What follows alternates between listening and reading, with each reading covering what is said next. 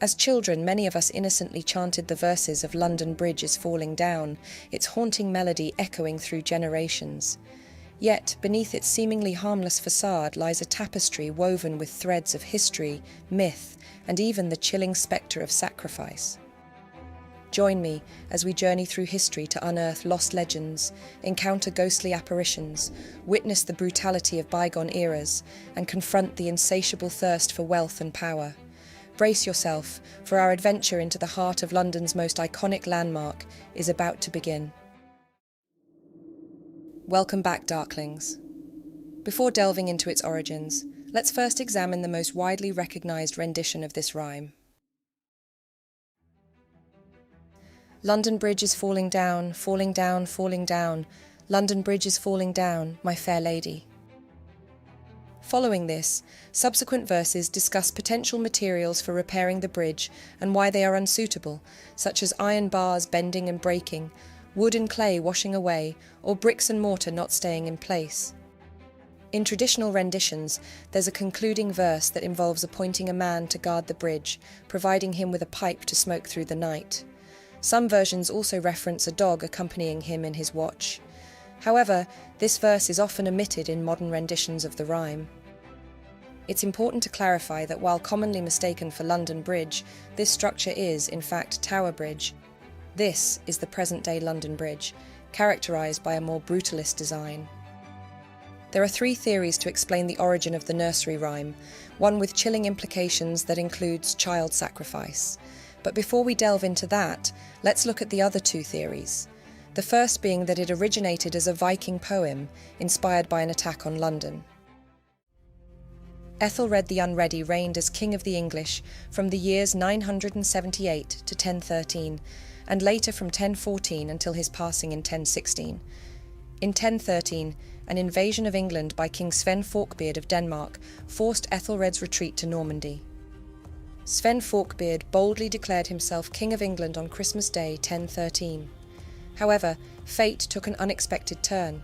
A mere 5 weeks into his reign, on February 3rd, 1014, Sven suddenly died, leaving England adrift in the stormy sea of uncertainty once again. Amidst this chaos, Ethelred saw a glimmer of hope. With the aid of his Norwegian ally, Olav Haraldsson, he plotted the retaking of his throne, with London Bridge emerging as the linchpin of their strategy. With its fall, the defending forces would be cleaved in two, their strength fragmented and victory within grasp. Olaf, possessed of a cunning mind and a daring spirit, devised a plan worthy of legend. Under the cloak of night, his warriors sailed up the River Thames, their silhouettes dancing in the moonlight. With precision, they ensnared the mighty bridge, binding its supports with ropes to a fleet of waiting ships downstream, like a spider weaving a web. And then, when the tide was right, they unleashed their fury upon the waters. With sinew and sweat they rowed, their muscles straining against the weight of history.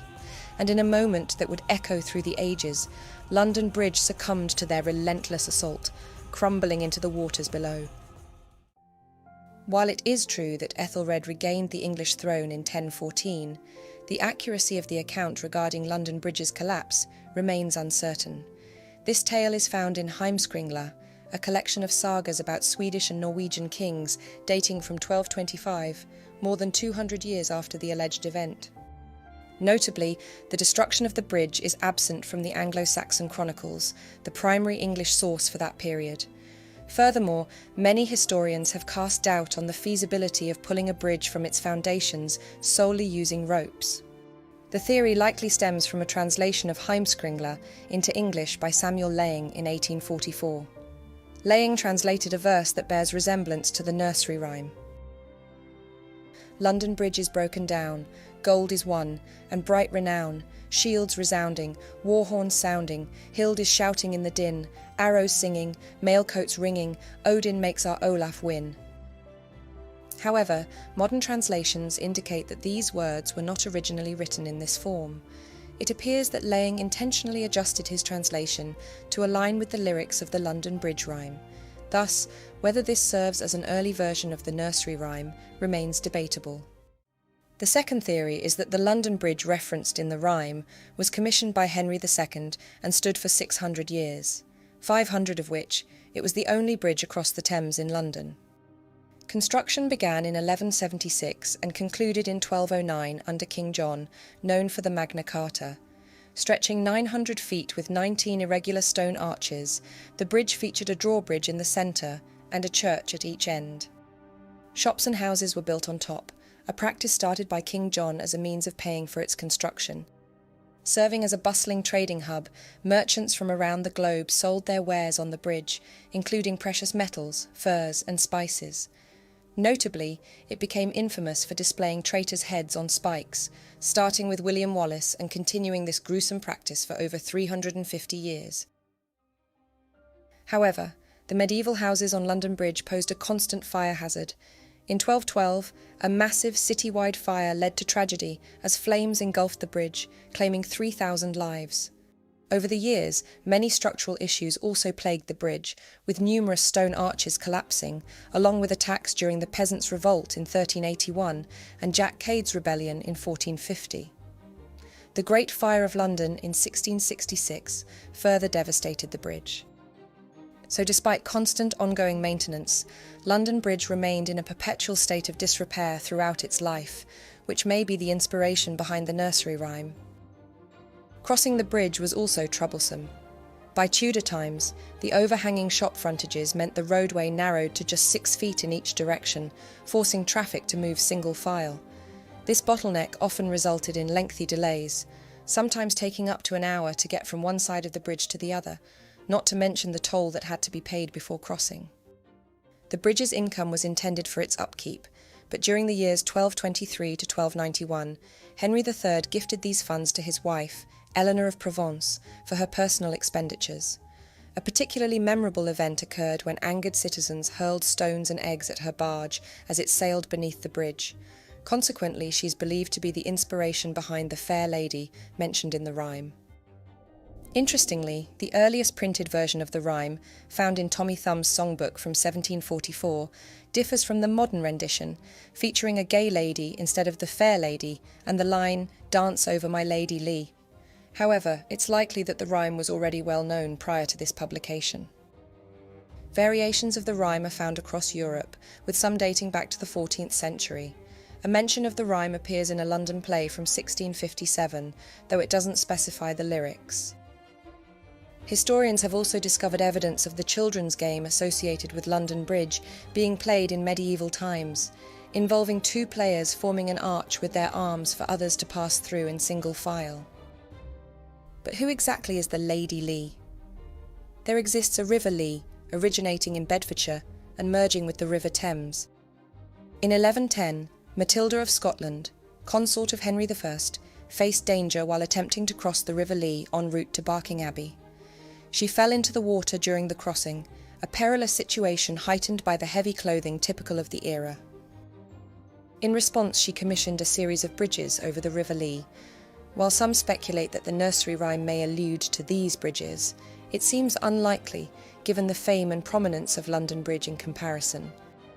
Another theory regarding the Lady Lee involves a member of the Lee family from Stoneleigh Abbey, Warwickshire. According to an old family legend, one of their ancestors was believed to be a human sacrifice buried beneath London Bridge, and this leads to our final chilling theory. Alice Bertha Gomm proposed that the rhyme may refer to the burying of people in the foundations of London Bridge. This theory, echoed by renowned folklorists Iona and Peter Opie, is based on the verse which talks of a man watching over the bridge, and variations mentioning "take the key and lock her up." The ancient tradition of construction sacrifice, observed across various cultures globally, entails the burial of an animal, object, or even a person, beneath or within a structure as a form of appeasement or protection.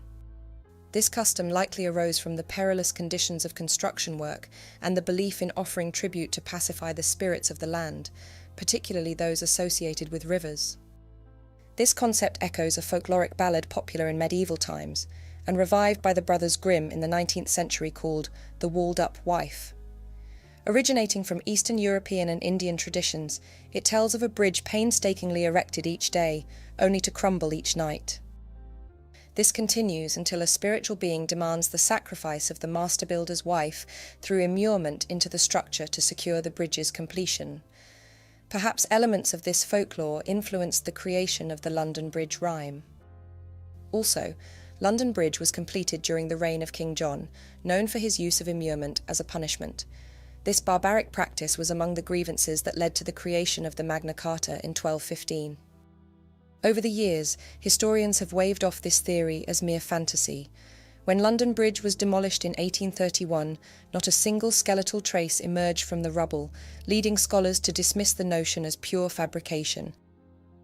However, everything changed in 2009. During routine building work, a startling discovery was made beneath London Bridge: human remains. The discovered bones, dating back to the early medieval period, exhibited various causes of death. While some displayed signs of trauma and injury, others indicated diseases. The presence of around 80 individuals led historians to speculate that they may have been associated with a parish cemetery or the nearby medieval hospital. This discovery implies that the southern entrance of the original London Bridge was built partly over an old cemetery, dating back roughly a century before construction began on the bridge. An intriguing aspect to note is that in England, it was believed that upon the consecration of a new graveyard, the first person interred there would become its guardian.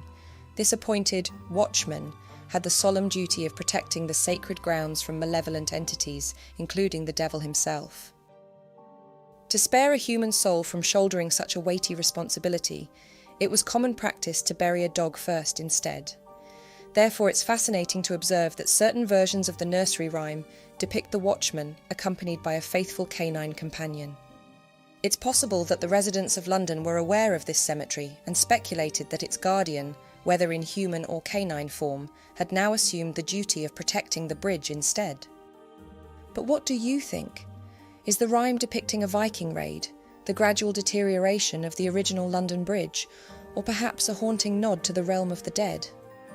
Leave your thoughts in the comments below, and if your thirst for nursery rhyme origins still lingers, be sure to subscribe and explore the rest of my channel. See you in a future video. Have you ever stopped to consider whether the nursery rhymes we sing so innocently to our children might conceal a darker history? There was an old woman who lived in a shoe has charmed generations with its whimsical imagery, but its unsettling origins might just surprise you. Step into the shadows with me as we peel back the layers of this childhood favourite and reveal the chilling secrets that lurk beneath. Welcome back, Darklings. Before we uncover its troubling past, let's first revisit the most well-known version of the rhyme. There was an old woman who lived in a shoe. She had so many children she didn't know what to do. She gave them some broth without any bread. She whipped them all soundly and put them to bed. First published in the 18th century, this rhyme has evolved over time. Today, it is commonly recited with the gentler line, "She kissed them all soundly and put them to bed." It's a strange rhyme with peculiar imagery, but what if the old woman is more than just a fictional character? What if she represents a real-life historical figure? Her true identity might just surprise you. One intriguing theory suggests that the old woman in the rhyme might be a coded reference to King George II. For context, George II reigned from 1727 to 1760 and was often criticised for his weak leadership. Many saw him as ineffectual, as he frequently deferred important decisions to his wife, Queen Caroline. According to this theory, the old woman in the rhyme is a satirical portrayal of George II, mockingly referred to as such due to his perceived subservience to his wife. The children could symbolise the unruly members of Parliament he struggled to control, though George and Caroline themselves had 8 children, adding another layer to this interpretation. During George II's reign, Britain faced many challenges, including numerous military campaigns and expensive wars abroad. The rhyme's mention of giving broth without any bread might reflect this overspending on military affairs, which left little funds in the treasury for domestic needs. Additionally, there is a parliamentary position known as the whip, who ensures that party members attend and vote in line with party policies. But why a shoe? Some suggest it symbolises Britain itself. Others see the shoe as a metaphor for King George's struggle to fill his father's shoes, symbolising his challenges in living up to the expectations of a king. But if this royal connection seems a stretch, consider the earlier and more disturbing version of the rhyme, which might suggest even older, more sinister origins. In 1797, a darker iteration of the rhyme surfaced in Infant Institutes, which features the unsettling lines. And she borrowed a beetle, and she knocked them all on the head. Then out went the old woman to bespeak them a coffin, and when she came back she found them all a-laughing. Here, beetle doesn't refer to an insect, but to a heavy mallet or club, creating a grim image of the old woman beating her children to death, then going out to purchase coffins for them.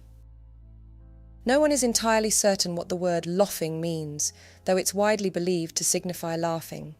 This implies that when the old woman returned from arranging the children's funerals, she found them alive and well, adding a touch of dark humour to the rhyme. Interestingly, laughing originates from Shakespearean times, spanning the late 16th to early 17th century, over 200 years before the rhyme was first published. This suggests that the rhyme may have origins far older than previously thought, with imagery rooted in ancient folklore. Shoes have long been symbols of fertility.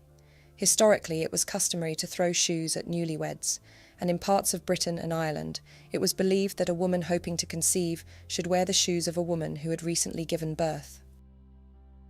There is also historical evidence that shoes were placed within the walls, chimney breasts, or floors of homes in England and Ireland. The exact reason remains a mystery, but the prevailing theory is that they offered protection from witches. Additionally, when a child died young, burying one of their shoes in the house was believed to keep a part of their spirit within. Could this be why the imagery of the shoe, numerous children, and a coffin appears in the older version of the rhyme? Irish folklorist Thomas McCormack noted that the Old Irish word brog can mean both house and shoe, possibly giving rise to the rhyme.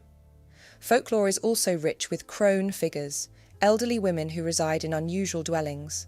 A prime example is Baba Yaga from Slavic mythology, who famously lives in a house that stands on chicken legs. But what if the old woman in the rhyme is actually a case of mistaken identity, and she's not human at all? A common theory suggests that the rhyme may have originated from a riddle. Historically, riddles were a popular form of entertainment, often featuring clever wordplay and metaphors. Consequently, the figure of an old woman with many children who lives in a shoe could be interpreted as a spider, or, as Beatrix Potter famously proposed, a mouse. But beyond historical interpretations and folklore, the rhyme might just be a simple reflection of societal conditions of the time, such as poverty and the plight of single mothers. The shoe could symbolise cramped and inadequate living conditions, mirroring the struggles faced by families during that era. The rhyme might also be viewed as a moral lesson, warning against having too many children without the means to properly care for them. The 18th century saw significant population growth in many parts of Europe, including Britain. This increase in population led to higher demand for food, housing and jobs, exacerbating poverty among the lower classes. Also, the Industrial Revolution, which began in the late 18th century, led to a decline in traditional jobs. Many families, particularly those in rural areas or the urban poor, struggled to make ends meet. But what do you think? Is the old woman who lived in a shoe a satirical commentary on the royal family, a remnant of ancient folklore, a playful riddle, or a reflection on historical hardship? Leave your thoughts in the comments below, and if your thirst for nursery rhyme origins still lingers, be sure to subscribe and explore the rest of my channel. See you in a future video. Prepare to be haunted by the ominous history lurking behind the innocent facade of Goosey Gander. This chilling revelation uncovers the spine-tingling origins of a nursery rhyme that may just be the darkest of them all. Welcome back, Darklings. Before we dive into the shadows of Goosey Gander, let's first take a moment to revisit the most popular version of this nursery rhyme. Goosey, gander, whither shall I wander? Upstairs and downstairs, and in my lady's chamber. There I met an old man, who wouldn't say his prayers, so I took him by his left leg, and threw him down the stairs. Some versions also have the additional concluding lines. The stairs went crack, he nearly broke his back, and all the little ducks went quack, quack, quack. What if I were to tell you that beneath this rhyme lies the shadowy realm of a hunted priest, forcibly torn from his secret sanctuary and subjected to a nightmarish ordeal of imprisonment, torture, and a gruesome execution? In the curious rhyme of Goosey Gander, the phrase left leg conceals a hidden meaning, alluding to the term left footer, once attributed to Catholics. The character of the old man is often seen as representing a priest, while the grim implications of throwing him down the stairs and breaking his back point to the brutal punishments endured by priests during the reigns of King Henry VIII and his successors. The persecution of Roman Catholics began with King Henry VIII's pursuit of an annulment from his first wife, Catherine of Aragon, driven by his desire to marry Anne Boleyn. When the Pope denied his request, Henry established a separate English branch of Christianity, making himself its head and severing ties with Rome. This marked a profound departure from Roman Catholicism in England. The rhyme is believed to encapsulate the efforts of the Catholic gentry to safeguard their faith by protecting visiting clergy conducting Mass at their country estates. During the reign of Queen Elizabeth I, a dark era descended upon the remaining Catholics. After a series of failed plots to assassinate her and replace her with her Catholic cousin, Mary Queen of Scots, Elizabeth implemented draconian laws against Catholics. Merely setting foot on English soil as a Catholic priest became an automatic act of high treason, punishable by death. Those who aided and sheltered these priests faced dire consequences, often forfeiting their property and, at times, their lives. Religious fanaticism and the allure of financial rewards served as the twin engines propelling priest hunters in their relentless pursuit of these fugitive men of the cloth. They orchestrated complex webs of paid informants, employing ruthless methods to extract crucial information from apprehended priests. These relentless pursuers, driven by an unwavering dedication to their cause, would descend unannounced upon the households of sympathetic gentry, their presence an ominous and unpredictable threat. In reaction, these families would go to great lengths to eliminate any traces of Mass, concealing not just the vestments and altar furnishings, but most importantly, the priests themselves. It was during these dire times that the ingenious priest hole came into existence, a hiding place skillfully designed with concealed entrances. Inside these priest holes, the conditions were nothing short of a nightmare. No sanitation, limited access to food and water, stifling hot in summer, and bone-chilling cold in winter. Now, imagine a priest, his legs aching from hours cramped in the stifling confines of this tiny refuge, his heart racing in his chest, each beat a thunderous echo in the silence. Fear clutches him, paralyzing his every muscle, his breath held captive by the looming threat just beyond his hiding place. Meanwhile, the relentless symphony of the hunters reverberates throughout the house. Their footfalls draw nearer and nearer as they methodically scour every nook and shadowed corner, upstairs and downstairs, and even intruding into the sacred chamber of the lady of the house. The tension is palpable, the priest's fate hanging by the thinnest of threads as the relentless search continues, sometimes lasting days at a time. Many priest holes could only be accessed from outside, and in the dire event that the house's occupants faced arrest, it became a perilous refuge. Tragically, there are accounts of priests meeting their end within these concealed chambers, succumbing to starvation or suffocation from lack of air. One particularly haunting tale harks back to the 1940s, when a 16th century home underwent renovation. A hidden priest hole was found, with rumours suggesting the skeletal remains of a long-forgotten priest was discovered still inside. The phrase "wouldn't say his prayers" may symbolise the clergy's use of Latin rather than English in Catholic prayers, or the priest's steadfast refusal to take the oath of supremacy once discovered by the hunters. This oath, which acknowledged the monarch as the head of the church rather than the Pope, carried the weight of high treason upon refusal. After being apprehended and captured, priests faced the harrowing ordeal of imprisonment and brutal torture, frequently subjected to agonizing torment on the rack, and ultimately culminating in their merciless execution by being hung, drawn, and quartered. However, all might not be as it seems. The earliest printed version of the rhyme, from 1784, precedes the most well-known rendition by a full decade, and lacks the crucial concluding lines. Instead, it intriguingly speaks of a cup of sack and a race of ginger. During this 10-year span, it seems that Goosey Gander underwent a transformative fusion with two other rhymes. The first, Father Longlegs from 1780, seemingly holding religious undertones, but centered around school children's cruel tradition of capturing crane flies and heartlessly pulling the legs off, whilst reciting the lines, "Old Father Longlegs can't say his prayers, take him by the left leg and throw him downstairs." The second contribution comes from The Parson in the Pulpit, depicting a parson's clumsiness during prayer. The parson in the pulpit couldn't say his prayers, he gabbled and he gabbled, till he tumbled downstairs. The stairs gave a crack, and he broke his old back, and all the congregation gave a quack, quack, quack. This intricate amalgamation doesn't completely dismiss the potential connection to the persecution of Catholic priests, but it suggests that Goosey Gander became intertwined with other rhymes, creating a tapestry of verses with deeper layers of meaning. But don't be fooled into thinking the origins of Goosey Gander is innocent. Far from it, for shockingly, it contains numerous dark and sexual undertones. Unearthing the origins of nursery rhymes can be a challenging pursuit. These rhymes have deep roots in oral tradition, predating widespread literacy. Many ancient texts have vanished over time, so finding a rhyme in an 18th century publication doesn't confirm its origin in that era. Yet Goosey Gander offers a rare clue for more precise dating. Within the mysterious verses of this rhyme, sack refers to fortified wine from Spain and the Canary Islands, while a race of ginger simply means a slice of ginger root. Sack enjoyed its peak popularity during the 16th and 17th centuries. Even Shakespeare was a fan, and extolled its virtues through the dialogues of his iconic characters.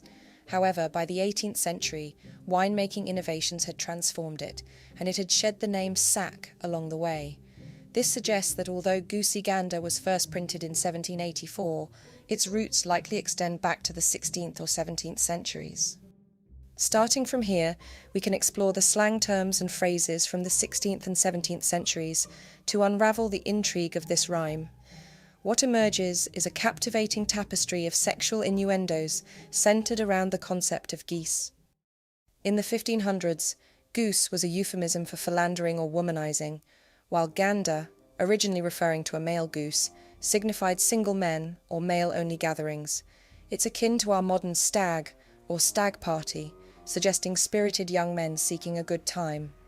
The mention of ginger adds another layer of allure.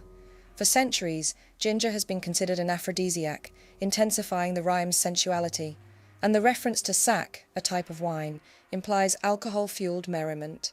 The phrase upstairs and downstairs alludes to amorous escapades in multiple bedrooms, hinting at the possibility of these men engaging in promiscuous affairs.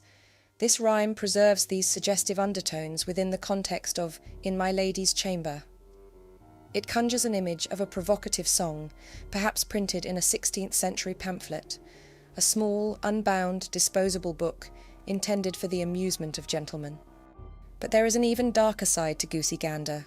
In this historical era, a young man walking into certain areas carrying a jingle of coins in his pocket would find himself besieged by prostitutes from all directions, regardless of the hour.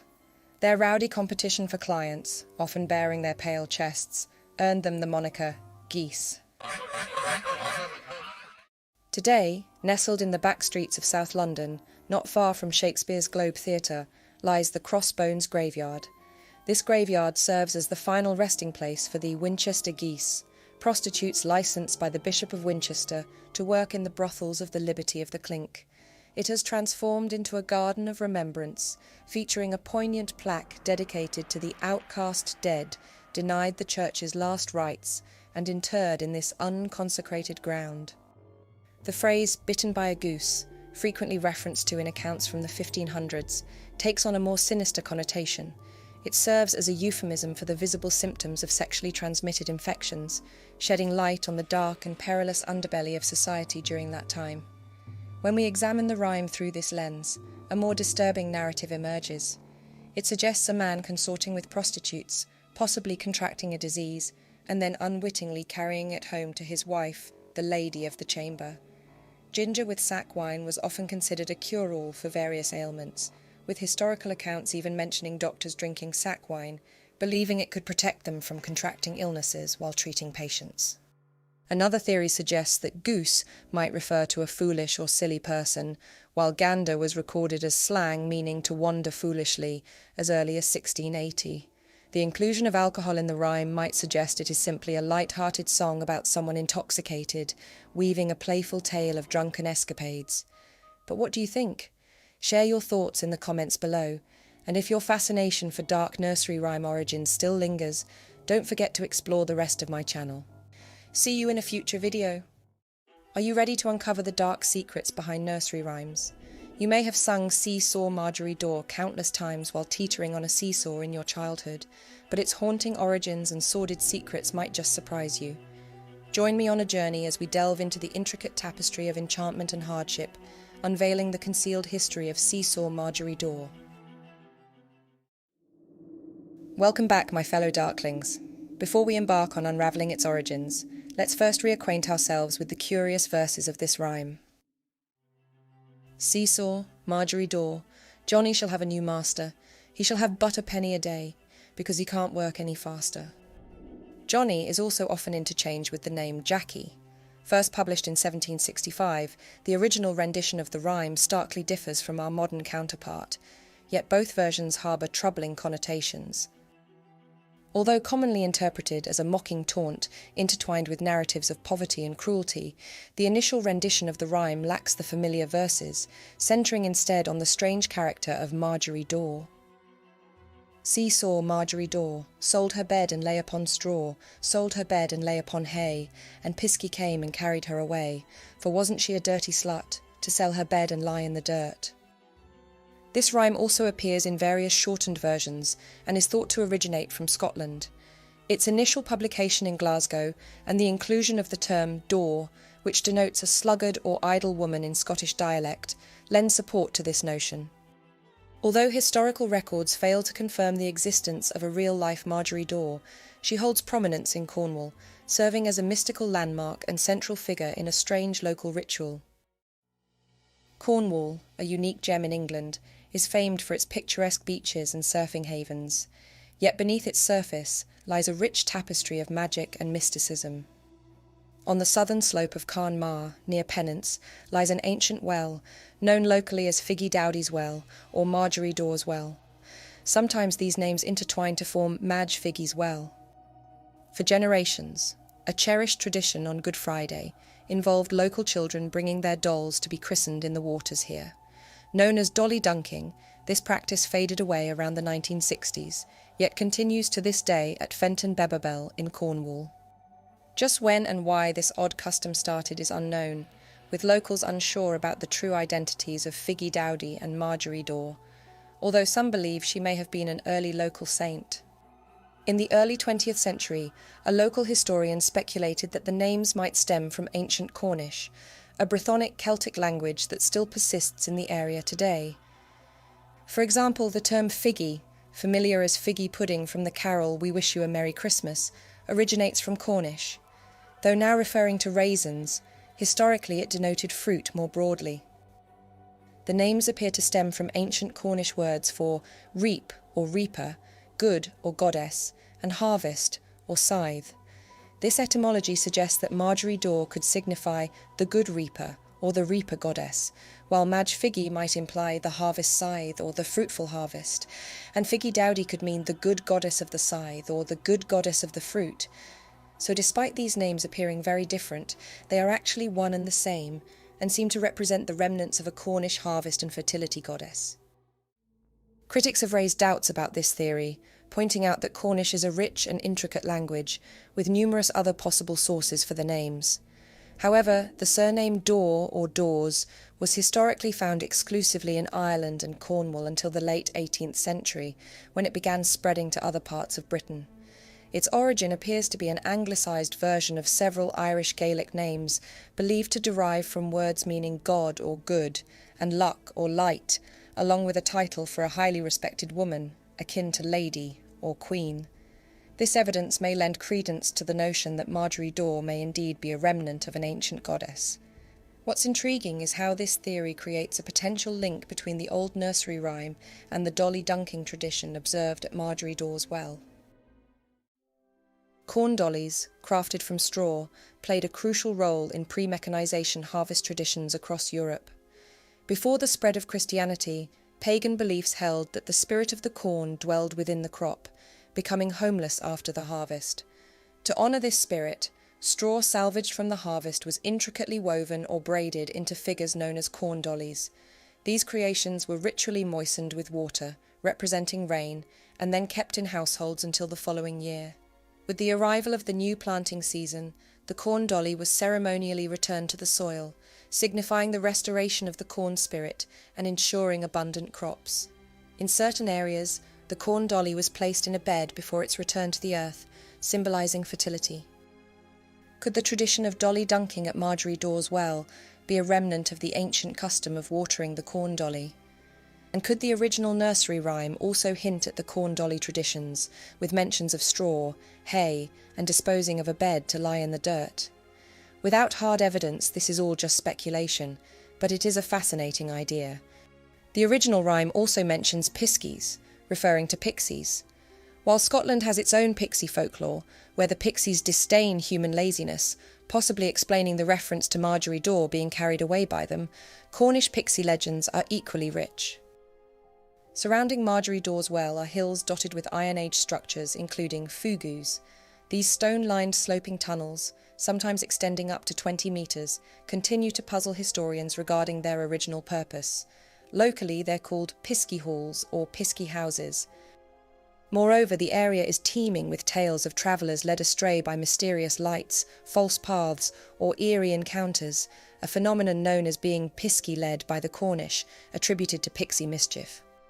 These clues imply that the rhyme likely originated in Cornwall, but whether it remained unchanged when it travelled to Scotland or underwent alterations along the way remains uncertain. It's plausible that the Scottish understanding of the word daw transformed Margery Daw into a slut, referring to an untidy or lazy woman. Historically, the word did not carry the sexual implications it does today. Robert Hunt offered an alternative interpretation in his 1881 book, Popular Romances of the West of England. He suggested that Margery Daw was likely a devout Catholic and proposed that the rhyme emerged from a Protestant perspective, depicting strong disapproval towards Roman Catholic women who led a humble, disciplined life. This viewpoint reinforces the idea that Margery Daw was a saint. Furthermore, Hunt associated the term seesaw with the image of an elderly woman rocking gently in her chair. Elsewhere in Cornish folklore, Madgie Figgy emerges as a formidable witch, her essence entwined with storms and shipwrecks. From her stone throne perched high upon the cliff's edge, she beckons forth spirits amidst storms, ensnaring ships in her web of doom, looting their wreckage with a sinister glee. But regardless of Margery Daw's initial persona, whether she was revered as a goddess, honoured as a saint, or feared as a witch, she transformed into a symbol representing poverty attributed to the moral failing of laziness, which brings us to the version most commonly known today, where Johnny or Jackie acquires a new master and earns a mere penny a day. The prevailing theory regarding the origins of this rhyme suggests it served as a mocking taunt directed at impoverished children, implying that their mother was akin to Margery Daw and hinting that they were destined for the workhouse. Despite glittering tales of extravagance, a significant portion of the population of the Georgian era, up to 2 in 5 families, struggled to survive below the poverty line. The 18th century Poor Law aimed to offer vital assistance to the impoverished. Affluent households contributed through levies to their respective parishes, empowering local overseers to distribute financial aid, clothing, and food to those in need. While the vast majority of 18th century relief recipients were genuinely in need through circumstances beyond their control, a prevailing belief persisted that poverty was a result of the moral failings of the poor, whether attributed to alcoholism, gambling, or laziness, akin to the character of Margery Daw. In an attempt to address the escalating costs of parish relief, these outspoken voices advocated for the notion that seeking assistance should come with hardship, proposing to make charity less appealing and thereby discouraging its pursuit. In 1722, legislation allowed parishes to establish workhouses as a means of providing relief to the poor, a system that ultimately housed over 100,000 individuals by the century's close. These establishments, marked by strict regulations and mandatory labour, varied widely in quality, with some resembling prisons rather than places of refuge. Overcrowding was rampant, particularly in London workhouses accommodating hundreds, where inmates were forced to wear uniforms or badges denoting their demeaning status. Disease spread unchecked, unleashing devastating epidemics and alarming mortality rates. Social investigator Jonas Hanway's findings in 1750 revealed a shocking 90% death rate among workhouse children. Under the oversight of a master, inmates endured grueling 12-hour workdays and subsisted on meagre rations, typically bread and butter for breakfast, broth or peas pudding for dinner, and occasionally bread and cheese for supper. While this theory may shed light on the concluding lines of the rhyme, the crux of the rhyme centres on the seesaw itself, a staple of playgrounds where countless generations have sung its verses while enjoying the ride. Surprisingly, however, the origin of the rhyme might not be as straightforward. The term seesaw could potentially allude to something entirely different, unrelated to children's rides or playground equipment. The term seesaw made its debut in print in 1638 in Richard Brome's play The Antipodes, where it referred not to a children's playground item, but to the rhythmic back-and-forth motion of sawyers operating a two-man saw. Given the prevalence of wooden implements and buildings, along with the shipbuilding industry's heavy reliance on sawn timber, sawyers played a vital role in various sectors. Working together, they would alternate pulling the two-man saw through the log, a slow and physically demanding process requiring considerable strength and stamina. Typically working full days 6 days a week, sawyers developed a reputation for drinking, partly due to the arduous and monotonous nature of their work. It's plausible, therefore, that the nursery rhyme "See-saw Margery Daw" emerged as a light-hearted chant sung by sawyers to keep rhythm and amuse themselves, possibly while indulging in alcohol. In this light, the verses about earning merely a penny a day due to their inability to work faster assume fresh significance, a humorous expression of discontent regarding their toilsome labour for meagre wages. But what do you think? Was Margery Daw a Cornish goddess, saint, or witch? And does the rest of the rhyme reference workhouses, or sawing wood? Leave your thoughts in the comments below. And if your thirst for nursery rhyme origins still lingers, don't forget to subscribe and explore the rest of my channel. See you in a future video. In the shadowy recesses of history, where fact and fable intertwine, lies the puzzling tale of a beloved nursery rhyme whose origins have remained veiled in mystery for centuries. The timeless and whimsical verses of Humpty Dumpty have graced the lips of countless children, invoking laughter and wonder in equal measure. Yet beneath its seemingly innocent facade lies a tale as peculiar as it is surprising, a narrative that ventures into the realms of war, politics, and intrigue. Prepare to embark on a journey through the chronicles of time, where a shattered egg transforms into a mystery that unravels across the ages, leaving us to ponder, was Humpty Dumpty more than just a whimsical children's rhyme, and what secrets might its perplexing origins reveal? Welcome back, Darklings, to the Resurrectionists, where we breathe life into history, delve into ghostly realms, and explore everything that goes bump in the night.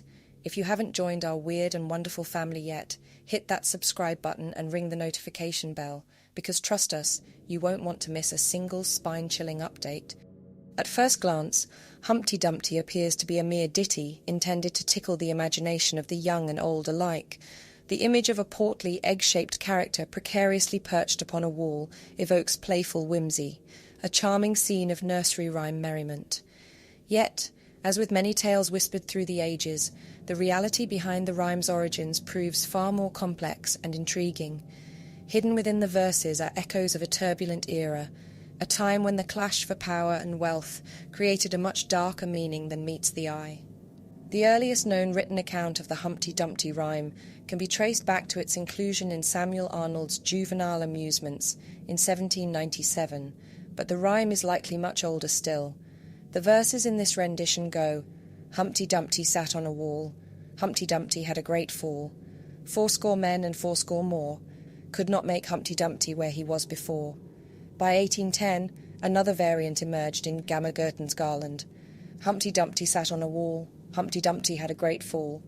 80 men and 80 more cannot place Humpty Dumpty as he was before. In a later version found in a manuscript edition of Mother Goose's Melody, a different closing line appears, could not set Humpty Dumpty up again.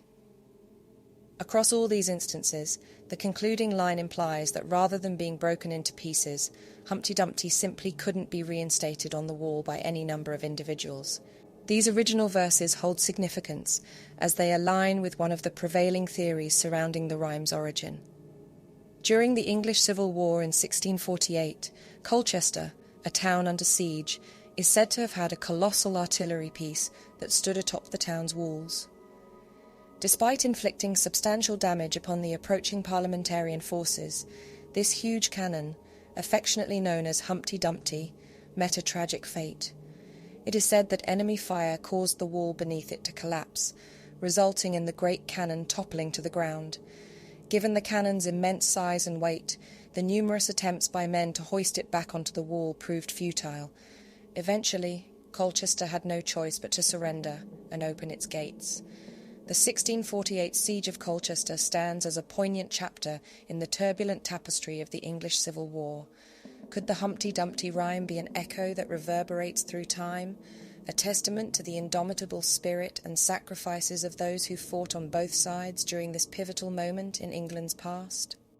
Interestingly, during the 17th century, the term Humpty Dumpty was associated with a peculiar cocktail, a blend of brandy and ale heated together.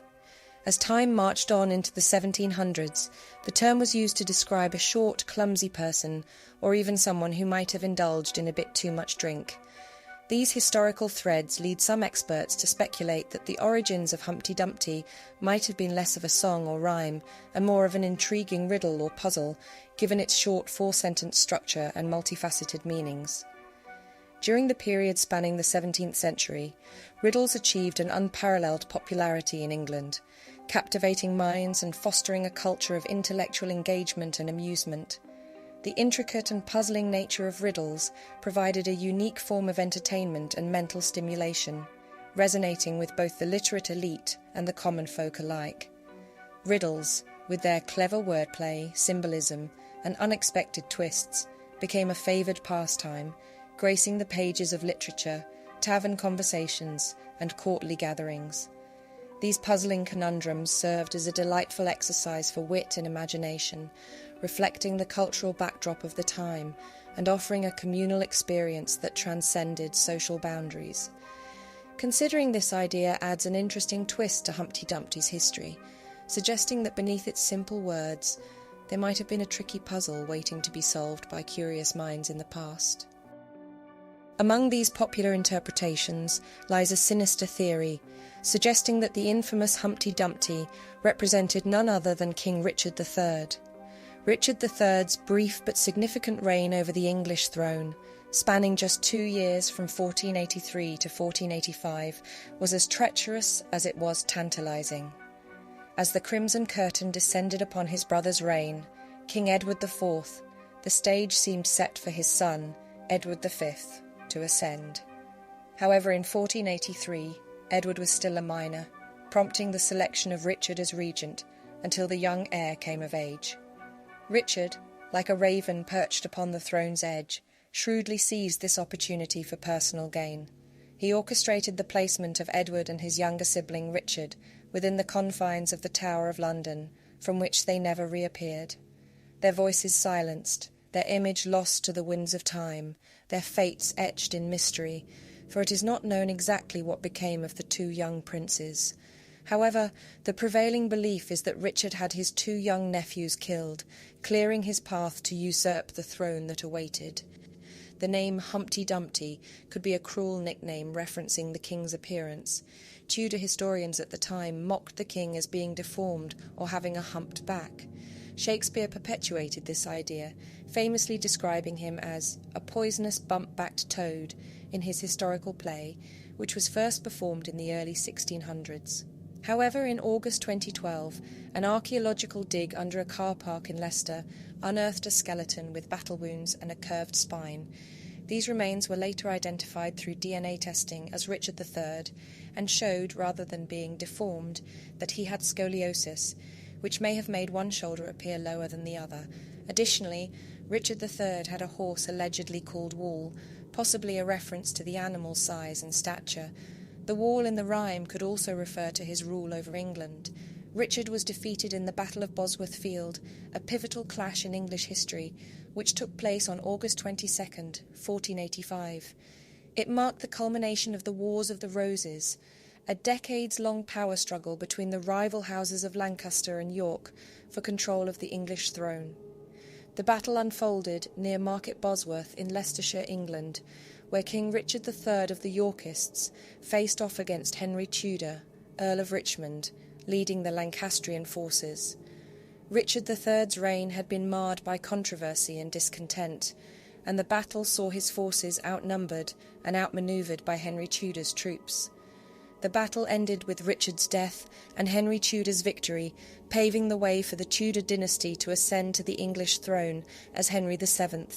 The line of the rhyme that claims all the king's horses and all the king's men couldn't put Humpty together again may be a macabre representation of Richard III falling and being bludgeoned to death on the battlefield. The Battle of Bosworth Field not only ended the Wars of the Roses, but also marked the dawn of a new era in English history, shaping the course of the nation's monarchy and politics for generations to come. The most observant among you may have noticed an intriguing omission within the Humpty Dumpty nursery rhyme, the absence of any direct reference to Humpty as an egg. Yet fascinatingly, this particular image has seamlessly woven itself into our perception through popular culture. The origin of an egg character can be directly traced back to the 19th century, an era adorned with the brilliance of Lewis Carroll, the mastermind behind the beloved Alice's Adventures in Wonderland.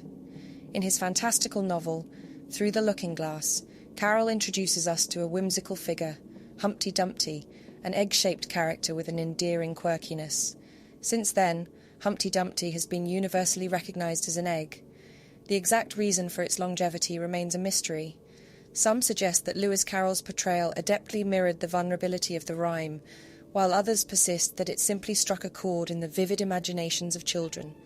Regardless of the exact reasoning, Humpty's fate had been sealed, and from then on, Humpty Dumpty has been synonymous with the image of an egg.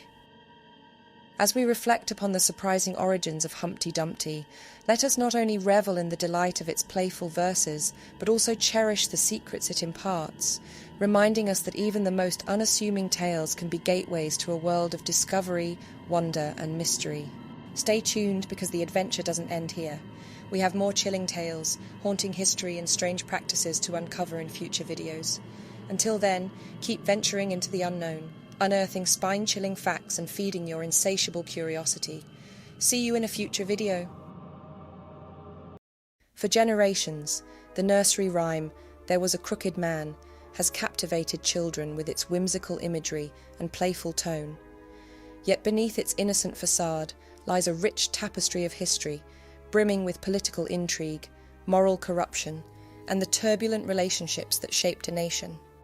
Join me as we unravel the historical origins of this enduring rhyme, exploring the deep and shadowy undercurrents that flow beneath its simple verses. Welcome back, Darklings.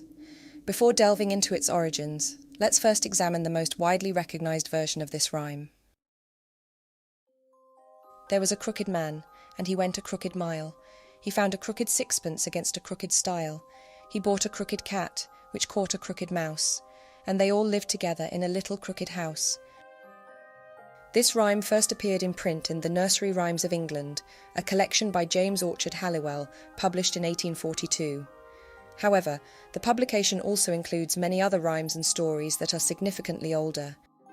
This suggests that the crooked man likely had a long history of being passed down via word of mouth before it was ever printed. Some suggest that the rhyme might be inspired by the town of Lavenham in Suffolk, about 70 miles northeast of London, renowned for its picturesque, half-timbered medieval houses. One notable example is the Crooked House, built in 1395 as part of a grand hall for a wealthy wool merchant. During the 14th and 15th centuries, Lavenham thrived as one of England's wealthiest towns, due to its prosperous wool trade and the production of its sought-after Lavenham blue cloth. With many merchants quickly amassing fortunes and hastily building houses, the wood they used wasn't always given enough time to dry. As the timber frame of the crooked house dried, it gradually twisted and contorted. By the time this occurred, Lavenham's wool industry was in decline. The merchants left, and without the funds to rebuild, the house remained crooked, possibly inspiring the nursery rhyme. But the term crooked might not refer to the whimsical houses of Lavenham or the quirky imagery we associate from childhood. Historically, the term crooked has commonly been used to describe individuals who are corrupt, dishonest, and lacking in integrity. This gives rise to a theory suggesting that the rhyme references a 17th century Scottish nobleman embroiled in scandal and intrigue. Renowned for his controversial decisions and dubious alliances, his actions would ultimately lead to a shocking and brutal execution that reverberated through history. In the 1600s, the Covenanters were a Scottish group who believed they had a covenant with God to uphold a specific type of church known as the Presbyterian Church of Scotland. Presbyterianism is distinguished by its governance structure, which is managed by elected elders and ministers through assemblies, emphasising collective leadership rather than hierarchical control.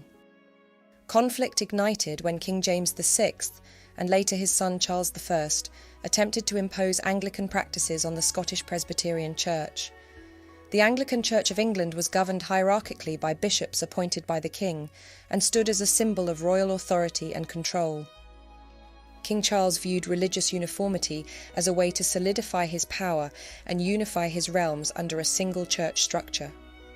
In 1638, many Scots signed the National Covenant, pledging to resist the imposition of these Anglican practices.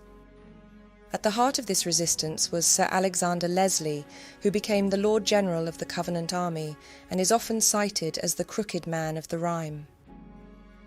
In the rhyme, the Crooked Mile likely alludes to Leslie's military campaigns, specifically the Second Bishops' War in 1640. During this conflict, Leslie marched a Covenanter army across the border into England, ultimately capturing Newcastle. This campaign played a pivotal role in compelling King Charles I to engage in negotiations with the Covenanters. The crooked style in the rhyme is said to serve as a metaphor for the complex and challenging negotiations that followed. A stile is used to cross a boundary between two distinct pieces of land while keeping livestock contained.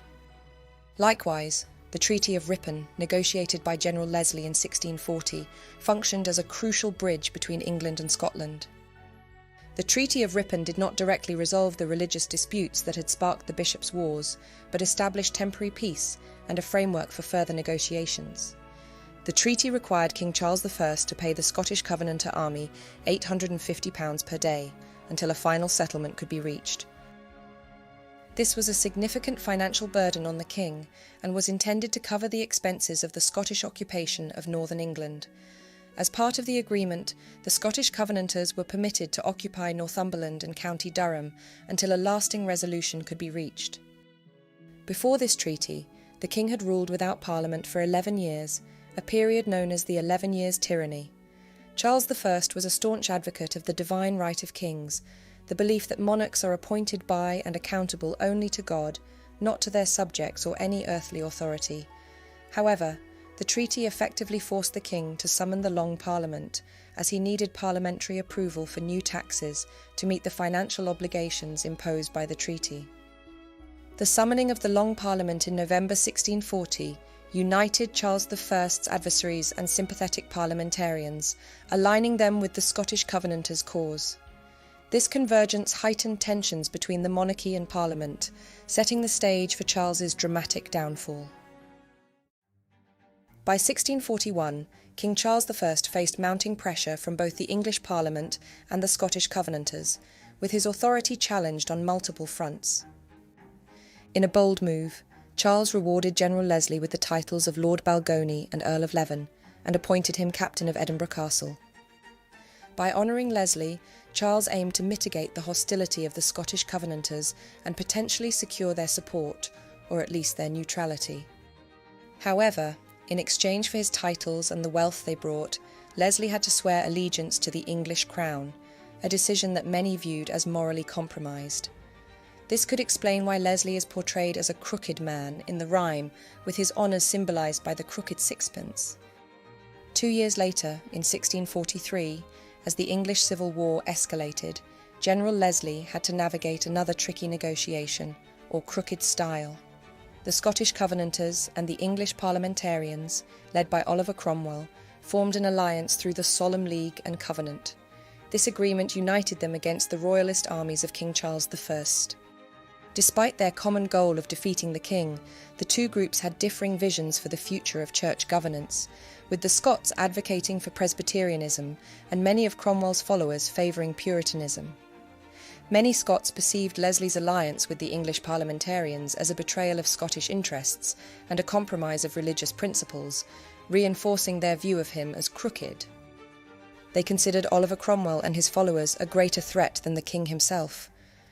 Cromwell was a polarising figure, admired by some for his decisive leadership, but reviled by others for his authoritarian rule and severe policies, especially in Ireland.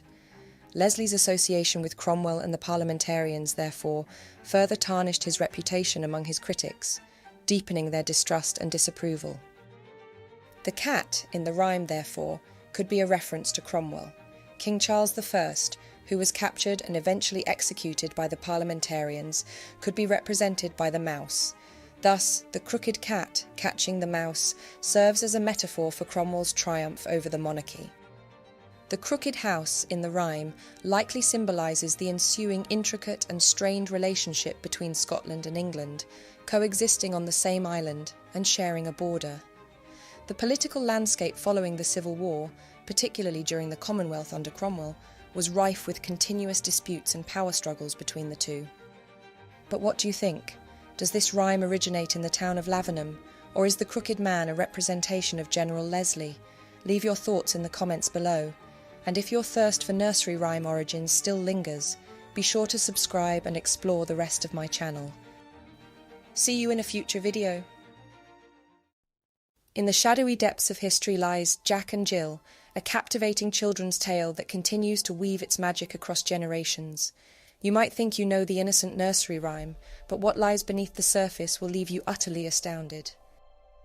Jack and Jill went up the hill to fetch a pail of water. Jack fell down and broke his crown, and Jill came tumbling after. Up Jack got, and home did trot, as fast as he could caper. He went to bed to mend his head with vinegar and brown paper. Welcome back, Darklings, to the Resurrectionists, where we breathe life into history, delve into ghostly realms, and explore everything that goes bump in the night. The exact date of the original writing of Jack and Jill remains uncertain. First published in the bustling streets of London around 1765, this cherished story may hold even older secrets within its lyrical verses. Linguistic clues like the Old English rhyme of water with after offer hints that this tale may have its roots in a much older time. But just where are those roots? Hidden within the verses of Jack and Jill lies a tantalizing mystery that beckons us to delve deeper. A tale of star-crossed lovers, shrouded in tragedy, whispered through the ages, leads us to a quiet, slumbering village, a place where time seems to have stood still. Could the key to unravelling the true origin of this seemingly simple rhyme be within these weathered stones? Deep in the heart of the English countryside lies an unassuming hill with an extraordinary secret, Jack and Jill Hill in Kilmersdon, Somerset. Generations have whispered rumours of a mysterious event that unfolded there, leaving many to believe this was the real chilling inspiration behind the beloved nursery rhyme. Local folklore tells the story of a once vibrant young couple, their hearts brimming with hope, for they carried the joy of an imminent arrival, their first baby. Yet amid the tranquil charm of the village, darkness shrouded their destiny. One fateful day, destiny's cruel hand intervened, and tragedy struck as Jack ventured out to fetch water from the well. In a harrowing twist of fate, a rockfall accident befell him on the hill, and he later died from his injuries. His life, extinguished too soon, left Jill reeling in despair. The veil of joy was torn asunder, replaced by an unyielding grief that weighed heavily on her fragile heart. In the depths of her anguish, Jill summoned all her strength to bring forth life, but the weight of sorrow proved insurmountable. As the first cry of her newborn reached the world, it was too late, for Jill had already joined her beloved Jack in the afterlife. Their son, now orphaned, was raised by the compassionate residents of Kilmersdon. A sad tale, but does any truth lie in this tragic love story? Curiously, the name Jilson is still common throughout the area, hinting at a connection to the legendary tale. A chilling discovery made in 1999 only intensifies this mystery. For at the top of Jack and Jill Hill, a foreboding medieval well, plunging 38 feet deep, was found. Was this a coincidence or an eerie confirmation? If you visit Jack and Jill Hill today, you will find 6 solemn headstones, each bearing a poignant verse from the rhyme, leading up to the well, and a plaque commemorating the ill-fated couple. 2 tombstones rest nearby, forever preserving the memory of the couple's unyielding love and tragic fate. However, despite its picturesque setting and proud monuments, historical records do not provide concrete evidence to support the town's claim, leaving the true origin of the Jack and Jill rhyme open to speculation. But whether the legend is true or not, the town of Kilmersdon stands as a testament to the power of community, the resilience of love, and the beauty found in the intertwining of folklore and history. Another fascinating theory connects Jack and Jill to historical beer measurements, injecting a glimpse of everyday life into the nursery rhyme. During the 1600s, beer was a common beverage sold and enjoyed in precise quantities. A Jack denoted a measure equivalent to 1/2 of a pint, while a Jill represented a rather modest portion, amounting to 1/4 of a pint. The Jack and Jill rhyme, therefore, may have originated as a humorous cautionary tale about the mishaps that could occur when drinking beer. Jack and Jill setting out to fetch a pail of water might represent the common folk going about their daily tasks. The unfortunate accident of Jack falling and Jill tumbling after could be a playful reference to the occasional spills and mishaps that might happen when intoxicated by alcohol. Similarly, the rhyme might also serve as a satirical take on the tax measures imposed by King Charles I concerning beer. In 1625, he attempted to increase taxes on liquid measures to boost his wealth, but Parliament opposed it. Undeterred, he decreed that the standard volume of a Jack be reduced, but the tax remained the same. Therefore, the king gained his tax, but without technically raising it. Thus, the phrase, "Jack fell down and broke his crown," can be interpreted as the lowering of the measure of a Jack, which was indicated by a crown symbol on the side of a drinking vessel. Of course, this automatically reduces the volume of a Jill, as a consequence which explains the line, "Jill came tumbling after," in the rhyme. Another fascinating piece of information is that during that era, there was widespread speculation that inns and taverns often diluted ale by adding water to it. The innkeeper would discreetly fetch a pail of water to carry out this deceitful act. Charles I's unpopular policies and disagreements with Parliament led to conflicts that culminated in the English Civil War. Eventually, Charles I was captured, tried and executed in 1649. Another angle to the origins of Jack and Jill is, rather than being about a specific event or person, it is actually a cautionary tale. Historically, the names Jack and Jill were commonly used to represent an ordinary male and female. For instance, an exclusive club might express a preference for not accepting just any old Jack and Jill as members. We regularly use phrases like Jack the Lad or Jack of all trades in our everyday language, illustrating their generic nature. Therefore, Jack and Jill could symbolise any typical individual. Furthermore, there is an intriguing fact that wells are typically situated in low areas, because constructing one on a hilltop would require much deeper excavation and significantly more challenging labour to access the groundwater. Considering this, could the nursery rhyme be a metaphor? In all versions of the rhyme, Jack and Jill end up injured or dead after attempting to reach the highest point of the hill. These clues might offer insight into the real meaning of the story. Is it possible that the rhyme serves as a cautionary tale, advising ordinary people not to aspire too high in life? Perhaps it suggests that instead of constantly striving for more, we should find contentment with our current circumstances. Here's another intriguing historical fact. Were you aware that the vinegar and brown paper compress that Jack used after his fall was a popular home remedy for treating bruises? The brown paper used in the 18th and 19th centuries was made from old rope, canvas, and other burlap, and could be very coarse, but it was found to be useful for applying substances to the skin. Cider vinegar, meanwhile, has been used in medicine for hundreds of years. For bruises, one method was to take 6 or 7 sheets of brown paper and dip them in a pot of vinegar. The vinegar was heated and allowed to simmer, making sure that the paper did not break. The paper was then carefully layered over the affected area and secured in place with a cloth or rag. The process was quite slow and tiresome, but it was very effective, as it helped reduce bruises quickly. According to Chambers' Encyclopedia of 1868, the heat and pain commonly experienced in sprains are relieved by the local application of brown paper soaked in diluted vinegar and changed when the sensation of heat returns. But believe it or not, these were not its only uses, as it was sometimes used for nosebleeds, and in a letter to the cottager's monthly visitor in 1849, it was suggested that it helped with toothache, giving the instructions of soak a piece of the thickest piece of brown paper you can get in cold vinegar, apply it to your face before going to bed, and tie a handkerchief over it. Many historians propose that the origins of this tale can be traced back to a 13th century Icelandic story. In Scandinavian mythology, there is a story of the moon abducting two children named Juki and Bill from their parents, taking them up to heaven. These children were carrying a bucket and drawing water from a well when this happened. They were placed in heaven, where they could be seen from earth. This is believed to refer to the spots on the moon, which was interpreted as two children carrying a pail of water between them. As the story was retold in different languages over time, it's conceivable that Juki might have eventually transformed into Jack, and Bill could have become Jill. The fall of Jack, and the subsequent fall of Jill in the rhyme, might simply represent the disappearance of one moonspot after another as the moon wanes. Another theory suggests that beneath the nursery rhyme's innocent facade lies the blood-soaked history of the French Revolution.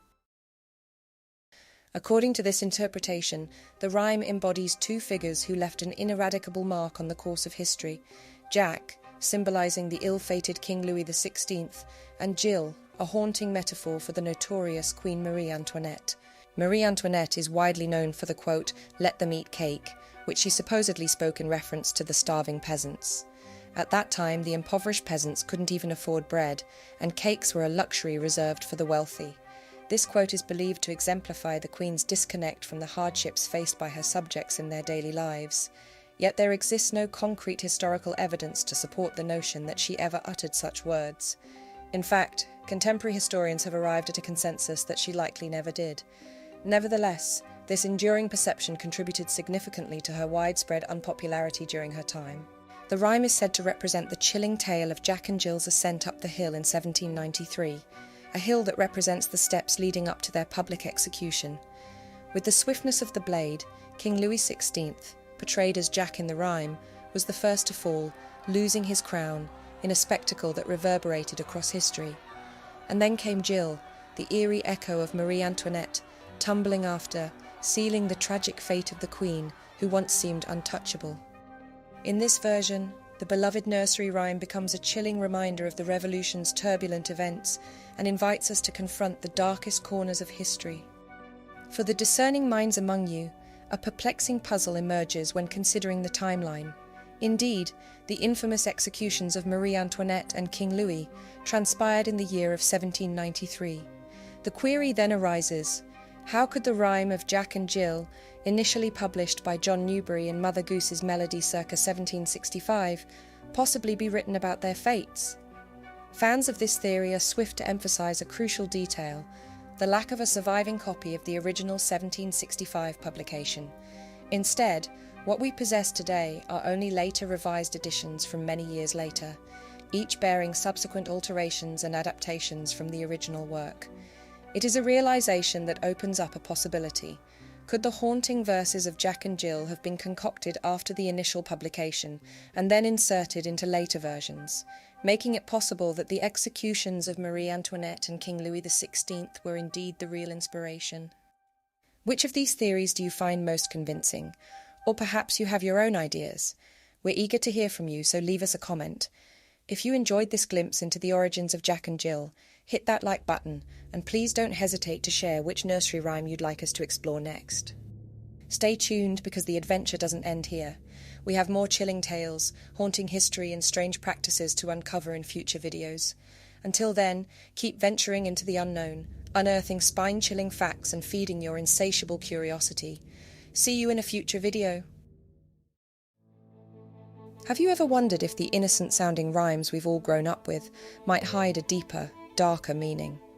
One for Sorrow is one such rhyme, where a simple counting of magpies might conceal ancient superstitions, folklore, and even witchcraft. Join me as we unravel the eerie origins and unsettling theories behind this strange rhyme. Welcome back, Darklings. Before we explore its dark past, let's first revisit the most common version of this rhyme. 1 for sorrow, 2 for joy, 3 for a girl, 4 for a boy, 5 for silver, 6 for gold, 7 for a secret, never to be told. Although traditionally used to count magpies spotted in nature, the rhyme is sometimes applied to other birds, such as crows, in regions where magpies are less common. At first glance, this might just seem like a quaint way to count magpies. But did you know this rhyme might actually be rooted in ancient beliefs about omens and superstitions, the origins of which might just surprise you? 1 for sorrow was first recorded in Samuel Johnson and George Stevens's supplement to their 1778 edition of the Plays of William Shakespeare. This early version is much shorter and reads, 1 for sorrow, 2 for mirth, 3 for a wedding, 4 for death. The rhyme is thought to have originated from the ancient practice of interpreting bird behaviour as a form of divination. This fascination with birds is evident across various cultures. In ancient Rome, augurs interpreted the will of the gods by observing the flight patterns of birds. In medieval Europe, the crow and raven were often considered omens of death, believed to be messengers between the living and the dead. Fortune-telling and the reading of omens became especially widespread between the 5th and 15th centuries, a period when superstition was deeply embedded in everyday life. In a world marked by uncertainty, frequent plagues, famines and wars, people sought to predict the future through various methods, such as reading omens, interpreting dreams, and consulting astrologers. Numbers played a significant role in these practices, with certain numbers believed to hold particular power or significance.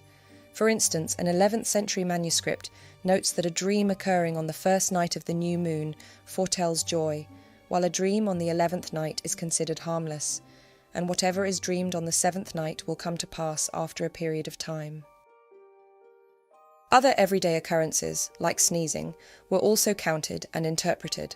If a man sneezed twice, it was seen as a sign of good luck or success in business, but sneezing once or 3 times was considered an ill omen. Interestingly, a rhyme somewhat similar to 1 for sorrow, but about sneezes, was collected and published in the 18th century. Once a wish, twice a kiss, 3's a letter, 4's something better.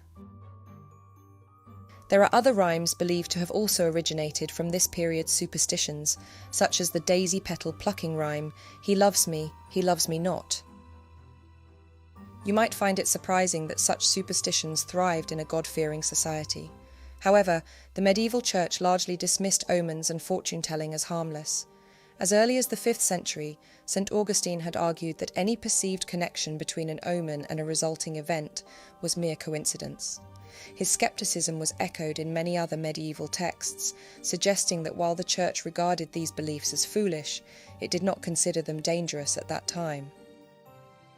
1 for sorrow, like many folk traditions, was likely passed down orally for generations before being written down. In rural communities with low literacy rates, oral tradition played a key role in preserving cultural beliefs. The rhyme's absence in print until the 18th century follows a common pattern for nursery rhymes and folk songs, as earlier literature prioritised more formal religious texts and the lives of the elite. Folk rhymes and traditions were often dismissed as trivial and unimportant by scholars and publishers. It wasn't until the 18th and 19th centuries, with the rise of antiquarian interest and the Romantic movement's celebration of folk culture, that these traditions were finally collected and published. But the rhyme's journey doesn't end with medieval superstitions. As history moved into darker times, the rhyme's interpretation took on a more sinister tone. In the 16th and 17th centuries, during the height of the witch hunts in Europe, magpies were believed to be witches in disguise or their familiars. The magpie's ability to mimic human speech and its natural chattering, which can sound like laughter, likely contributed to these fears. Additionally, magpies are highly intelligent birds, and their cunning behaviour could have led to them being viewed with suspicion. Their plumage also likely played a role in these beliefs. In Christian symbolism, white is often associated with purity and holiness, while black represents evil and the devil. Thus, the The magpie's distinctive black and white colouring could be seen as a physical representation of evil corrupting good. An early 16th century text even states that when magpies chatter upon a house, it is a sure sign of evil tidings happening within. These beliefs might have roots in Christian folklore. Magpies were viewed as symbols of vanity and dissipation, cursed among the crow family for not wearing completely black plumage in mourning after the crucifixion. It was also said that the magpie was the only bird not to enter Noah's Ark. Instead, it sat on top, laughing while the world was drowned. Similarly, in Scottish folklore, magpies were considered so evil that each bird was believed to carry a drop of the devil's blood under its tongue. The evolving cultural climate increasingly linked folk beliefs with heresy and witchcraft. As the church and authorities cracked down on any unorthodox practices, traditions like counting omens or signs to predict the future came under suspicion. What was once seen as harmless folklore could now be viewed as evidence of witchcraft. During the height of the witch hunts, anyone practicing folk divination or associated with these traditional beliefs risked being accused of witchcraft and faced severe consequences. This period of intense fear and suspicion caused many folk traditions to be altered or suppressed. The rhyme may have survived by evolving to reflect these new fears, blending old superstitions with newer, more sinister interpretations. These sinister beliefs are reflected in longer versions of the rhyme, which began to appear in print in the 1800s, claiming to be gathered from oral tradition. These versions included lines that invoked fear of evil, such as a variant that extends the rhyme with the lines 8 for heaven, 9 for hell, and 10 for the devil's own self. Another version recorded by James Orchard Halliwell includes 1 for anger, 2 for mirth, 3 for a wedding, 4 for a birth, 5 for rich, 6 for poor, 7 for a witch, I can tell you no more. These darker additions to the rhyme suggest a Christianization of the original folk beliefs and evoke the intense fear of witches and the supernatural that gripped society during that era. This may explain why, in English tradition, it's customary to greet a single magpie with a salutation to ward off the bad luck it is believed to bring, a kind of countercurse to its association with witchcraft or evil. A well-known greeting, still used today, is, "Good morning, Mr. Magpie. How are Mrs. Magpie and all the other little magpies?" This implies the presence of more magpies, thereby neutralising the misfortune linked to seeing just one. In Wales, upon seeing a single magpie, it was customary to recite, "Devil, devil, I defy thee, magpie, magpie, I go by thee," often accompanied by spitting on the ground. Another tradition recorded in southern England involved making the sign of the cross while saying, "I cross the magpie crosses me, bad luck to the magpie, and good luck to me." These sayings may have originated as a kind of magic spell or counter-curse to the magpie during times when the fear of witches was rampant. The ritualistic gestures, spitting on the ground or making the sign of the cross, paired with the spoken words, create a sense of protection or defiance intended to ward off evil. This evolution over time, influenced by folk traditions, Christian beliefs, and the fear of witches, has likely left us with the rhyme we know today, charming, yet still deeply rooted in superstition and fear. Based on the evidence we've explored, these seem like the most plausible origins of the magpie rhyme, but we may never know for certain. But what do you think? Do you agree with these theories? Or do you have your own ideas about where this rhyme came from? Share your thoughts in the comments below, and if your thirst for nursery rhyme origins still lingers, be sure to subscribe and explore the rest of my channel. See you in a future video. You may have joyfully sung the whimsical verses of Pop Goes the Weasel during your childhood, but have you ever pondered the origins and deeper significance behind these seemingly nonsensical lyrics? Far from mere child's play, this rhyme harbours a hidden code rich with poignant meaning. Join me on a journey through history as we unravel the layers of its significance, revealing a tale that transcends the simplicity of its melody and words. Welcome back, Darklings. Before we unveil the secrets hidden within this rhyme, let's take a moment to refresh our memory of its lyrics. Half a pound of tuppenny rice, half a pound of treacle, that's the way the money goes. Pop goes the weasel, Up and down the city road, in and out the eagle. That's the way the money goes. Pop, goes the weasel. Every night when I go out, the monkey's on the table. Take a stick and knock it off. Pop, goes the weasel. A penny for a spool of thread, a penny for a needle. That's the way the money goes. Pop, goes the weasel. All around the cobbler's bench. The monkey chased the weasel. The monkey thought 'twas all in fun. Pop, goes the weasel. If you find this version of the rhyme different from what you recall from childhood, you're not alone. There exist numerous variations and lyrics, including a popular American rendition featuring a mulberry bush, a motif possibly borrowed from another nursery rhyme, "Here we go round the mulberry bush." The abundance of variations likely stems from the rhyme's apparent lack of coherence upon initial inspection. Its whimsical imagery appears tailored to entertain children, which naturally invites alterations since its meaning is elusive to begin with.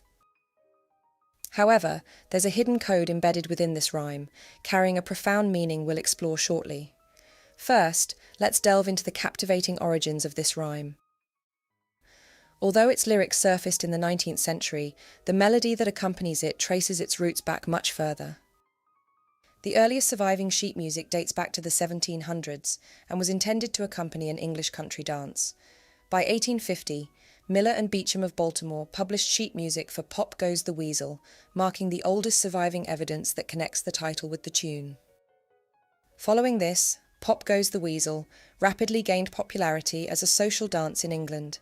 This dance craze took centre stage in theatres and dance halls nationwide and was even performed at royal balls. But it appears this dance tune was purely instrumental, and it wasn't until around 1854 that the lyrics were introduced by members of the common public. This development likely arose because it was adopted and frequently played by street musicians. In 19th century London, street music thrived amidst a lack of laws or regulations governing its practice. This permissive environment led to the bustling streets being inundated with musicians playing an array of instruments throughout all hours of the day and night. These street musicians, belonging to the working class, faced financial hardship and were often perceived by society as no better than beggars. Amidst the chaotic noise of street music, organ grinders stood out as the most predominant performers, with reports suggesting there were over 1,000 playing in London at any given moment. And it was organ grinders in particular that were notorious for playing Pop Goes the Weasel.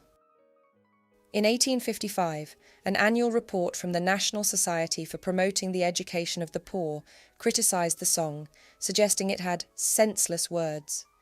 The report frequently referred to the song in a derogatory manner, describing it as contagious and pestilent.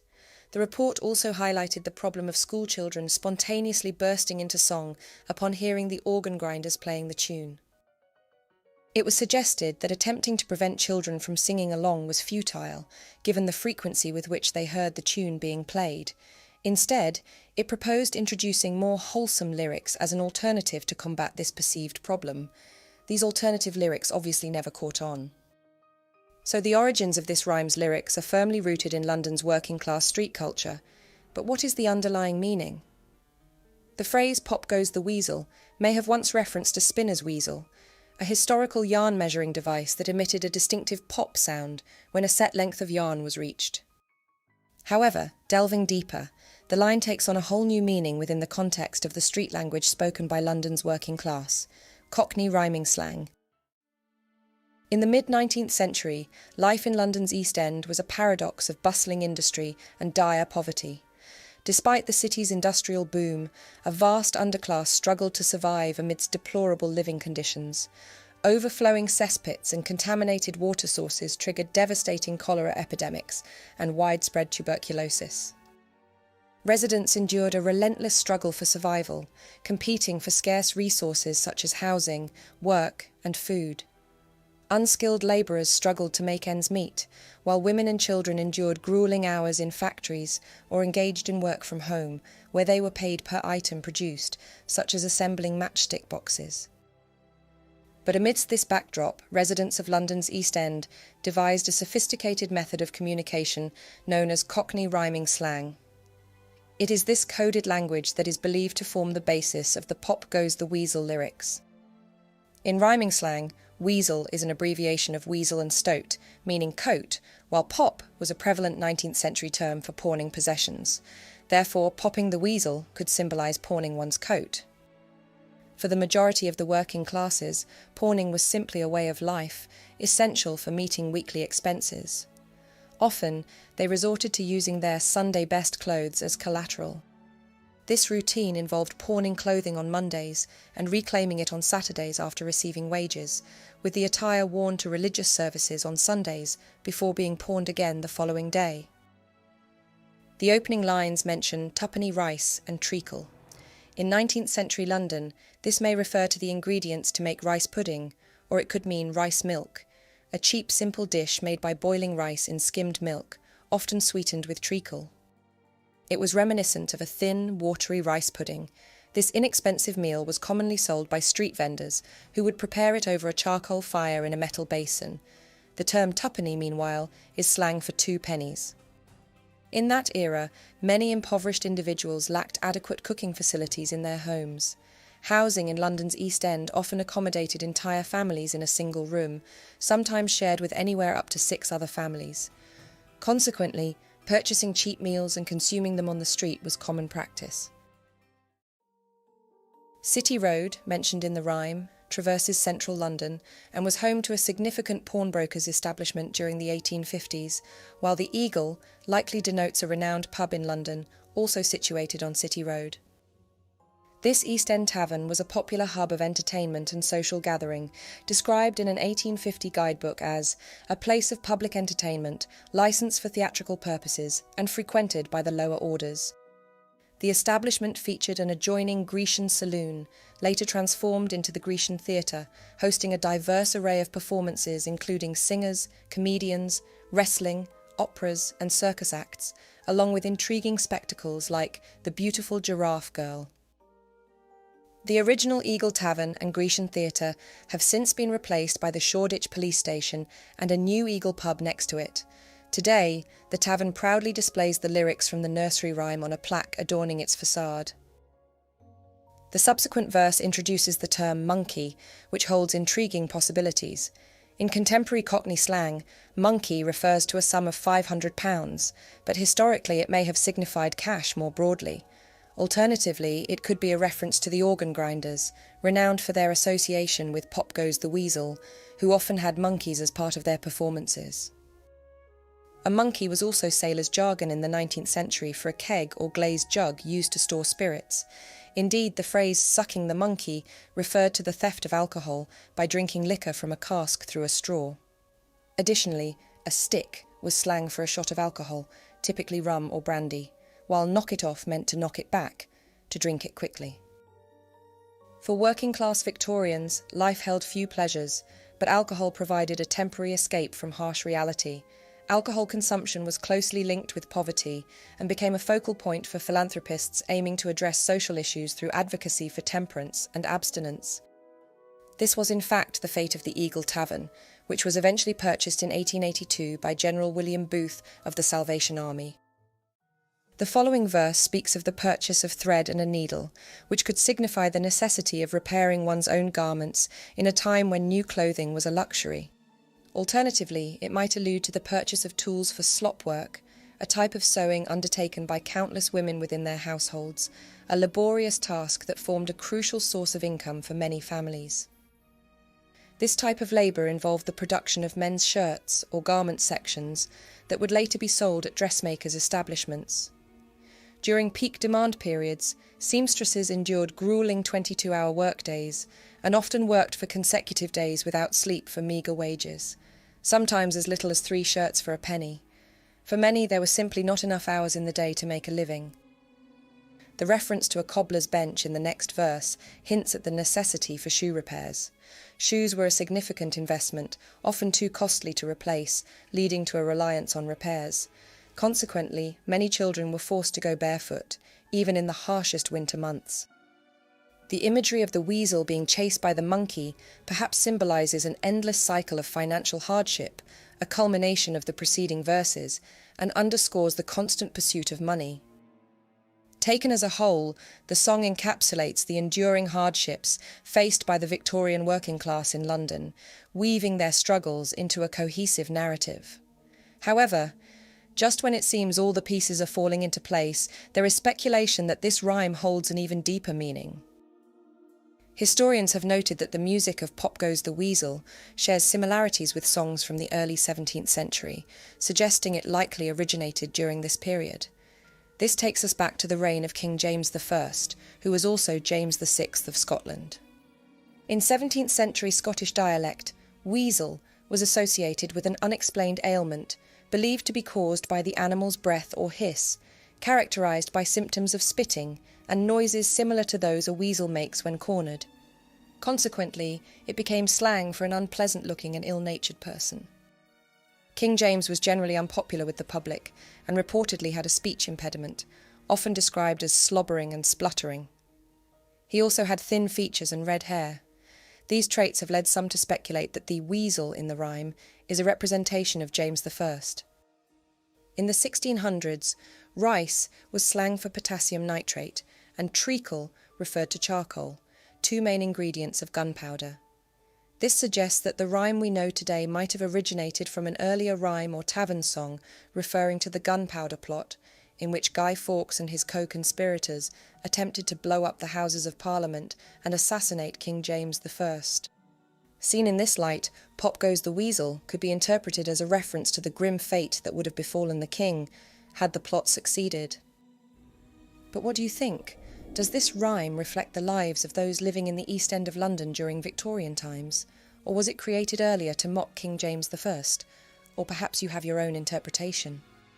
Leave your thoughts in the comments below, and if your thirst for nursery rhyme origins still lingers, be sure to subscribe and explore the rest of my channel. See you in a future video. Baa Baa Black Sheep is a nursery rhyme that has been passed down through generations, charming children with its simple melody and playful lyrics.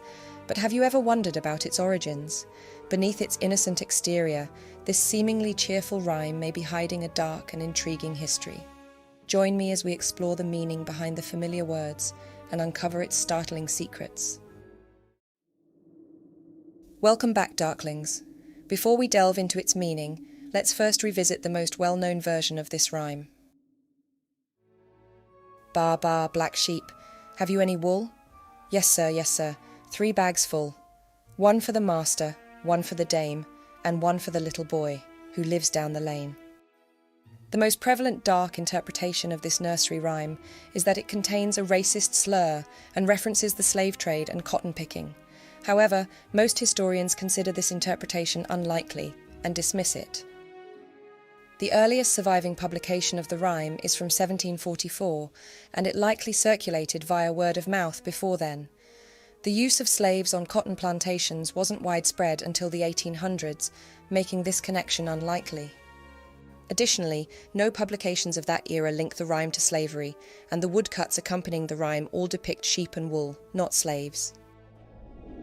The most accepted theory of origin for the rhyme lies in the inequality, corruption, and injustices of England's wool trade.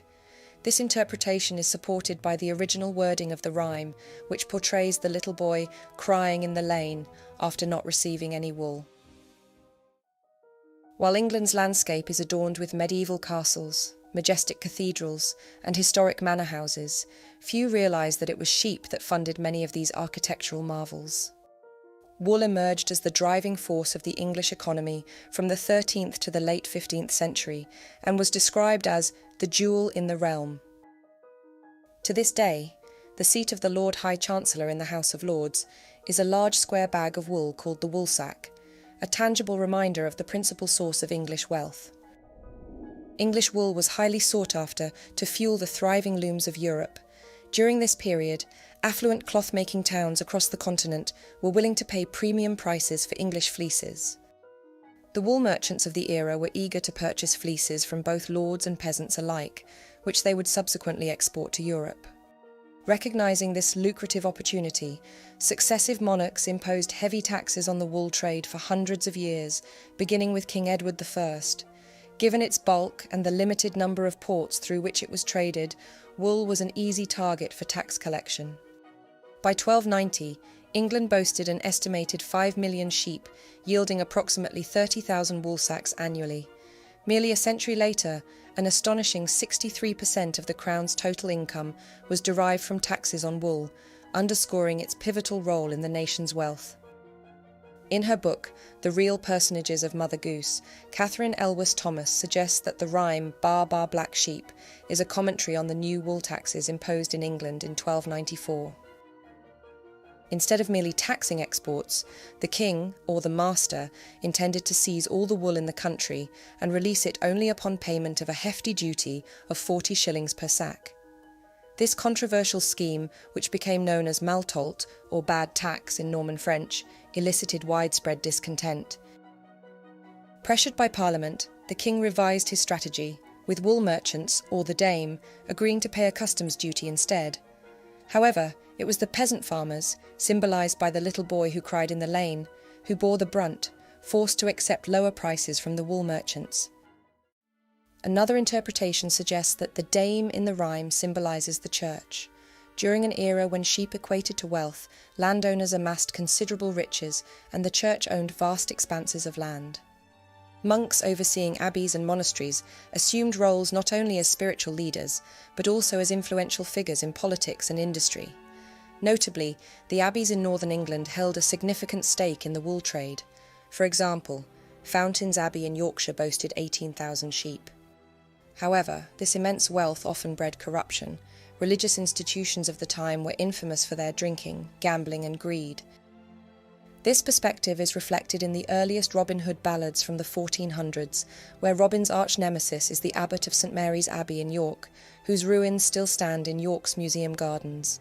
In one tale, Robin Hood steals £800 from the clutches of a corrupt monk, an act that would have undoubtedly delighted the common folk. Over time, the church, benefiting from its vast land holdings and sizable flocks of sheep, forged direct trading connections with cloth manufacturers overseas. Meanwhile, peasant farmers remained constrained to dealing with wool merchants. From bypassing the merchants and dealing directly in bulk quantities, the church secured more lucrative deals, hence the master and dame, or the king and church, getting a bag full and the little boy getting none. Another interpretation of the little boy crying in the lane suggests that, rather than representing peasant sheep farmers, he symbolises the countless victims of the wool trade. As wool grew more profitable, communities focused on crop farming found themselves driven out by landowners. Medieval villages, where generations had lived and toiled on the land, were uprooted, their homes demolished to accommodate the burgeoning sheep industry. With sheep requiring far fewer labourers compared to crop cultivation, thousands suddenly faced homelessness and unemployment, plunging them into poverty and starvation. And as if these burdens upon the common shepherd were not weighty enough, there existed the additional challenge of purveyance, a royal prerogative allowing the monarch to acquire goods at prices below their fair market value.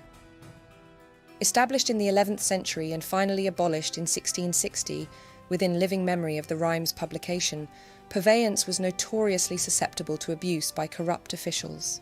These officials frequently demanded goods in the king's name, only to sell them for their own personal profit. Given its high value, wool was often their prime target. Given the multitude of challenges faced by peasant farmers, it is plausible that the Baa Baa Black Sheep rhyme originated during these difficult times.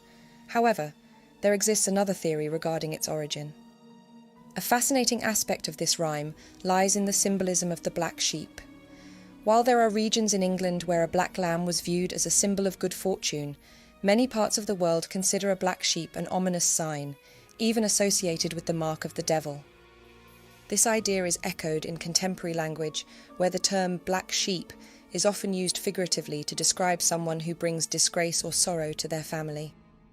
Historically, the earliest recorded instance of black sheep used in a derogatory sense can be traced back to an English Puritan, the appropriately named Thomas Shepherd, in an evangelical text from 1640.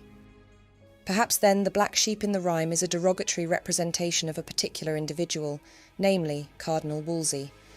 Wolsey was a powerful figure in Tudor England, serving as the chief minister to King Henry VIII. Aside from his name containing wool, Wolsey was widely disliked and had many enemies at court. He was viewed as greedy for wealth, abusing his church privileges, and unchaste, with an illegitimate son and daughter. Wolsey used his influence and ecclesiastical power to amass personal wealth second only to that of the king. The contrast between the black sheep in the rhyme and the traditional imagery of white sheep, often symbolising purity and virtue, could symbolise Wolsey's perceived hypocrisy. It is speculated that Baa Baa Black Sheep, with its themes of unequal distribution and exploitation, could be seen as a reflection of Cardinal Wolsey's abuse of power and wealth. Alternatively, the rhyme we know today might have evolved from a response to a particular event connected to him. One significant event that caused widespread controversy during Cardinal Wolsey's tenure was his administration of the Amicable Grant in 1525. Although presented as a voluntary contribution from subjects to the king, it was, in reality, a heavy tax imposed by Wolsey on behalf of Henry VIII to fund a war against France. The Amicable Grant was particularly resented because it bypassed parliamentary approval, arriving just a few years after the implementation of other taxes, as well as a prior forced loan that remained unpaid to the populace. Such heavy taxation was bound to provoke significant opposition, and it did, especially in East Anglia, where cloth workers and other citizens strenuously objected, leading to violent resistance. The growing threat of rebellion forced the government to abandon the project. The failure of the Amicable Grant was a critical blow to Wolsey's authority and one of the key events that precipitated his eventual fall from power. But what do you think? Does Baa Baa Black Sheep find its origins in the inequality of the medieval wool trade, or could it be a covert symbol reflecting Cardinal Wolsey's abuse of power and wealth? Share your thoughts in the comments below, and if your thirst for nursery rhyme origins still lingers, don't forget to subscribe and explore the rest of my channel. See you in a future video. Step into the dark shadows of nursery rhymes as we unravel the scandalous real-life history behind Georgie Porgie. While many of us grew up believing it was merely an innocent childhood rhyme about kisses on the playground, the reality that lies beneath is far more disturbing. Prepare to delve into the sordid secrets concealed within this timeless rhyme. Welcome back, my fellow Darklings. Before delving into its origins, let's first revisit the most widely recognised version of this rhyme. Georgie Porgie, pudding and pie, kissed the girls and made them cry.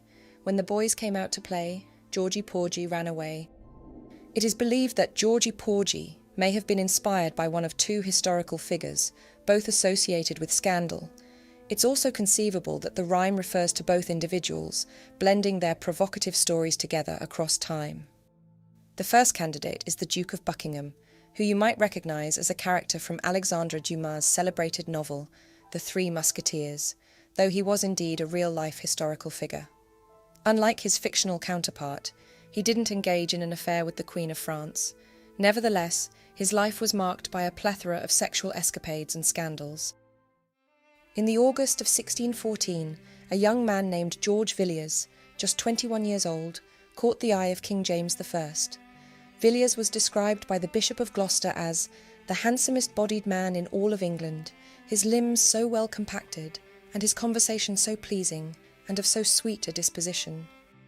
Villiers was the last in a succession of handsome young favourites who garnered the king's affection and patronage. King James bestowed upon Villiers the nickname Steenie, a reference to St. Stephen, renowned for having the face of an angel. In a heartfelt letter to Villiers dated 1623, the king closed with a tender salutation, "God bless you, my sweet child and wife, and grant that ye may ever be a comfort to your dear father and husband." Villiers, reciprocating the king's deep affection, expressed his devotion in return. "I naturally so love your person, and adore all your other parts, which are more than ever one man had, and I desire only to live in the world for your sake, and I will live and die a lover of you." It appears that the bond between the king and George Villiers was deeply intimate, involving both an emotional connection and, very likely, sexual involvement. Until James's passing in 1625, Villiers remained not only the monarch's constant companion, but also his most trusted confidant and advisor. Beneath the king's favour, Villiers rose rapidly through the ranks of nobility, reaching the pinnacle in 1623, when the king granted him the esteemed title of Duke of Buckingham, a distinction unique at the time, as he was the only English duke not of royal blood.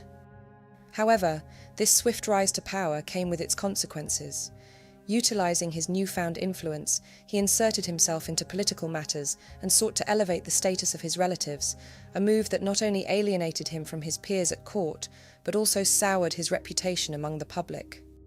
Villiers' romantic entanglements extended beyond his relationship with the king. He maintained a number of mistresses, some of whom were the wives of noblemen. His mother, Mary Villiers, was determined to elevate her family's status through a strategic marriage for her son. Setting her sights on Lady Catherine Manners, renowned as the wealthiest woman in the realm and the daughter of the 6th Earl of Rutland, Mary saw an opportunity to secure a substantial dowry for her son. Despite Lady Catherine's father adamantly opposing the union, Mary remained undeterred. Seizing an opportunity while the Earl of Rutland was away, Mary extended a seemingly innocent invitation to Catherine for dinner at her home. However, the evening took an unexpected turn when Catherine ended up staying overnight, finding herself in the company of George Villiers, the Duke of Buckingham, under the same roof. Mary later claimed that both Catherine and the Duke had fallen ill after dinner, preventing Catherine from returning home. Whether this was true or part of Mary's scheme remains uncertain. Nevertheless, with Catherine's reputation now ruined, her father had little choice but to consent to the marriage. Following the ascension of King James's son Charles to the throne in March 1625, Buckingham's leadership led to a string of blunders, one being the mismanagement of a vast naval and land expedition against the Spanish. Poor organisation, inadequate supplies and undisciplined troops led to the operation being aborted amid scenes of drunkenness, hunger and rampant disease, with the men returning home in disgrace. Public blame for this fiasco squarely fell on Buckingham's shoulders, prompting Parliament to initiate impeachment proceedings against him. In a bid to shield his favoured adviser, King Charles dissolved Parliament. Subsequently, Buckingham faced trial before the royal court, where, unsurprisingly, the charges were dismissed, sparing him from further repercussions.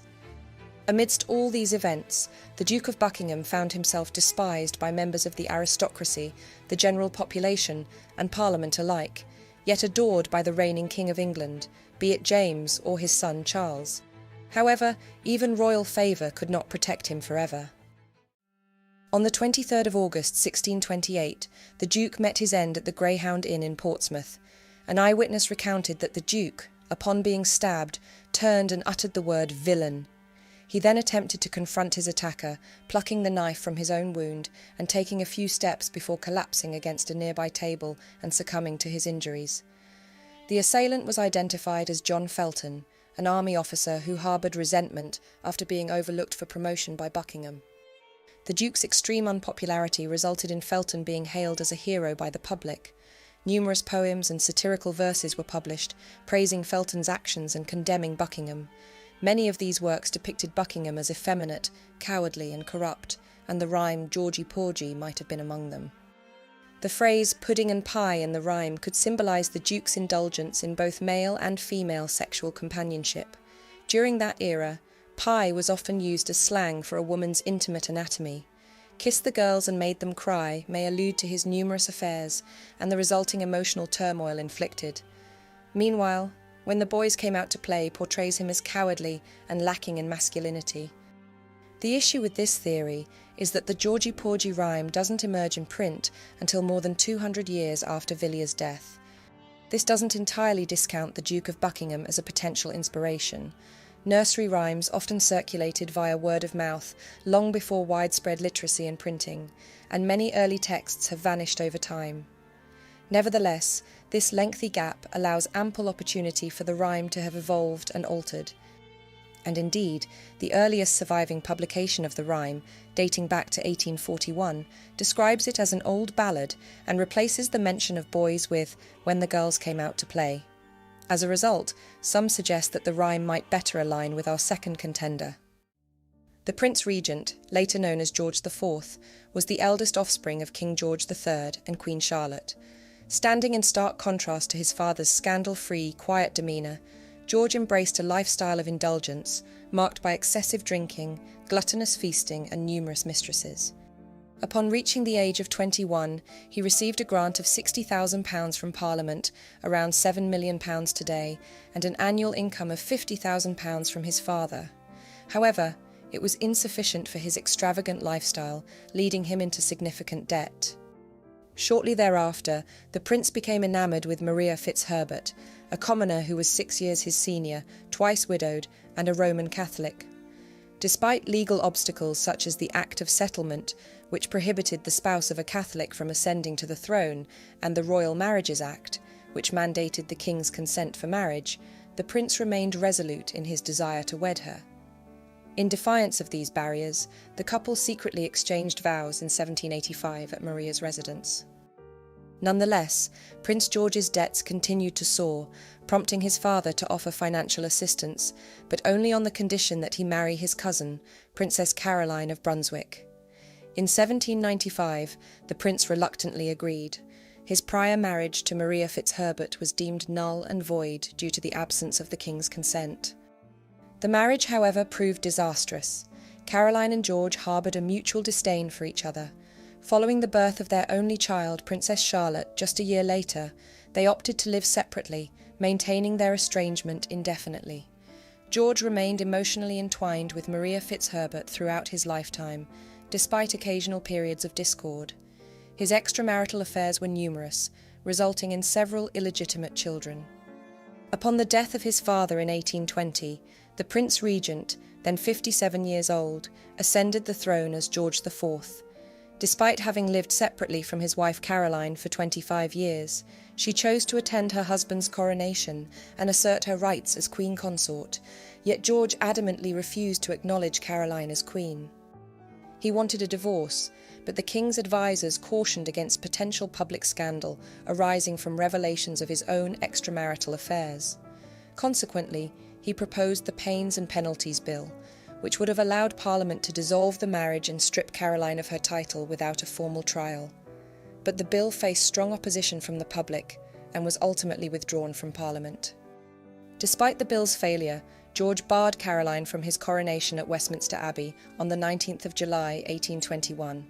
Suspiciously, Caroline fell ill that day and passed away 2 weeks later. During her final illness, she repeatedly expressed suspicions of being poisoned. Thus, the line, "kissed the girls and made them cry" in the rhyme finds ample inspiration in George IV's turbulent relationships, while the reference to pudding and pie could allude to his weight. George's lavish banquets and excessive alcohol consumption led to obesity, subjecting him to ridicule whenever he made public appearances. By 1797, his weight had ballooned to 17 stone 7 pounds, which is 111 kilograms, with a waistline of 50 inches, or 130 centimetres.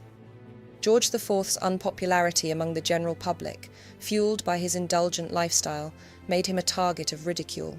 He was frequently mocked in satire, with the Georgie Porgie rhyme possibly among the lampoons directed at him. But what do you think? Is Georgie Porgie the Duke of Buckingham, or George IV? Or perhaps you've got your own interpretation. Share your thoughts in the comments below, and if your thirst for nursery rhyme origins still lingers, be sure to subscribe and explore the rest of my channel. See you in a future video. We've all grown up with the familiarity of nursery rhymes, singing them without a second thought. Yet what if these seemingly innocent tunes harbour more mysterious origins? Have you ever pondered where they emerged and when we began passing them down to our children? Take, for instance, Sing a Song of Sixpence, a seemingly charming rhyme that conceals peculiar imagery. Blackbirds baked inside a pie, a royal trio of a king, queen and maid, and the unsettling notion of a nose being pecked off. What intriguing stories lie behind these verses? Welcome back, Darklings. Before we embark on unravelling its origins, let's first reacquaint ourselves with the curious verses of this rhyme. Sing a song of sixpence, a pocket full of rye, 24 blackbirds, baked in a pie. When the pie was opened, the birds began to sing. Wasn't that a dainty dish, to set before the king? The king was in his counting house, counting out his money. The queen was in the parlour, eating bread and honey. The maid was in the garden, hanging out the clothes, when down came a blackbird and pecked off her nose. In some versions of the rhyme, there exists a variation where the maid's nose is replaced by either a wren or the king's doctor, but that seems to be a late 19th century addition. Tracing the origins of nursery rhymes is a formidable task, given their often oral beginnings and the loss of historical texts. Yet, this particular rhyme offers some intriguing hints regarding its birth date.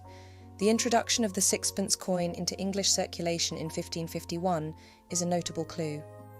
References to singing a song for sixpence can be discerned in Shakespeare's Twelfth Night from 1602, where Sir Toby Belch offers a clown sixpence in exchange for a song. Likewise, Beaumont and Fletcher's 1614 play Bonduca echoes this phrase with a character mentioning "sing a song of sixpence." Evidently, the concept of compensating entertainers with sixpence for singing their songs was well established and widely recognised in the 1600s. Moreover, the notion of blackbirds concealed within a pie offers another clue that the roots of this rhyme might lie in the 17th century. A cookbook dating back to 1598 contains a recipe describing firstly the baking of a pie crust, followed by cutting a hole in the bottom, then the insertion of live birds, and the presentation of the pie on a dish, so that when it was cut open at the table, the birds would take flight. This blackbird pie was never designed with the intention of being consumed. These culinary marvels, known as subtleties, were designed to astonish, and were often served as interludes between courses at royal banquets. Of course, they were anything but subtle. The name is taken from an older word meaning to surprise. They took various forms, from sugar-crafted castles to birds prepared and redecorated in their own plumage. It is such a banquet that could be the real-life inspiration for Sing a Song of Sixpence. The year 1600 witnessed the union of Marie de Medici and Henry IV of France in a wedding that holds captivating parallels to the rhyme. The grand stage was meticulously prepared for this extravagant spectacle, where an elaborate banquet unfolded, forever etching its place in history as one of the most opulent and lavishly staged nuptial feasts ever witnessed. Amidst the courses, live songbirds emerged from guests' napkins, their dramatic flights enchanting all. The grand finale arrived with a dessert of milk and honey sorbet, served in delicate bowls, a treat so exquisite that it was hailed as the highlight of the entire meal. But beneath the surface of this grand union lay complex motives. France was burdened by a substantial debt owed to Marie de Medici's father, the Grand Duke of Tuscany, who had provided crucial support for the king's war efforts. The Medici family, renowned bankers of the French monarchy, didn't just offer Marie as a bride, but also a generous cash lump sum, effectively cancelling France's debt. This generous offering was further complemented by an immense dowry, offering financial salvation to the king. And so, the notion of the king in his counting house counting out his money finds a vivid embodiment in this extravagant wedding, where finances were intricately tied to the grandeur of the occasion. The saying to put someone's nose out of joint conveys the idea of offending or upsetting someone, often by acquiring something they desired for themselves. This idiom was first documented back in 1581, so it's intriguing to consider whether the tale of the maid who had her nose pecked off might symbolise the king's former lover, Henriette de Balzac d'Entragues. King Henry had previously made promises of marriage to her, and her bitter reference to the new queen, Marie, as the big banker, fueled by resentment over the queen's substantial dowry essentially buying the king, hints at a rift. It appears that Henriette's aspirations were thwarted, and her nose was figuratively put out of joint by this royal union. In a remarkable eyewitness account, history comes alive as we see these two women encounter each other for the first time at an official function. As Henriette was introduced to the Queen, King Henry took the unusual step of explaining, "Mademoiselle has been my mistress, she will be your most obedient servant."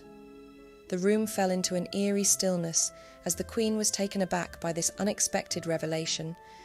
Henriette gracefully bowed, while the King, usually known for his etiquette, did something completely uncharacteristic. He laid a hand on Henriette's head, pushing her to her knees, and compelled her to kiss the hem of the Queen's gown. This unforgettable incident left a mark on both women, setting the stage for a turbulent relationship. Less than a year later, the tension between them deepened when they both gave birth to the King's sons within days of each other. Henriette's spite would eventually lead her to become embroiled in a plot against the king in 1606, further complicating this entangled web of history. In the digital realm, the most popular theory to explain the origins of Sing a Song of Sixpence holds a swashbuckling charm and a touch of treachery. It involves the notorious pirate Blackbeard and suggests that he cleverly concealed a code within the verses, an invitation meant to beckon the boldest souls to join him on his perilous voyages. The blackbirds represent Blackbeard's pirates. Baked in a pie symbolises their strategic ploy to capture a nearby ship by hiding below deck. Eating bread and honey signifies Blackbeard's ship, the Queen Anne's Revenge preparing for a raid by stocking supplies. The Maid is the targeted prize ship, the Garden is the Caribbean Sea, and hanging out the clothes refers to the sails of the captured vessel. This captivating saga took its maiden voyage in 1999 when a website called The Repository of Lost Legends unveiled this interpretation. It rapidly set sail through cyberspace, becoming a sensation. It even made a prominent appearance on a popular television series which presented this pirate theory as the rhyme's origin, an established historical fact. Yet, in the labyrinth of the online world, even the most captivating tales have their secrets. The creators of the Repository of Lost Legends, or TROLL, to take their acronym, have since come forward with a revelation. They confessed that it was all a clever ruse, a playful hoax intended to amuse, but one that had no basis in historical fact and had spiralled far beyond their control. In the end, Sing a Song of Sixpence may not harbour hidden pirate codes, but the story of its digital escapade reminds us that the internet is a vast, untamed sea of information, where captivating tales can emerge, take root, and leave us spellbound. The word pie unveils a fascinating and intricate journey through linguistic history and is rooted in the Latin word pica. Before pie became synonymous with the delectable dish we enjoy, it was a word used to reference the magpie bird.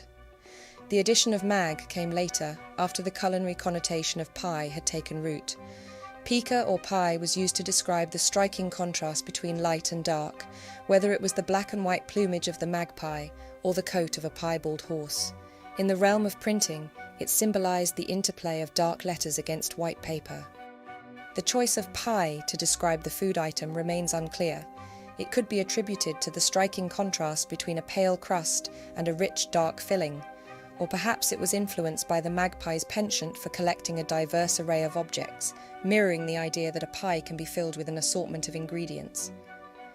In the 1580s, pica was employed to denote a specific type print size, much like our contemporary use of points to size fonts. Simultaneously, pie served as printer's slang, denoting a disorderly collection of type. Could it be that instead of referring to a culinary pie, the rhyme is referencing book printing? Perhaps then, the blackbirds in the rhyme symbolise letter blocks covered in black ink, poised and ready for printing.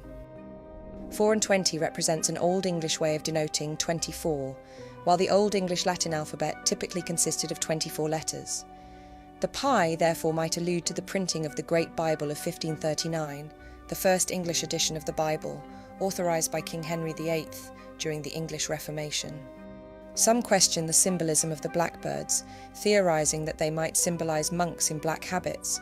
In this interpretation, the king in his counting house evokes Henry VIII, benefiting from the dissolution of monasteries and land seizures, as he declared himself the head of the English Church. The Queen could symbolise Henry's first wife, Catherine of Aragon, and the maid in the garden hanging out her clothes might be representing Anne Boleyn, who, for her failure to produce a male heir, met a far grimmer fate than simply having her nose pecked off. Folklorists draw parallels between the rhyme and ancient mythology, highlighting blackbirds' twilight activity as symbolic of the interplay between light and darkness. Woven into Celtic beliefs, blackbirds were regarded as messengers bridging the realms of the living and the dead, symbolising both death and rebirth. The intriguing notion of these birds returning to life after being cooked may echo this association. Rhiannon, a Celtic goddess associated with 3 mystical birds, likely blackbirds, derives her name from Common Brittonic, meaning queen. Her avian companions are said to sing a song capable of both waking the dead and lulling the living to sleep. The maid losing her nose could be significant too. Nasal mutilation served as a ritual punishment for adultery. Historical records and recent archaeological discoveries, like an Anglo-Saxon girl's skull with a severed nose, confirm this ancient practice. Biblical references also include nose cutting as a punishment for adultery. Some argue that the original intention of the rhyme didn't involve a pie, but instead referred to a pyre, a stack of combustible materials used for burning deceased bodies. This interpretation suggests a connection to funeral rituals or even sacrificial altars. These observations hint at the possibility that the rhyme possesses ancient origins, suggesting a darker and more complex history than initially imagined. Another often cited theory behind Sing-a-Song of Sixpence suggests that it was penned by the literary critic George Steevens as a satirical jab at the work of the poet laureate Henry James Pye. Pye had secured the poet laureate position as a political reward for his support of William Pitt the Younger in Parliament, despite his lacklustre poetic abilities, making him one of the least esteemed poet laureates in English history. One notable example of his uninspiring work was a poem celebrating King George III, filled with references to a feathered choir. In response, George Steevens is said to have humorously quipped, "And when the pie was opened, the birds began to sing. Wasn't that a dainty dish to set before the king?" George Steevens, known for his wit and penchant for humour, might have very well composed a verse mentioning pie. However, it's worth noting that the timelines may not perfectly align, raising some doubts about this theory. The rhyme's earliest surviving publication can be traced back to 1744 in Tommy Thumb's Pretty Songbook. This version features only the initial few lines, devoid of any mention of a king, queen, or maid. Notably, this predates the appointment of Henry Pye as poet laureate by 50 years. The complete and most widely recognised version of the rhyme as we know it today first emerges in Gammer Gurton's Garland from the year 1784. When exploring the historical roots of songs and stories, it is imperative to approach publication dates with caution, considering the inevitable loss of old books over time and the scarcity of documentation prior to widespread literacy. The coexistence of multiple versions of the rhyme is plausible, particularly when considering the oral tradition that facilitated the passing on of these rhymes through generations. The omission of the full rhyme might also be attributed to the compact format of Tommy Thumb's songbook, designed to comfortably fit in a child's hand. Given the book's petite size, with each page dedicated to a single nursery rhyme, it's conceivable that Sing-a-Song of Sixpence was abbreviated to accommodate the limited space available on the page. Nevertheless, there does appear to be a notable contrast between the initial lines, evoking seemingly older 17th century imagery, and the subsequent part of the rhyme that alludes to the king, queen, and maid. This raises the possibility that these could be two distinct nursery rhymes amalgamated over time, with the first half potentially originating from a much earlier period and the second half being a more recent addition. The earliest published version also features a more macabre variant in the form of 4 and 20 naughty boys, rather than blackbirds. This sinister twist could be interpreted either as a straightforward cautionary tale urging good behaviour in children, or intriguingly, it may allude to the unsettling notion of cannibalism. But there may be a more straightforward explanation. The term pie, documented from 1533 to the 1700s, carries sexual connotations, serving as slang for a woman's intimate anatomy. In this context, the reference to naughty boys takes on a more coherent meaning. Maybe there are 24 boys, symbolising each hour of the day, to subtly reference themes related to prostitution. As we've noted, the commonplace practice of compensating entertainers with sixpence for a song was well established. While the line about a bag full of rye might nod to bread making, the dual usage of rye in brewing beer and other alcoholic drinks adds depth to the interpretation. When pieced together, it paints a picture more akin to a provocative and bawdy 1600s tavern ballad. If we assume, therefore, that the lines about the king, queen and maid were added around the time of its 1784 publication, it raises the intriguing possibility that the king referred to is George III. While George III is often remembered as the Mad King of England, his reign was marked by significant historical events. He presided over Britain's acquisition of an empire in the 7 Years' War, the loss of the American colonies, and the nation's emergence as a leading power in Europe after the struggles against revolutionary and Napoleonic France. A notable aspect of King George III's rule was the restructuring of the relationship between the Crown and the government. Unlike his predecessors, who possessed vast wealth in property and possessions but minimal income, King George relinquished the Crown estates to the government. In return, he received a regular income funded by taxpayers to support his household and to cover expenses, an arrangement that persists to this day. Could the depiction of the king counting money in the rhyme be a reflection of this bold historical move? This implies the queen referenced is likely Charlotte, King George III's wife, which just leaves the maid.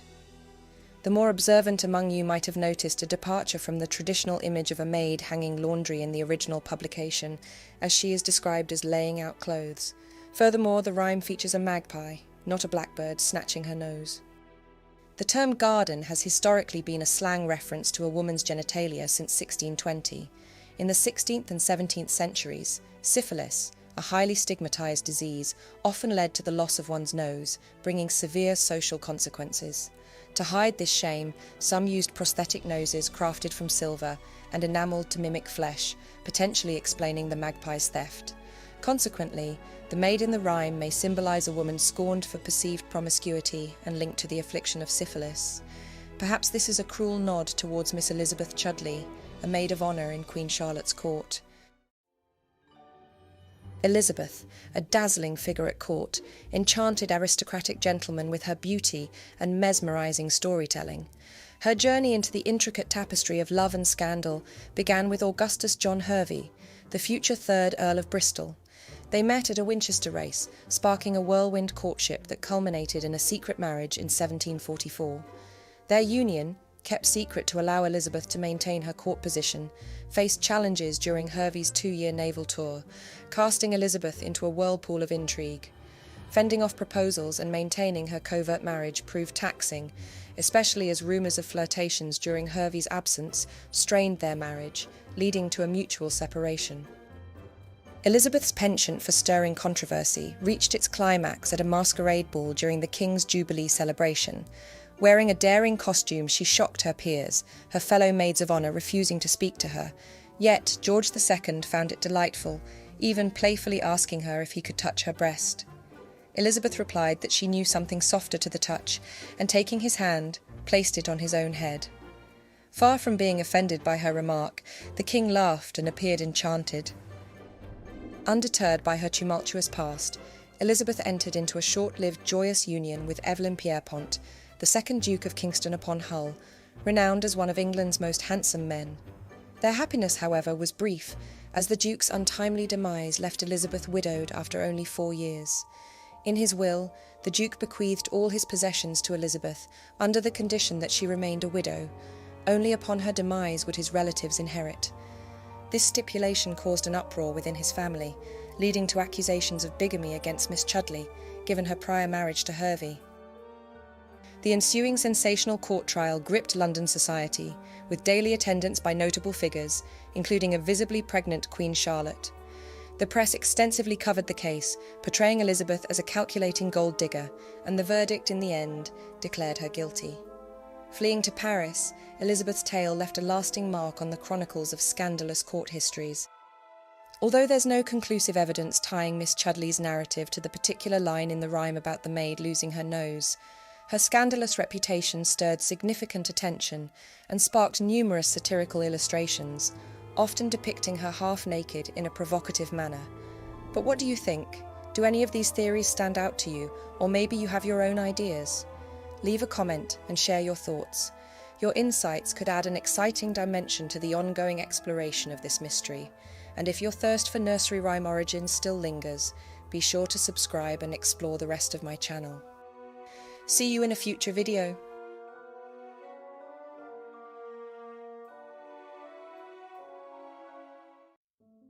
For generations, nursery rhymes have been a pivotal part of childhood. But have you ever found yourself pondering the origins of these cherished rhymes? These playful melodies are much older than meets the eye and conceal a myriad of surprising secrets. Take, for instance, Hickery, Dickery, Dock. Initially published in 1744, but rooted in an even more distant past. Contrary to its innocent appearance, this rhyme wasn't intended for children, and the concealed message that lies beneath might just startle you. Join me as we unravel the true meaning of this rhyme, delving into history and uncovering the hidden origins behind the seemingly nonsense verses of Hickery, Dickery, Dock. Welcome back, Darklings. Before we embark on unravelling its origins, let's first reacquaint ourselves with the curious verses of this rhyme. Hickory dickory dock, the mouse ran up the clock struck 1, the mouse ran down, Hickory Dickory Dock. This nursery rhyme made its debut in Tommy Thumb's Pretty Songbook, published in 1744, and remarkably, it closely resembles the version familiar to us today. The predominant belief proposes that the roots of this rhyme can be traced back to the turbulent events of 1658, harbouring a concealed message related to a notable figure in history. However, folklorists have debated this idea, with two additional theories vying for recognition. The first theory advocates for a literal interpretation of the rhyme. A mouse climbs inside a clock and panics when the hour is struck. While there is no historical evidence suggesting that mice infiltrating clocks posed a widespread problem, there is one exception, a singular famous clock that was consistently plagued by vermin. Exeter Cathedral features a remarkable astrological clock dating back to 1483. Beyond displaying the current hour, it intricately reveals the lunar date and phase, chiming every quarter hour. The large Peter bell above echoes through the cathedral on the hour, etched with a Latin phrase translating to "the hours pass and are reckoned to our account." This timepiece is both visually captivating and a precious link to a bygone era of timekeeping. During medieval times, the clock served the essential function of summoning people to prayers within this sacred space. The clock room, which accommodates the clock mechanism, is situated behind the dial on the north wall of the transept. Access is granted through a doorway discernible in the stone wall directly beneath the clock. Historical records reveal that in the 14th and 15th centuries, the church enlisted cats to combat vermin. Exeter Cathedral's documents indicate weekly payments of 1 penny for the cat during this period, with a notable doubling at times, suggesting the employment of 2 feline workers. In 1598, Bishop Cotton's records document a payment to a carpenter for cutting a hole in the north transept door to accommodate his cat. Remarkably, this aperture, believed to be the oldest cat flap in England, can still be seen at the bottom of the door to the clock room. It seems the animal fat, used to lubricate the clock mechanism, proved irresistible to vermin, leading them to scamper up the lengthy weight lines that regulated the clock. This explains the necessity for the cathedral's cat to access this space. The issue with mice garnered as much fame as the cathedral clock itself, giving rise to the theory that it could have been the whimsical inspiration behind a nursery rhyme. But while it may appear that the mice of Exeter's astrological clock align perfectly with the rhyme, it doesn't explain why there is no mention of a cat in the verses, nor what the peculiar phrase "Hickory Dickory Dock" means. This brings us to the second theory of origin. Distinguished folklorists Iona and Peter Opie discerned striking parallels between Hickory Dickory Dock and the ancient Celtic chant Hovera Dovera Dick, implying that the rhyme possesses much older and more mysterious roots than previously imagined.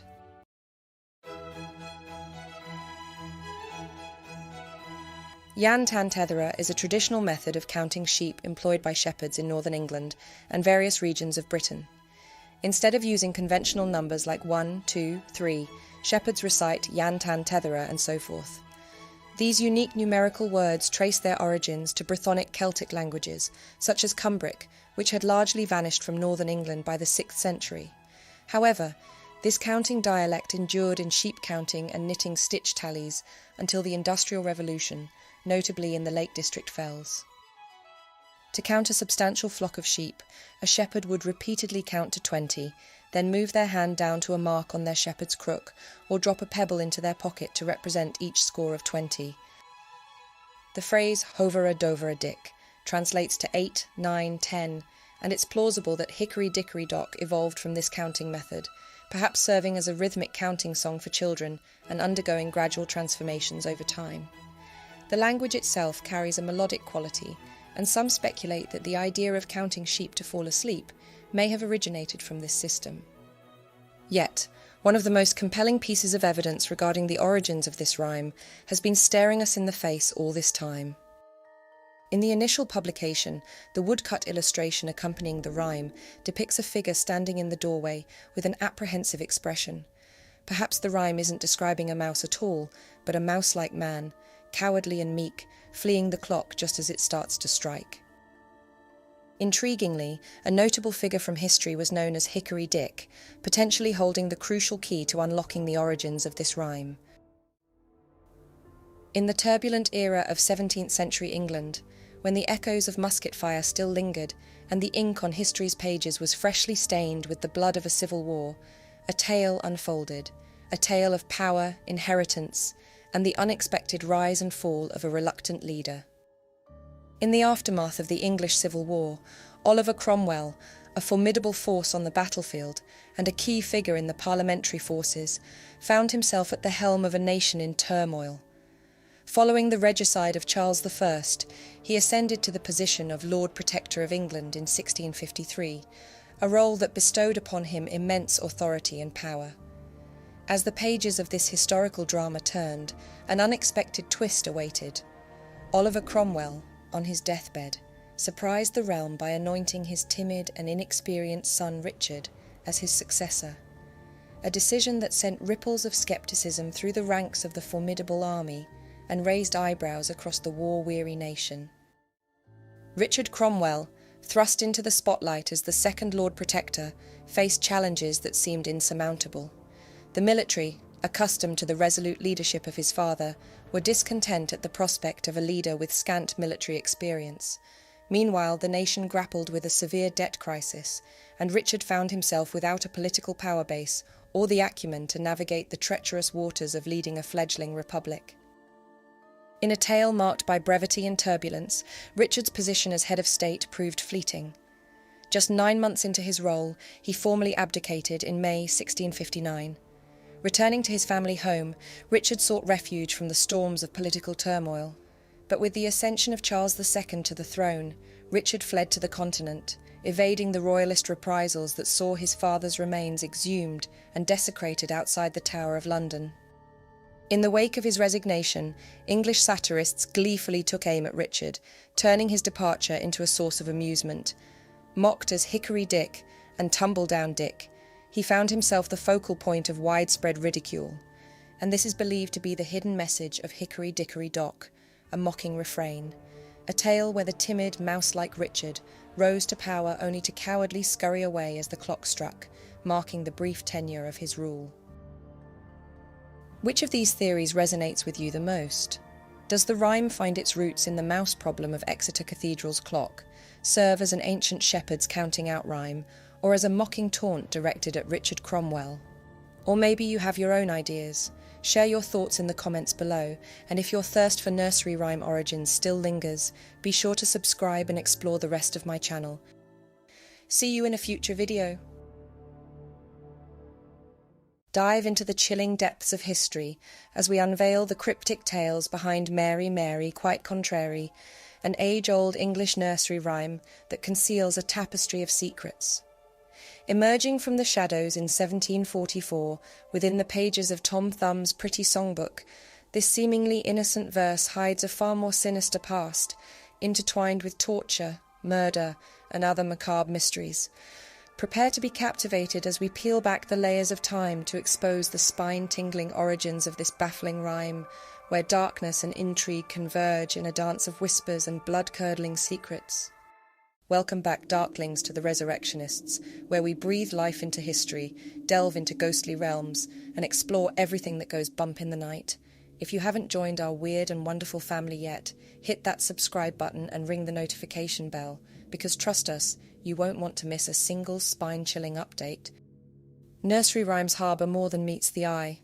Far from child's play, many originated during eras when literacy was rare, serving as a covert means to chronicle significant political events and scandalous intrigues. Mary Quite Contrary is no exception. Yet, amid diverse theories, the identity of the enigmatic Mary remains a puzzle. One prevailing notion is tied to Mary Queen of Scots, tracing the origins of the rhyme back to her tale. Mary's reign over Scotland spanned from 1542 to 1567, a period marked by her distinct position as a Catholic queen in a predominantly Protestant nation. Within the lines of a seemingly innocent nursery rhyme, hidden layers of symbolism start to emerge. The phrase, "How does your garden grow?" has been interpreted as a nod to the lush Scottish landscapes under her rule. The term silver bells finds resonance in Catholic cathedral chimes, while cockleshells potentially mocks the decorations on a dress gifted to her by the French king, her ornate Catholic attire becoming a target for Protestant disdain. The The line, "Pretty maids all in a row," may subtly reference her loyal ladies-in-waiting, a quartet that accompanied her through the French court and upon her return to Scotland. However, an early version of the rhyme concludes with a different last line which reads, "Sing cuckolds all a row," which presents a darker and more mysterious tone into the narrative. The term cuckold carries derogatory implications, insinuating a husband with an adulterous wife or unknowingly raising children who aren't his own. This line casts a provocative shadow upon Mary's romantic chronicles, potentially referencing her reputation as a hot-blooded enchantress. In the grand courts of France, Mary's life seemed destined for fairy tale bliss as she married Francis II, the King of France. Yet fate had other plans, and their union was cut short when Francis died just 2 years later, plunging her into a whirlwind of uncertainty. Returning to her native Scotland, Mary's life took an unexpected turn as she crossed paths with the charismatic and fiery Lord Darnley, Henry Stuart. Their union ignited like a tempestuous blaze, fueled by a potent mix of passion and power. But the flames that burned between them cast doubtful shadows, revealing a stormy relationship fraught with struggles for dominance. While Mary was open to co-ruling Scotland alongside her husband, Darnley harboured grandiose aspirations, expecting Mary to relinquish her sovereign authority to him and act as his subordinate. Within months, the fiery affection that had united them turned into seething resentment. Love had curdled into hatred, shattering the illusions of their once enviable bond. Lord Darnley, a young man fueled by his own desires, indulged in heavy drinking and infidelity, his heart straying to various lovers, even to a young and captivating man named David Rizzio. Yet the story took a dramatic twist, as Rizzio, once entwined with Lord Darnley, found his heart captured by none other than Mary herself. Rumours whispered of a secret, passionate affair between the Queen and her charming secretary, painting their connection with forbidden colours. The court buzzed with speculation, and as Mary's belly swelled with the promise of a future king, whispers grew louder that Rizzio might actually be the true father. Jealousy seized hold of Lord Darnley, setting the stage for a sinister plot that would alter the course of history. Together with his father, he hatched a scheme to rid himself of Rizzio once and for all, a treacherous plan with the ultimate goal of manipulating Mary into surrendering her crown to Darnley. In the shadowed cloak of night, on the fateful date of March the 9th, 1566, a palpable tension gripped the palace of Holyrood House. The air was thick with malevolent forces as Lord Darnley's assembly, a gathering of around 80 conspirators, navigated the hallowed corridors of the palace under the guidance of their enigmatic leader, Lord Ruthven. Their destination? The Queen's supper chamber, where an unsuspecting Mary revelled in the company of friends, including Rizzio. As the grand doors creaked open, Lord Ruthven materialised at the forefront, clad in armour, his presence emanating an air of foreboding. In a sombre tone, Ruthven accused Rizzio of dishonouring the Queen, setting the stage for a dramatic confrontation. Mary, no stranger to the art of diplomacy, attempted to defuse the situation. She urged Ruthven to leave, reasoning that any grievance involving Rizzio should be weighed by the Lords of Parliament. Alas, her plea was met with cold indifference, and Ruthven drew his dagger as the room simmered with tension. In a blaze of fury, Mary rose, her anger a tempestuous force colliding with the encroaching darkness. Rizzio cowered behind her, a man ensnared in the midst of a plot far beyond his comprehension. Mary's friends lunged to shield their sovereign, grappling with Ruthven, but it was no use. In a torrent of terror and confusion, Rizzio was wrestled into the adjoining room.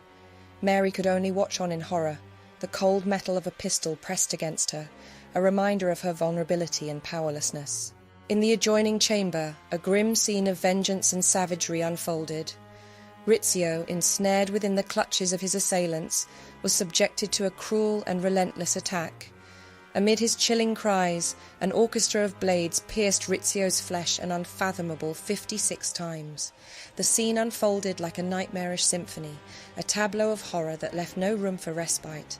And in the chilling crescendo, Lord Darnley's dagger, wielded by an assassin, delivered the final, damning blow. The lifeless vessel of the once vibrant Rizzio was unceremoniously stripped of his fine clothes and hurled down the palace stairs, a chilling testament to the depths to which human greed and treachery could plummet.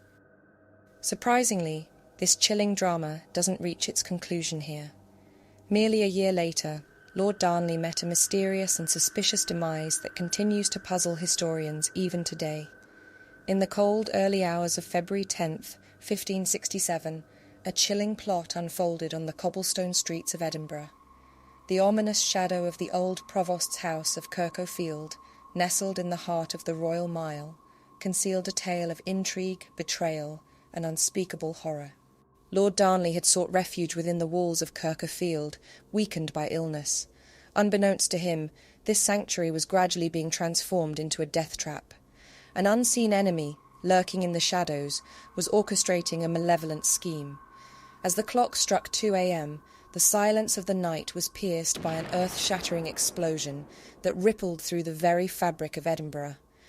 Kirkhofield erupted into a fiery inferno, its walls crumbling into dust. Amid the chaos and debris, the lifeless form of Lord Darnley was discovered in a neighbouring garden, his body sprawled beside that of his loyal groom. However, all was not as it seemed. Intriguingly, their lifeless forms were strangely undamaged by the raging explosion, leaving behind a trail of questions and speculative theories about their final moments. Historian Magnus Magnusson recounted how Lord Darnley's lifeless form bore evidence of strangulation, hinting that death had come before the cataclysmic explosion. What if a disturbance had jolted Darnley awake, compelling him to make a desperate escape attempt with his loyal attendant before being discovered by their enemies? A chair and rope were also found in the garden close to the men. Could they have aided their attempted escape through a window on the upper floor? Was the explosion that followed a crescendo of chaos orchestrated to veil their murders, an eerie cover for a sinister act? Queen Mary mourned her husband for 40 days, yet whispers drifted through the city's taverns and winding alleys, painting her grief as a mask for darker truths. Was she truly innocent, or was she herself responsible for her husband's suspicious death? In the labyrinth of suspicion, the Earl of Bothwell emerged as a name that would forever be entwined with the horrors of that night. A man of power and shadows, rumours swirled that he had supplied the very gunpowder that ignited the explosion, and a pair of shoes belonging to one of his supporters were found at the scene of the crime. In a matter of days, vibrant placards adorned the streets, while leaflets circulated through Edinburgh.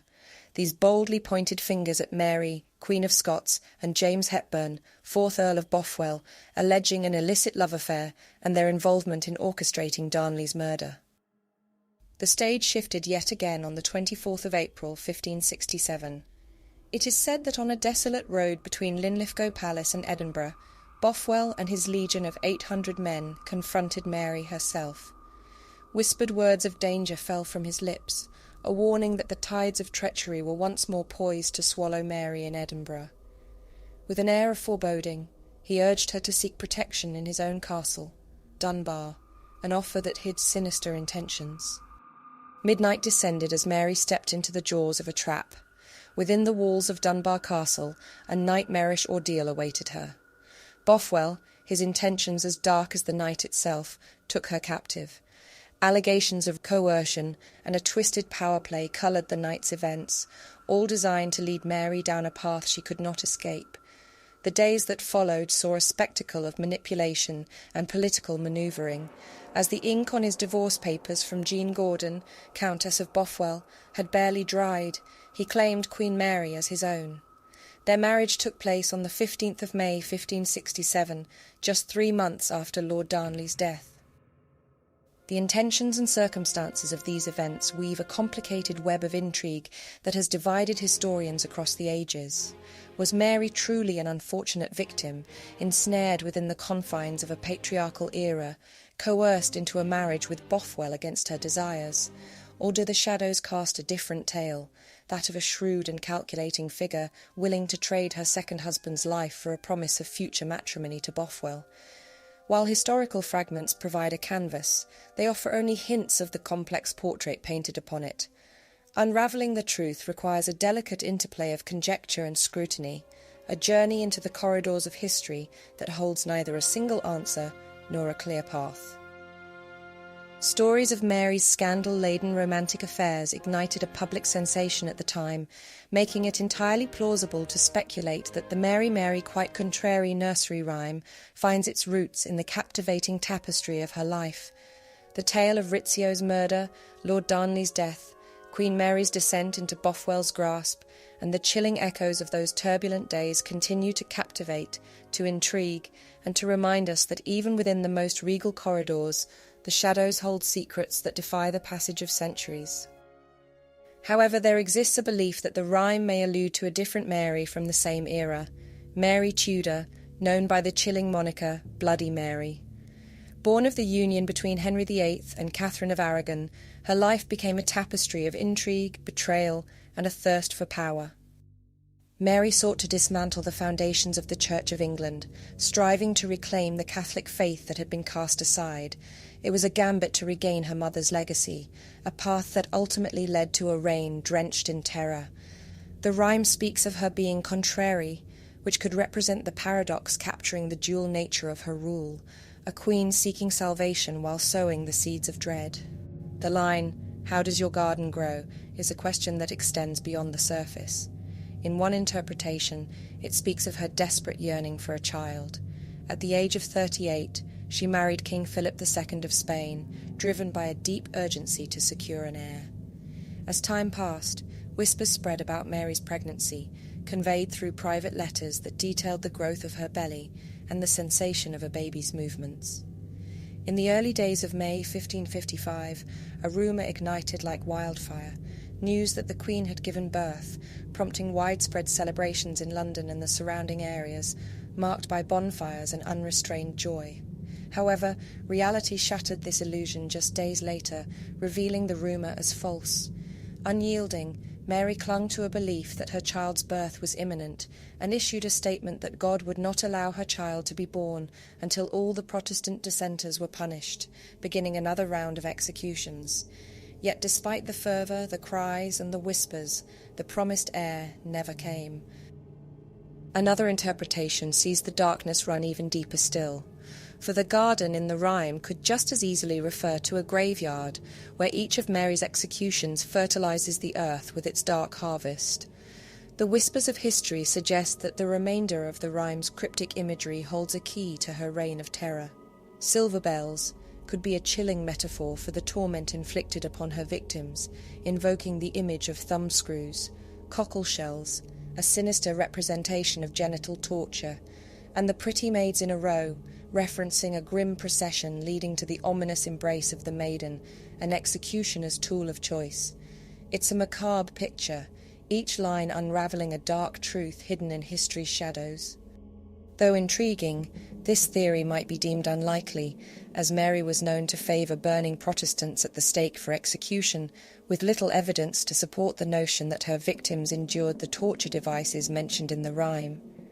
Mary Tudor, a woman entwined in the threads of power and pain, navigated a treacherous landscape where ambition and cruelty walked hand in hand.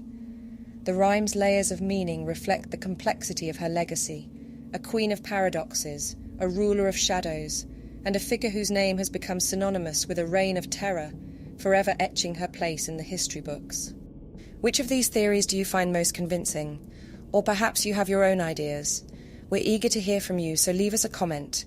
If you enjoyed this glimpse into the origins of Mary Quite Contrary, hit that like button, and please don't hesitate to share which nursery rhyme you'd like us to explore next. Stay tuned, because the adventure doesn't end here. We have more chilling tales, haunting history and strange practices to uncover in future videos.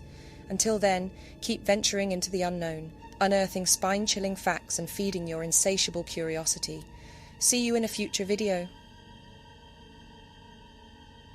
We've all sung this rhyme in our childhoods, and you might even think you know where it originated, but all may not be as it seems. Beneath its innocent melody, this rhyme hides a dark history, echoing tales of destruction, war, and even whispers of witchcraft. Step into the flames with me as we uncover the haunting secrets woven into London's burning. Welcome back, Darklings. Before we plunge into the sinister past of this rhyme, let's first revisit the most well-known version. London's burning, fetch the engine,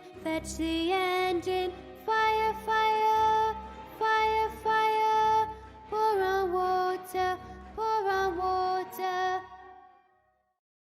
Simple words, yet they carry an urgency, a desperate call for help in the face of a raging inferno. London's burning may seem like an innocent rhyme, but its lines echo the sheer terror and helplessness that engulfed the city during the Great Fire of London. In the dark, twisting streets of 17th century London, a single spark would ignite a catastrophe that would change the city forever. Just after midnight on September 2nd, 1666, a flicker of flame danced to life in Thomas Farriner's bakery on Pudding Lane. At first, it was little more than a glimmer against the cool night air, but around it lay the perfect fuel for disaster, tightly packed rows of timbered, thatched houses, dry from a long summer. In moments, the flames took hold, hungrily consuming the bakery's lower floors. The Farriner family, trapped upstairs, were luckily able to escape by climbing into the neighbouring house, no unusual feat in London, where it was common for buildings to reach toward each other across the narrow walkways.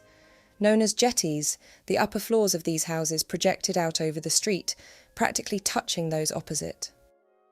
But for their terrified maid, the leap was too daunting. Paralysed by fear, she stayed behind and became the fire's first tragic victim. The fire spread rapidly, leaping from house to house with unnatural speed. Locals formed a desperate line, passing leather buckets of water from hand to hand. But this did little. Soon the parish constables arrived, surveying the flames with furrowed brows. It was clear that the city's traditional firefighting methods, the demolition of buildings to create fire breaks, was the only hope to stop it. Yet the householders resisted, unwilling to see their homes reduced to rubble. A call went out to the Lord Mayor, Sir Thomas Bloodworth, whose authority was required for such destruction. When Bloodworth arrived, the inferno was spreading, its heat distorting the night air. The experienced fireman urged him to order the demolition, to halt the fire's relentless crawl, but Bloodworth, hesitant and overwhelmed by the householders' pleas, looked upon the destruction and quipped, "A woman might piss it out." By the time Bloodworth finally authorised demolitions, hours had passed, and the wind had stoked the flames into an unstoppable firestorm. All through Sunday night, the blaze devoured the heart of London, leaping from house to house, fanned by a fierce east wind. The heat radiated like a furnace, forcing firefighters back as they struggled to get close enough to douse the flames. London's best firefighting technology, primitive fire engines, proved woefully inadequate. Heavy and cumbersome, many of these engines had to be dragged laboriously to the river to fill their tanks. Along the muddy banks, they became nearly impossible to manoeuvre, and in the frenzied chaos, several engines slid into the water, lost to the river. Others were simply abandoned in the streets, as the intense, blistering heat drove firefighters back. Even when the engines managed to reach the flames, their pumps could only squirt a meagre 6 pints of water at a time, mere droplets against the inferno consuming the city. Terror gripped the people of London as they fled from their homes. Families scrambled through the streets, carrying children, clutching as many belongings as they could carry, and watching in despair as centuries of history, lifetimes of memories, and their entire livelihoods went up in flames. The skies above London turned a hellish red, while thick black smoke choked the air. But, as the fire spread, it stirred a different kind of fear among Londoners. Rumours crackled through the streets, blaming foreigners for starting the fire. French and Dutch immigrants, who, being seen as enemies in the ongoing Anglo-Dutch War, became scapegoats. People's frustrations soon boiled over into violence, and mobs, whipped into a frenzy by fear and suspicion, began attacking immigrants in the streets.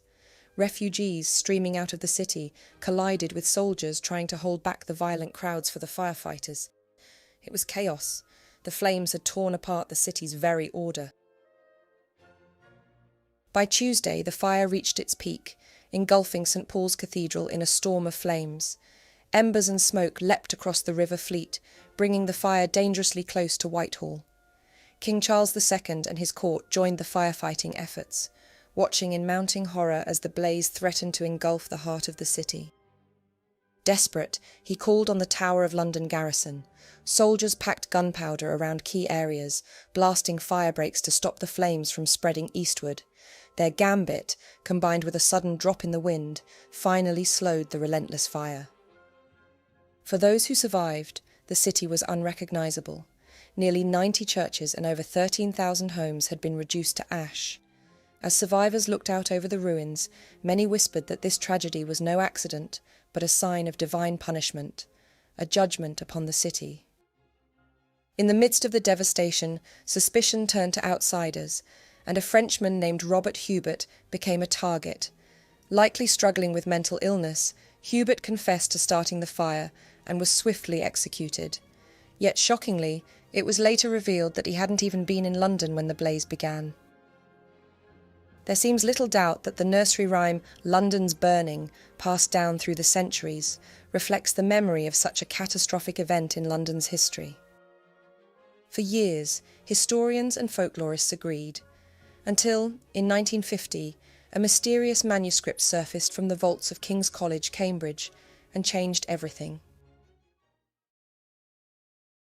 An earlier version of London's burning was discovered on a parchment roll dated 1580, nearly 100 years before the Great Fire of London.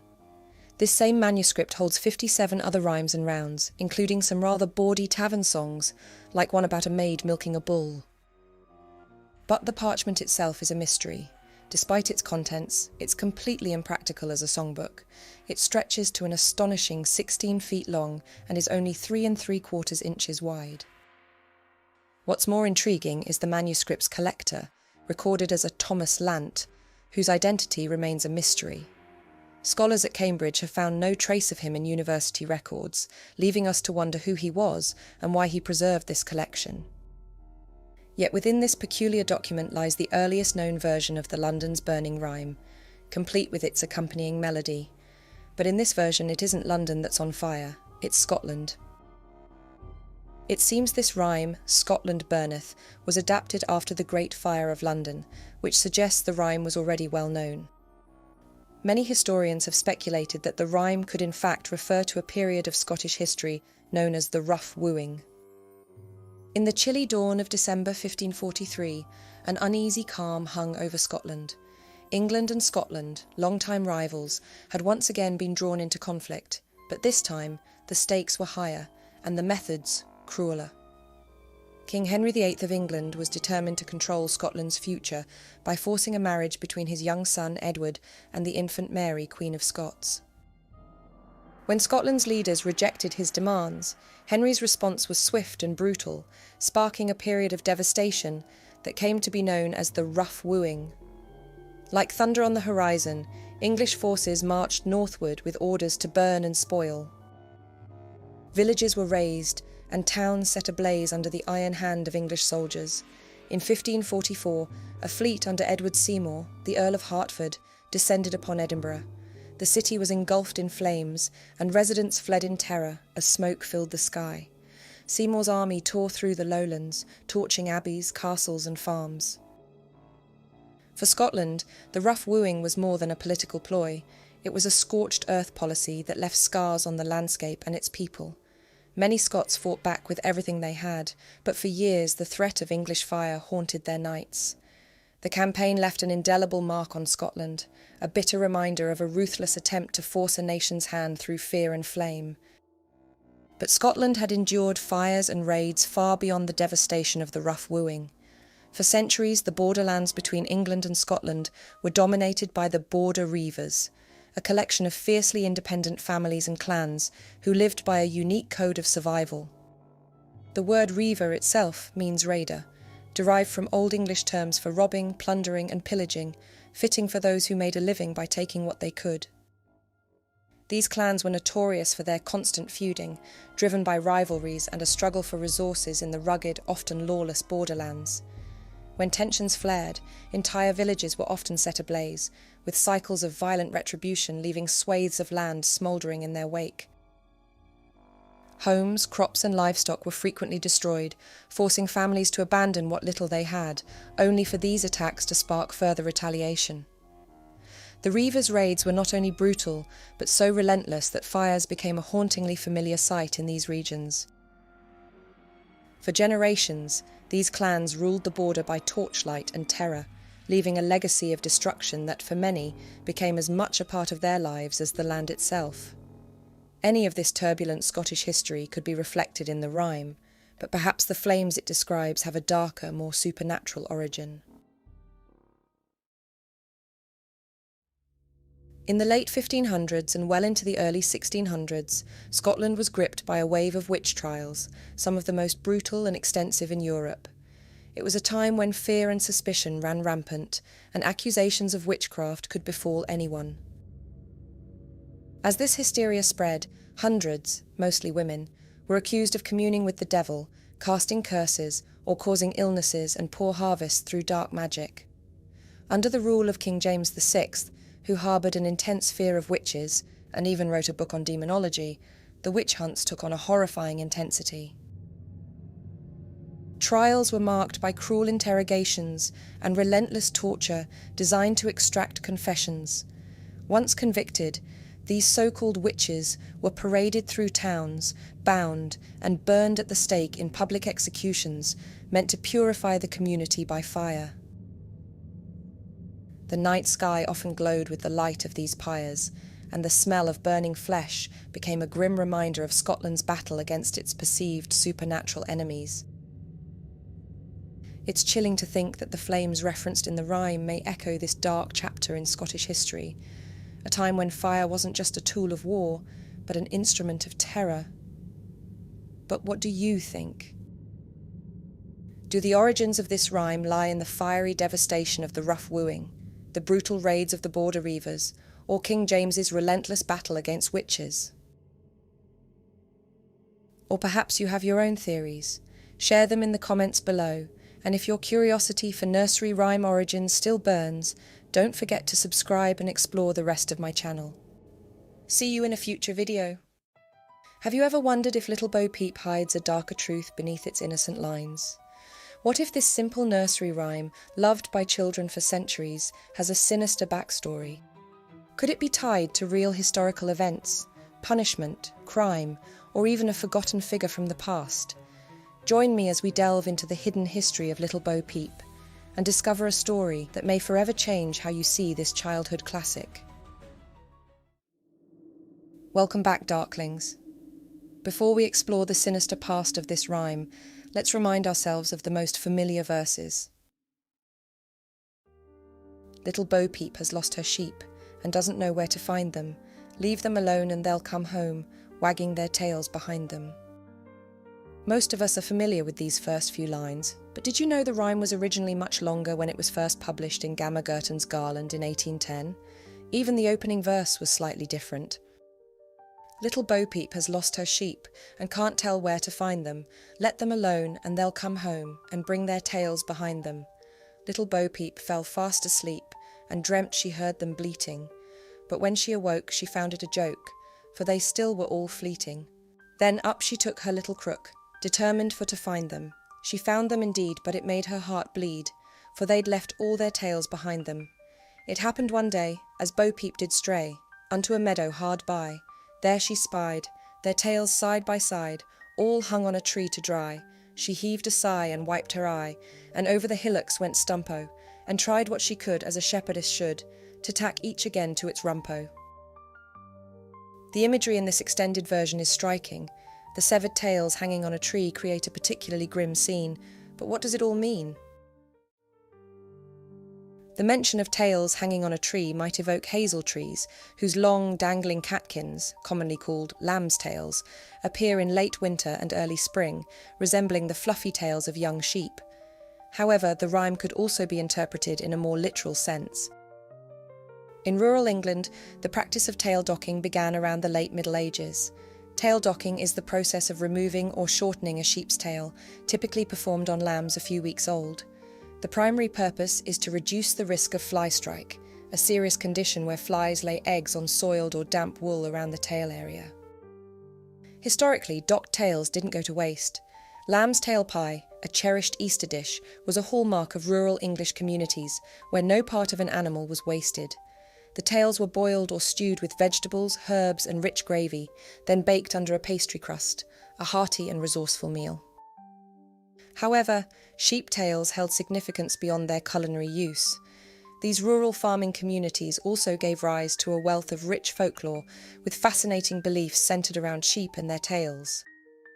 For instance, if a sheep mysteriously went missing or died without explanation, it was often attributed to a witch's curse or supernatural interference.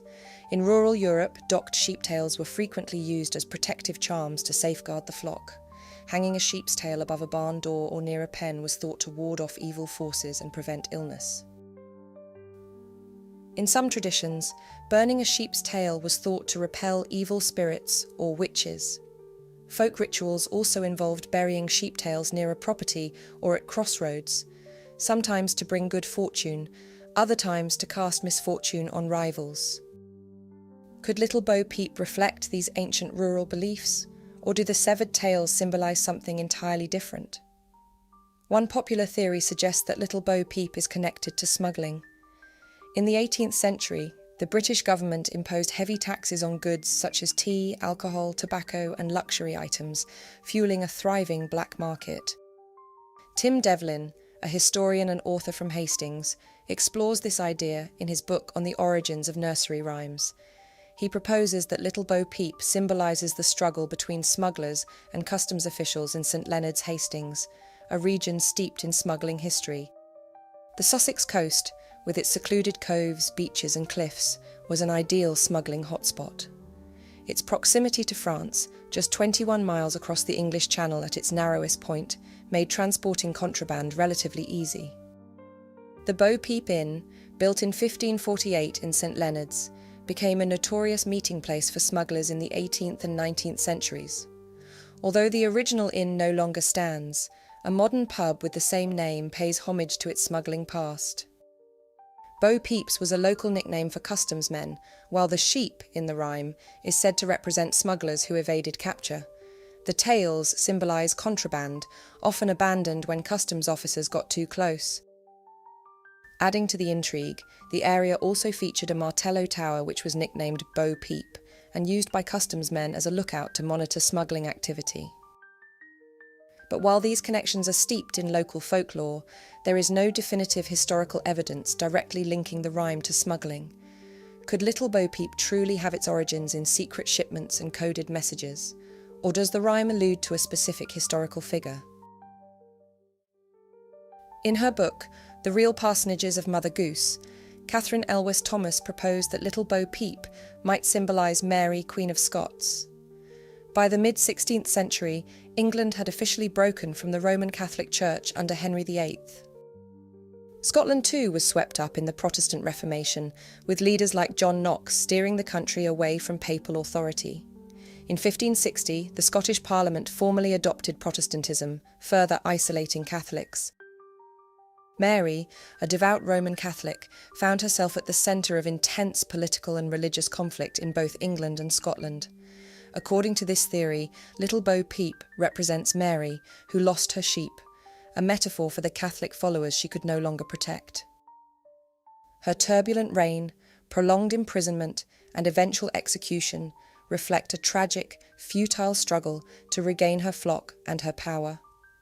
Could the rhyme be a veiled commentary on Mary's tragic fate, carefully crafted to evade political censorship?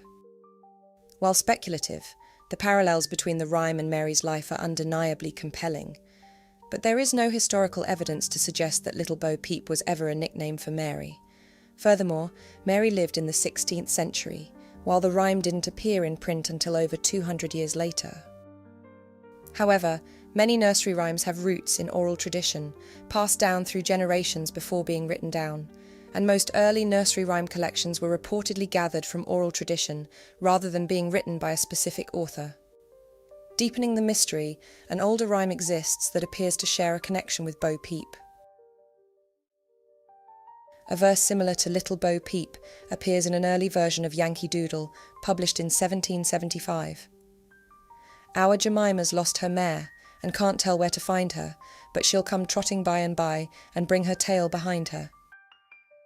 This is particularly interesting because the Little Bo Peep rhyme fits perfectly with the tune of Yankee Doodle. The melody we now associate with Little Bo Peep wasn't recorded until 1870. This raises some fascinating questions. Which came first? Did Little Bo Peep evolve from this earlier verse in Yankee Doodle, or was Bo Peep already widely known before its first publication in 1810, with the Yankee Doodle verse inspired by it? Could both rhymes share a common origin? We may never know for certain, but what we do know is that the phrase Bo Peep is much older than either rhyme, and it originally carried a far more sinister meaning. In the 19th century, when Little Bo Peep was first published, Bo Peep had come to mean peekaboo, the game played with babies and small children. However, the phrase has a much richer and more complex history. By the 1600s, it was often used to describe spying on someone or keeping watch while remaining hidden. This likely explains why customs men in St. Leonard's were nicknamed Bo Peeps, and why the tower they used as a lookout for smugglers was also called Bo Peep. Even earlier, in the 14th century, the phrase Bo Peep referred to the punishment of standing in the stocks or pillory, a public form of humiliation. For example, in 1364, an alewife was convicted of giving short measure and sentenced to play Bo Peep through a pillory. Similarly, in 1542, Andrew Border wrote, "And evil bakers, who do not make good bread of wheat, but will mingle other corn with wheat, or do not prepare and season it properly, giving good weight, I wish they might play Bo Peep through a pillory." Meanwhile, sheep have long held a significant association with religion, particularly in the Bible. In the parable of the lost sheep, Jesus shares a story to illustrate God's care and compassion for sinners. Suppose one of you has 100 sheep and loses one of them. Does he not leave the 99 in the open country and go after the lost sheep until he finds it? And when he finds it, he joyfully puts it on his shoulders and goes home. Then he calls his friends and neighbours together and says, "Rejoice with me, I have found my lost sheep." Jesus uses this imagery to convey that, just as a shepherd celebrates finding a lost sheep, there is great joy in heaven over one sinner who repents and returns to God. The connection between Bo Peep as punishment in a pillory and the lost sheep as a metaphor for a sinner is intriguing, as both reflect themes of straying and repentance. In the parable, the lost sheep symbolises someone who wanders from righteousness but is brought back, signifying forgiveness. Similarly, playing Bo Peep in the stocks publicly shamed wrongdoers, not only deterring others, but also compelling the offender to feel shame and reflect on their actions, encouraging repentance. This parallel raises intriguing questions about whether the rhyme subtly reflects broader religious and societal values, using simple and memorable imagery to convey deeper moral lessons about sin, shame, and redemption. The line, "bringing their tails behind them," might also fit into this theme. The English idiom, "coming back with their tail between their legs," describes someone feeling defeated, embarrassed, or humiliated, often after a failure or reprimand. Evidence suggests that this expression has been in use since at least the Middle Ages. Although the idiom typically refers to a dog's submissive posture, it's intriguing to consider whether the Bo Peep rhyme draws on this imagery. It may represent a criminal or sinner feeling remorse for straying from the path of virtue and ultimately finding their way back to the fold. But what do you think? Are the origins of the Little Bo Peep rhyme rooted in rural folklore, the smugglers of Hastings, the tragic story of Mary Queen of Scots, or the punishment of sinners? Or perhaps you have your own theory? Share your thoughts in the comments below, and if your thirst for nursery rhyme origins still lingers, be sure to subscribe and explore the rest of my channel. See you in a future video. In the shadowy realm of nursery rhymes, where whimsy meets wonder, Hey Diddle Diddle, the Cat and the Fiddle, shrouds itself in an aura of mystic allure. This age-old verse, which on the surface appears to be a mere flight of fancy, conceals a myriad of hidden meanings and veiled origins. Behind the facade of a playful cat's frolic and the haunting notes of the violin, there exists a tantalizing mosaic of mysteries and concealed secrets. Brace yourselves, for within the cryptic folds of Hey Diddle Diddle, a tantalizing riddle beckons those daring enough to decipher its elusive symbolism. Welcome back, Darklings, to the Resurrectionists, where we breathe life into history, delve into ghostly realms, and explore everything that goes bump in the night. If you haven't joined our weird and wonderful family yet, hit that subscribe button and ring the notification bell, because trust us, you won't want to miss a single spine-chilling update. Hey Diddle Diddle, the cat and the fiddle, the cow jumped over the moon, the little dog laughed to see such sport, and the dish ran away with the spoon. This strange nursery rhyme's origins is thought to trace back to at least the 16th century, and there are even references hinting at its existence in some form for over 1,000 years. In early medieval illuminated manuscripts, for example, the imagery of a cat playing a fiddle is very popular. The third line of the rhyme is where the British expression "over the moon" originated, meaning joyful elation, which only adds to the intrigue. Yet the precise beginnings of this rhyme continues to elude us, shrouded in a veil of captivating theories. On the surface it seems like nonsense, a mere playful rhyme with no apparent meaning. But what if, lurking beneath its whimsical facade, lies a hidden code? One tantalizing theory dares to suggest that it is far from nonsense. Instead, it conceals a secret map. Picture this, a humble farmer ploughing his fields, the weight of a bountiful harvest resting on his shoulders. For him, timing is everything. Planting the seeds too soon or too late can spell doom for the year's crops. But what if, hidden within a whimsical rhyme, lay the key to unlocking the mysteries of the night sky? Enter the theory, one that weaves together the fabric of farming and celestial wonders. It suggests that this peculiar rhyme is, in fact, a star chart. Each line corresponds to a constellation, like pieces of a celestial puzzle. The cat becomes Leo, the fiddle transforms into Lyra, the cow takes on the form of Taurus, the little dog is none other than Canis Minor, Apollo's bowl becomes the dish, and the spoon is the Big Dipper. But how does this rhyme aid our farmer in his quest for the perfect planting time? It's simple. Once a year, when all these celestial characters gather near the moon in the night sky, it's the telltale sign that the time has arrived to sow the seeds in the field. In an era where literacy was a luxury, and books bestowed upon only a fortunate few, the precious treasury of skills, wisdom, and calendar dates all had to be memorized. Within this enchanting rhyme, we glimpse a potential masterpiece of memorization, reminiscent of the songs schoolchildren today commit to memory, to remember important information, such as their ABCs or times tables. Hey Diddle Diddle, with its catchy rhythm and playful verses, could have been the perfect vessel for planting knowledge of the night sky deep within the mind of the farmers that needed it.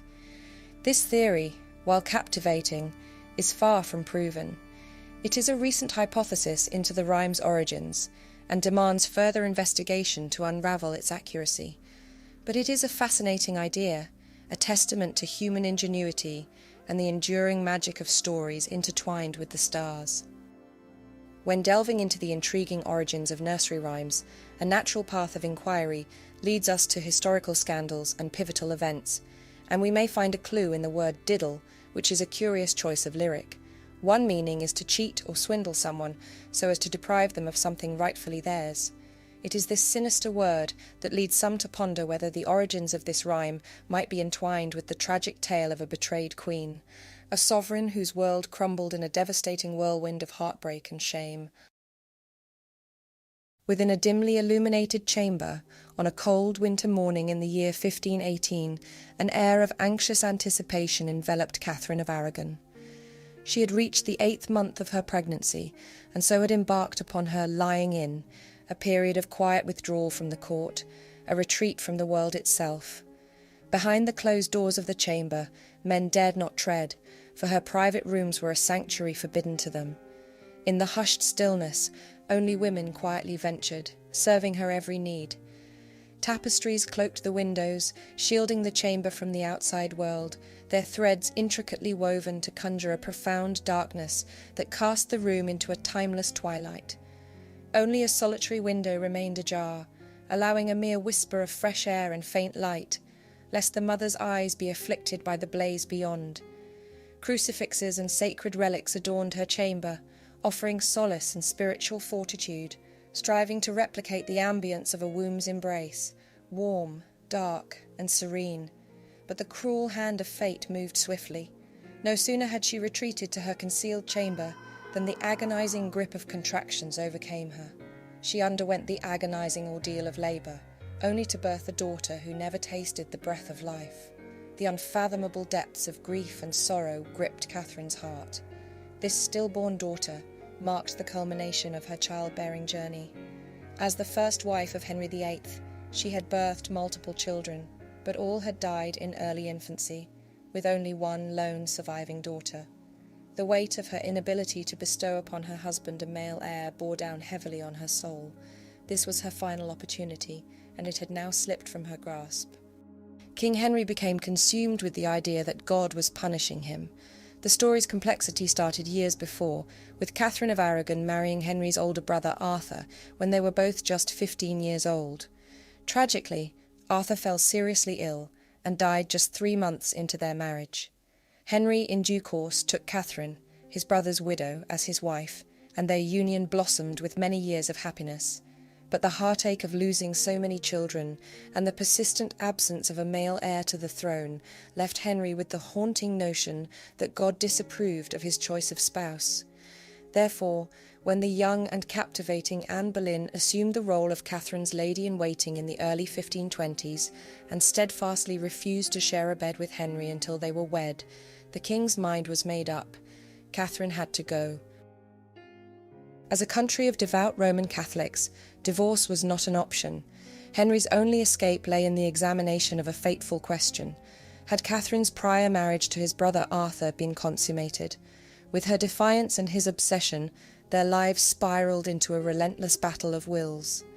Catherine's courage became her armour as she endured a long and emotionally painful ordeal, cross-examined in court as Henry tried to prove the invalidity of their marriage. The Queen was questioned in humiliating detail about her sexual activity with Arthur, which she denied to the bitter end. She could have surrendered, accepted her fate, and faded into obscurity. But a potent blend of piety and unyielding spirit propelled her to resist, even as the world shifted around her. In the heart-wrenching conclusion of events, Catherine's 23-year marriage to King Henry was finally annulled in 1533.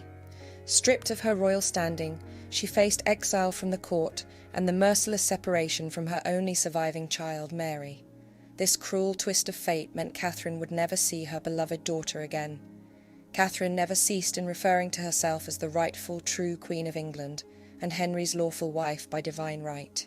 Until her death, she signed her name Catherine the Queen, and in her last letter to Henry, she addressed him as "My most dear lord, king and husband," ending with the line, "Mine eyes desire you above all things."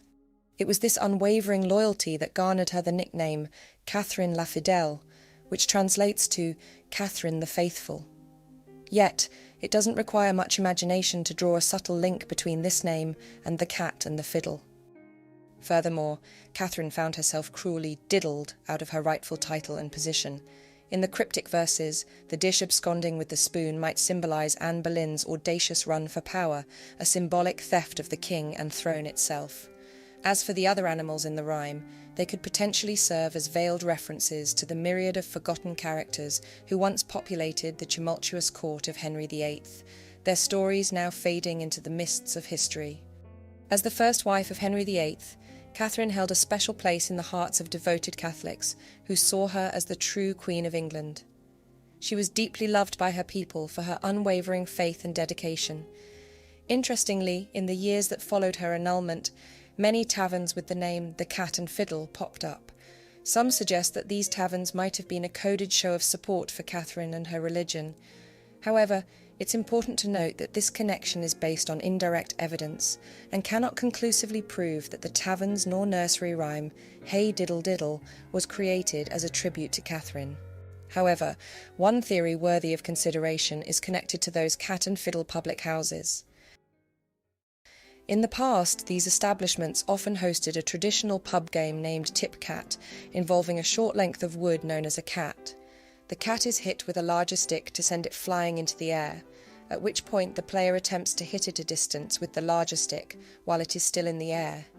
In one version, the batter tries to round the bases before the fielder retrieves the cat and throws it back to home base. Earlier versions of the game are based on guessing the distance that the cat is hit, scoring points according to the number that comes up on a four-sided cat, and running from base to base on a large circle while the cat is being retrieved.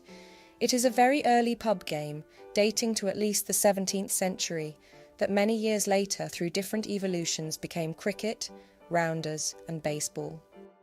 It's not uncommon for famous nursery rhymes to have their origins in traditional or musical games, making it a plausible notion that Hey Diddle Diddle might be rooted in such a practice. Diddle can mean to pass time aimlessly or unproductively, which would fit with game playing. Fiddles were commonly played at taverns to accompany games, singing, and merriment. In this interpretation, the line, "The little dog laughed to see such sport," takes on a dual significance. On one hand, it may signify the sheer enjoyment of witnessing a spirited game in progress. Alternatively, it could allude to the virtue of sportsmanship, emphasising the importance of playing fairly and with good humour. Delving further, the mention of the moon in the rhyme might cleverly evoke the image of the expansive circular bases that players enthusiastically traverse during the game. Additionally, the reference to jumping over them may vividly capture a crucial aspect of the game, where players leapt over these bases, adding an element of agility and excitement to the sport. The dish and spoon running away could symbolise the players becoming engrossed in the game and inadvertently missing the opportunity to enjoy their meal before the plate is whisked away by the innkeeper. It's a captivating possibility that adds a layer of depth to this age-old rhyme. Many outlandish origin theories have been put forward to explain the Hey Diddle Diddle nursery rhyme through the ages, including fantastical connections to ancient Greek phrases and the worship of Egyptian deities. One intriguing theory from history involves England's Queen Elizabeth I and her court. Queen Elizabeth had a playful nickname, the Cat, because she liked to toy with her ministers. The little dog in our tale may refer to Robert Dudley, the Earl of Leicester, who Queen Elizabeth considered marrying.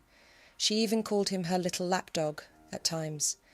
As for the dish and the spoon, according to some sources, the courtier responsible for carrying ceremonial dishes at important state dinners was sometimes nicknamed the dish, and the spoon referred to a lady-in-waiting who had the risky job of tasting the Queen's food to make sure it wasn't poisoned. Some speculate whether a secret love affair might have blossomed between the staff known as the dish and the spoon to inspire the line of the rhyme. However, the dish and the spoon may refer to two different characters of the royal court, for behind the grandeur and formality, a hidden romance was brewing. In the heart of Tudor England, where the palace walls concealed secrets darker than the night, a thrilling tale of forbidden love and royal betrayal unfolded. The formidable Queen Elizabeth I was set to embark on a grand hunting trip, but within the stone chambers of her court, a clandestine plot was underway. Lady Catherine Grey, with hair as fiery as her spirit, feigned toothache, for she harboured a secret engagement that could spell treason. Catherine, aged just 18, dared to defy the decree that bound her heart. To marry without the monarch's consent was to dance on the precipice of doom, yet she knew the Queen's blessing would never grace her union. For her betrothal to Edward Seymour, the first Earl of Hertford, threatened to rewrite the lines of succession to the throne. Under the cloak of Elizabeth's absence, Catherine embarked on a perilous journey to the Earl's estate. Edward's sister Jane stood as witness to their union, and a hushed ceremony sealed their fate. In the flickering candlelight, passion ignited their souls as they spent a stolen evening together. But as the night waned, Catherine slipped back away to the court, her heart heavy with the weight of her treacherous secret. In the following months, their love blossomed in the shadows, concealed from prying eyes. Amid stolen glances and fervent embraces, they defied fate itself. But whispers of Hertford's attention towards Catherine reached the ears of Sir William Cecil, the Secretary of State. Concerned that Hertford's affections would disrupt the royal order, he suggested an overseas journey, a command veiled in suggestion. The Duchess, mother to Hertford, lent her voice to this decree, hoping to secure a noble match for her son favoured by the Queen. With no choice but to obey, Hertford agreed to depart, leaving behind his love-stricken bride. Catherine's heart bore a heavy secret. She suspected she carried the fruit of their passion within her. Uncertain and torn, she grappled with the decision to reveal their forbidden union to the Queen. But a tragic turn of events diverted her thoughts.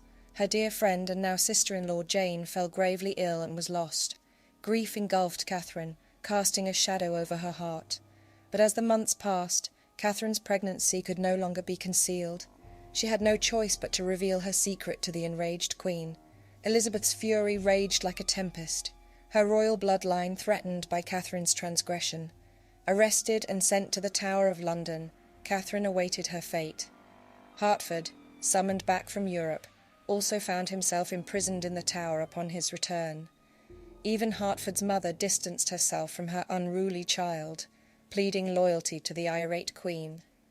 Amid the gloom of imprisonment, Catherine gave birth to a healthy son, christened Edward, on the 21st of September, 1561. Although the Queen's stern command demanded their separation, even the unyielding fortress of the Tower of London couldn't extinguish the flames of love that burned within Catherine and Hertford's hearts. The prison guards, moved by the palpable depth of their affection, chose to defy her orders. It was an act of compassion, for they witnessed the unbreakable bond that bound the couple together. 2 years later, a second son came into this world, as a testament to the enduring love that defied the shackles of royal wrath and imprisonment. Yet their love was doomed. As news of a second son reached the ears of Queen Elizabeth, her wrath knew no bounds. She ordered the couple's separation miles apart, and levied a staggering fine of £15,000 on Hertford, equivalent to £3.5 million today. They would never meet again. Catherine, confined to her prison, died in 1567 at the tender age of 27. Her pleas for Hertford's release on her deathbed fell on deaf ears. It is said that she perished with a broken heart, leaving behind a love story that dared to defy the crown and ignited the pages of history. Could it be that the ill-fated romance of Lady Catherine Grey serves as the embodiment of the dish and spoon in our rhyme? This intriguing possibility further strengthens our theory that the origins of this enigmatic verse may indeed be intertwined with the court of Queen Elizabeth I. It's a poignant tale, yet the nursery rhyme's connection to it remains shrouded in obscurity, lacking concrete evidence.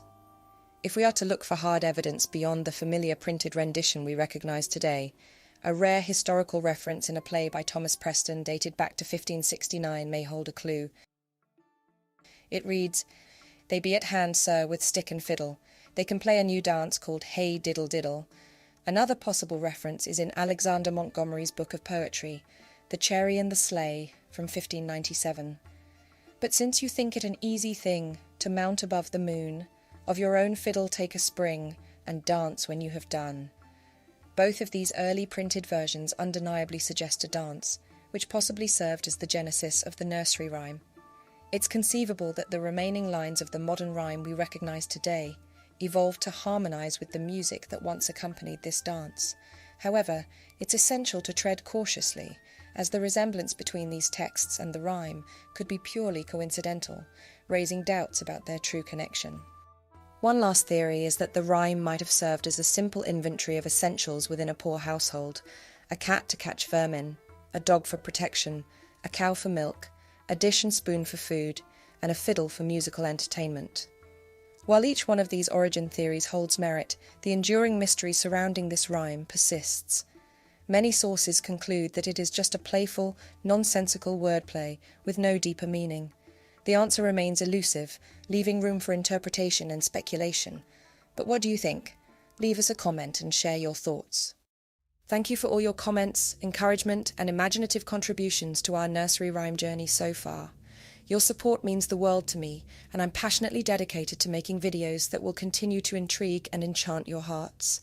Until we meet again, keep venturing into the unknown, unearthing spine-chilling facts and feeding your insatiable curiosity. See you in a future video. Step into the mysterious world of nursery rhymes, where innocent melodies carry dark secrets. We've all sung them without a second thought, but have you ever pondered the origins and meanings behind these childhood tunes? Brace yourself for a journey beyond the nursery as we shine a light on the eerie history of Here We Go Round the Mulberry Bush. This rhyme, entwined with its ominous connection to death, holds a terrifying truth just waiting to be discovered. Welcome back, Darklings. Before delving into its origins, let's examine the most widely recognised rendition of this rhyme. Here we go round the mulberry bush, the mulberry bush, the mulberry bush. Here we go round the mulberry bush, on a cold and frosty morning. Afterwards, an infinite number of verses follows, each explaining this is the way we do different things, such as washing our face, combing our hair, brushing our teeth, and more. But no matter how many chores are described, they all end with repeating the first verse, here we go round the mulberry bush on a cold and frosty morning. The song is accompanied by a lively dance and a playful game, in which children form a circle with a mulberry tree at the centre, or take turns pretending to be the tree. There are two prevailing theories to explain the origins of this nursery rhyme. One, rather unsettling, is associated with the grim reality of the death penalty, which we'll look at shortly. But for now, let's first explore the notion that the rhyme humorously mocks King James I for a blunder he made in the 17th century. Rarely does England witness the demise of an industry before it even begins, yet such was the fate when James I, in the early 1600s, resolved that England must establish its own silk industry to rival those of France and Italy. Mulberry tree leaves happen to be the ideal sustenance for silkworms, the larvae of silk moths. The cocoons they spin are harvested to yield raw silk. During the reign of James I, England endeavoured to replicate the prosperity of other nations by fostering a domestic silk industry, thereby avoiding costly imports and potentially enriching King James in the process. James embarked on an ambitious endeavour, planting thousands of mulberry trees and establishing his own 4-acre mulberry garden within the grounds of St James's Palace, now nestled in the northwest corner of the garden behind Buckingham Palace, along with an adjoining corner in Green Park. His consort, Queen Anne of Denmark, shared his fervour and also oversaw the establishment of a mulberry plantation, complete with a silkworm nursery, at Greenwich Palace on the south bank of the River Thames. In 1609, James took proactive steps, dispatching letters to all his Lord Lieutenants, offering them mulberry saplings or mulberry seeds to aid in the establishment of plantations capable of sustaining thousands of silkworms. To support his grand vision, James imported around 100,000 saplings for this monumental project. One of these original mulberry trees is believed to still stand proudly at Charlton House in Greenwich, London. At over 400 years old, it is not only one of the oldest mulberry trees in London, but also one of the oldest trees in the city, irrespective of species. However, despite James's diligent efforts, he ultimately made a tremendously costly mistake.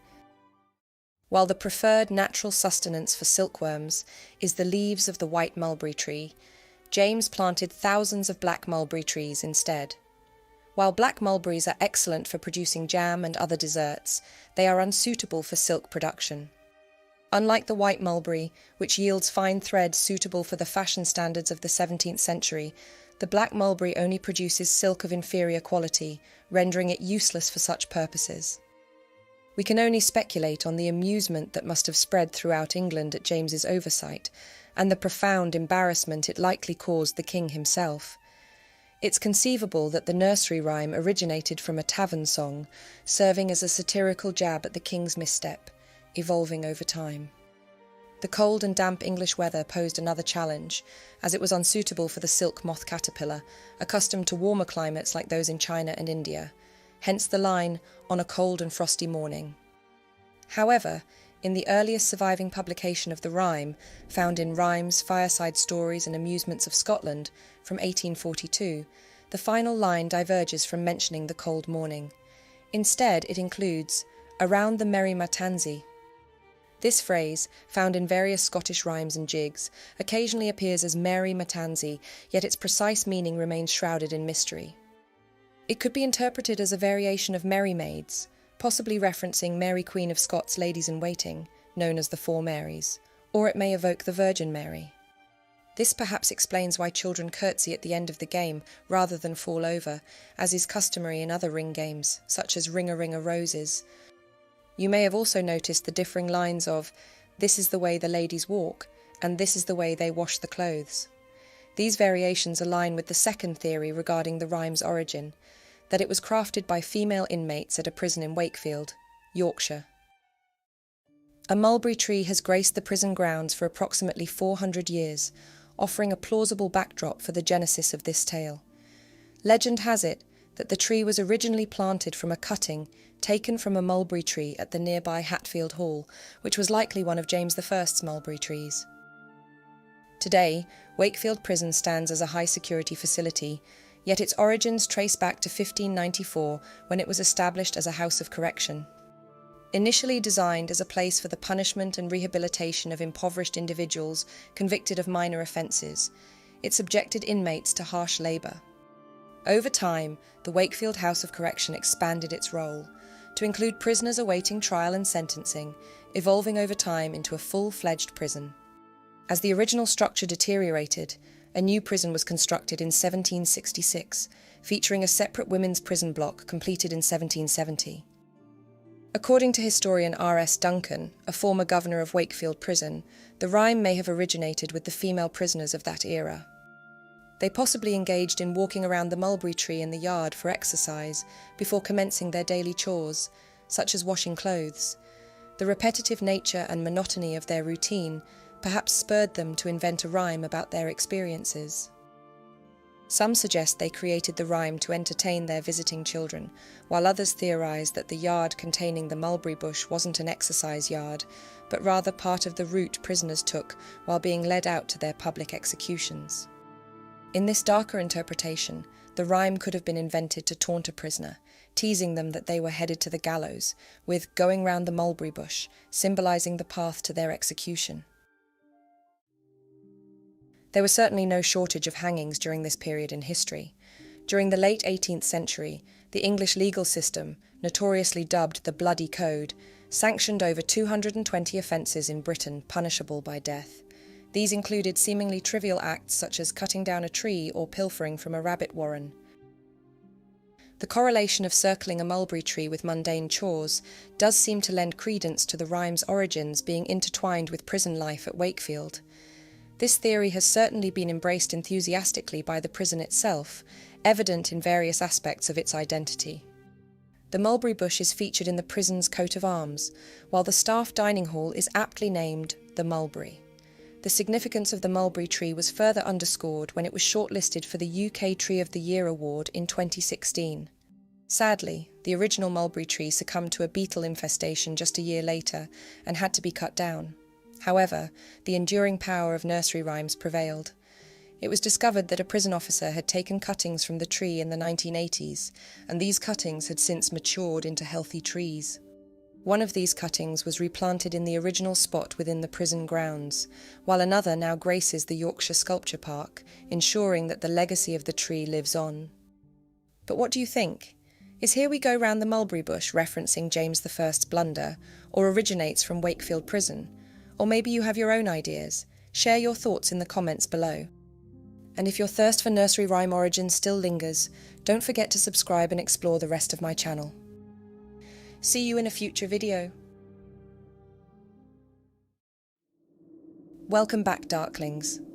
Before we dive into the shadows of Peter Pumpkin Eater, let's first take a moment to revisit the most popular version of this nursery rhyme. Peter, Pumpkin Eater.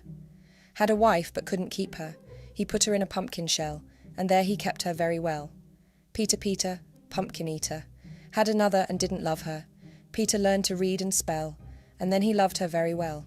Speculation swirls around the origins of this seemingly American nursery rhyme. The presence of pumpkins, not native to England, raises questions, yet the story may not be as straightforward as it appears. It is often suggested that the earliest printed reference can be traced back to London in 1797. This is found within a satirical book titled Infant Institutes, a playful commentary on nursery rhymes, in contrast to the more common critiques of Shakespeare's works. Surprisingly, the term Peter Pumpkin appears only once in this book, tucked away in the appendix. In this instance, the author mentions Mary quite contrary in her garden, casually remarking that she must have a Peter Pumpkin to assist her. The connection between this mention and the Peter Pumpkin nursery rhyme remains unclear. Determining the exact birth date of a nursery rhyme often proves to be a challenging endeavour. These rhymes are rooted in an oral tradition that predates the written word, reaching back to a time when literacy was a rare privilege, and many old books have been lost over the years. What is certain, however, is its inclusion in the publication Mother Goose's Quarto, or Melodies Complete, in in Boston, Massachusetts, in 1825, marking the first documented printed version that we are aware of. Interestingly, the term pumpkin had emerged as slang during the late 18th century, being used to describe a native of Boston, Massachusetts, which intriguingly aligns with the place of its apparent first publication. There are countless online speculations around the mysterious figure of Peter Pumpkin Eater. There is an interpretation that the phrase "couldn't keep her" hints at an adulterous wife or one who has resorted to a life of prostitution. The mention of a pumpkin shell, in which Peter confines his wife, has been seen as a symbol of a chastity belt. Others delve into the darkest corners of imagination, casting Peter as a sinister murderer, his wife's life tragically extinguished and her body gruesomely concealed within a pumpkin shell or buried beneath the shadow of a pumpkin patch. There has never been any concrete evidence that this was the original intent of the rhyme. However, there is an alternative version, published in England around the same time, with very similar lyrics. Eeper weeper, chimney sweeper, had a wife, but couldn't keep her, had another, didn't love her, up the chimney he did shove her. This rhyme adds another layer of intrigue to the puzzle, with some suggesting that in this alternate version of the tale, the murder victim's remains find an eerie refuge within a chimney. However, a more practical interpretation might be that the chimney sweep has a wife whom he coerces into labour by sending her up the chimney to sweep it. But in reality, master sweeps typically had young boy apprentices rather than wives to assist them. Chimney sweeping during that era was undeniably one of the most difficult, hazardous, and low-paying occupations. Shockingly, boys as young as 4 years old were tasked with ascending hot and treacherously narrow flues, sometimes measuring just 9 by 9 inches or 23 centimetres. The master sweep himself couldn't fit into these confined spaces, so he enlisted the help of these young climbing boys to navigate the chimneys and dislodge the soot. The work was rife with danger as they risked getting trapped in the flue. Some remained stranded for hours. While luckier individuals could be rescued, those less fortunate would suffocate and perish inside the chimney, necessitating the removal of bricks to retrieve the body. So the presence of children's bodies within chimneys was, sadly, not an unusual occurrence. However, there is no historical record to suggest that a chimney sweep's wife was ever concealed within a chimney. But there is one more rhyme, hailing from Aberdeen, Scotland, that seems to hold the key to this puzzle. It can be found in the book Aberdeen and Its Folk, and has been recognised by scholars for its cultural significance.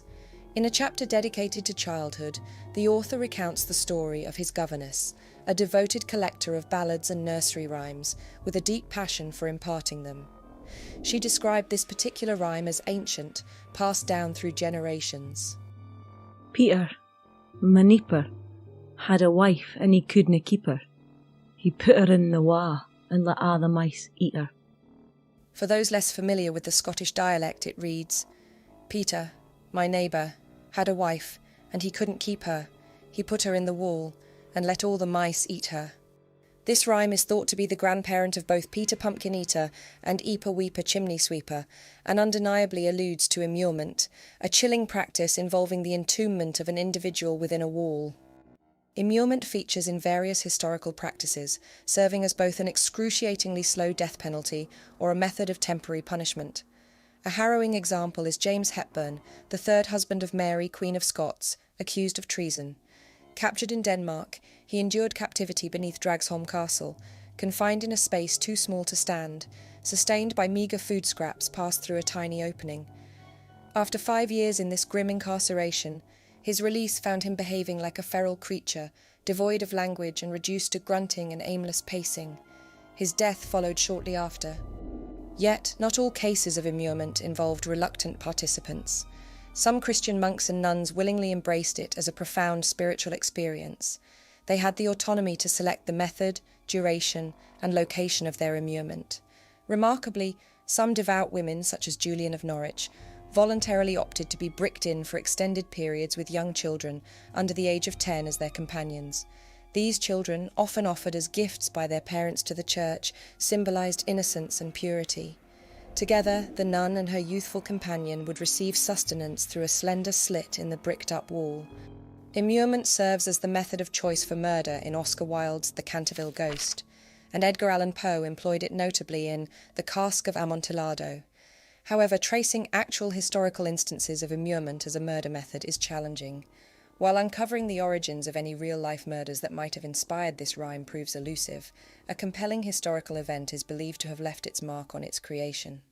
In the turbulent year of 1208, a chilling rift tore through the bonds of friendship, as William de Braose found himself in a bitter feud with his once loyal patron, the formidable King John. The exact cause of their discord remains shrouded in mystery, but at its core lay a hefty debt, 5,000 marks owed to the king by de Braose. In a daring act of defiance, King John demanded that Maud, de Braose's wife, surrender their son William as a hostage to secure her husband's wavering loyalty. Maud, a woman of unyielding spirit, resolutely refused, her voice ringing with an audacious declaration heard by the king's officers. She, the brave lady of the moment, proclaimed that she would never entrust her children to a monarch whose own hands were stained with the blood of his nephew, an heir to the throne who had mysteriously vanished, but it was suspected that King John had orchestrated his nephew's murder to seize the crown for himself. Realizing the grave implications of her words, Maud sought to make amends, offering Queen Isabella a herd of 400 cattle in a desperate bid to mend the rift. But the king's wrath was an unquenchable fire, and he swiftly mobilized his troops, leading a relentless campaign to the Welsh border. In his ruthless pursuit, he seized all the castles that once stood under William de Braose's dominion. With their world crumbling around them, Maud and her eldest son William found themselves fugitives, their only sanctuary in the distant land of Ireland, at the protective embrace of Trim Castle, among the noble de Lacy family of her daughter Margaret. Yet King John's thirst for vengeance knew no bounds. In the fateful year of 1210, he dispatched a relentless expedition to Ireland, closing in on Maud and her son.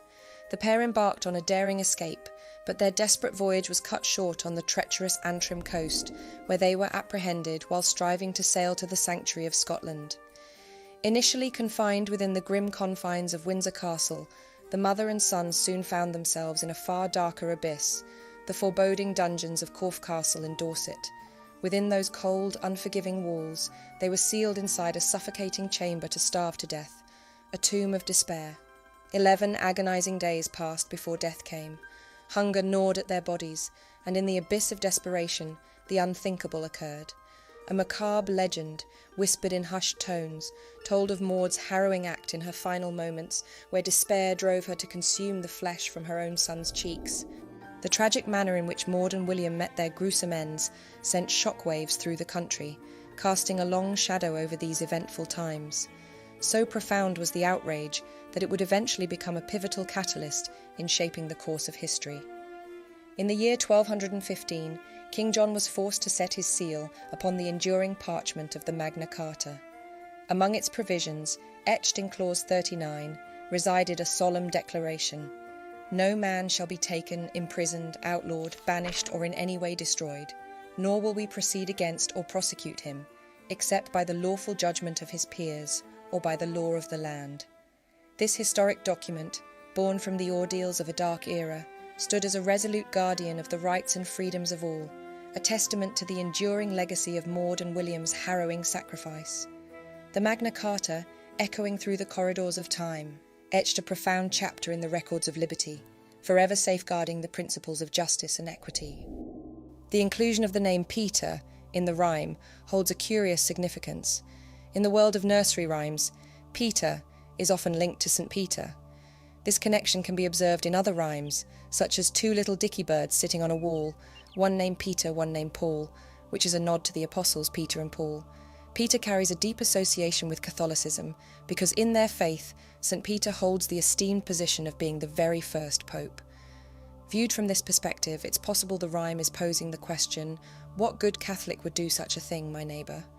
The neighbour representing King John or England in general. It's also important to mention that in Scotland at the time, the term wife was often used interchangeably to address any woman. It served as a common way of referring to females. But there exists a different type of immurement that perhaps the rhyme is referring to. In the pages of history, a remarkable group of individuals known as anchorites emerges. These were not ordinary souls, they were volunteers who made an extraordinary choice to be encased within the very walls of churches, where they would spend the entirety of their lives. What motivated them was a profound, unwavering religious faith that led them on an extraordinary journey of spiritual intensity, shaping their existence around prayer and rigorous self-discipline. Both women and men who chose this path initiated their anchoritic life through a ceremony, presided over by a priest, that bore a striking resemblance to a funeral. Following this solemn rite, they were considered living saints, having effectively detached themselves from the realm of the ordinary living world. Texts described anchorites as belonging to the order of the dead, and their commitment was irreversible. From the 12th to the 16th centuries, women who chose the anchoritic life significantly outnumbered their male counterparts, sometimes by as much as 4 to 1. In an era where marriage and motherhood were the societal norms, the anchoritic life offered a radically different path.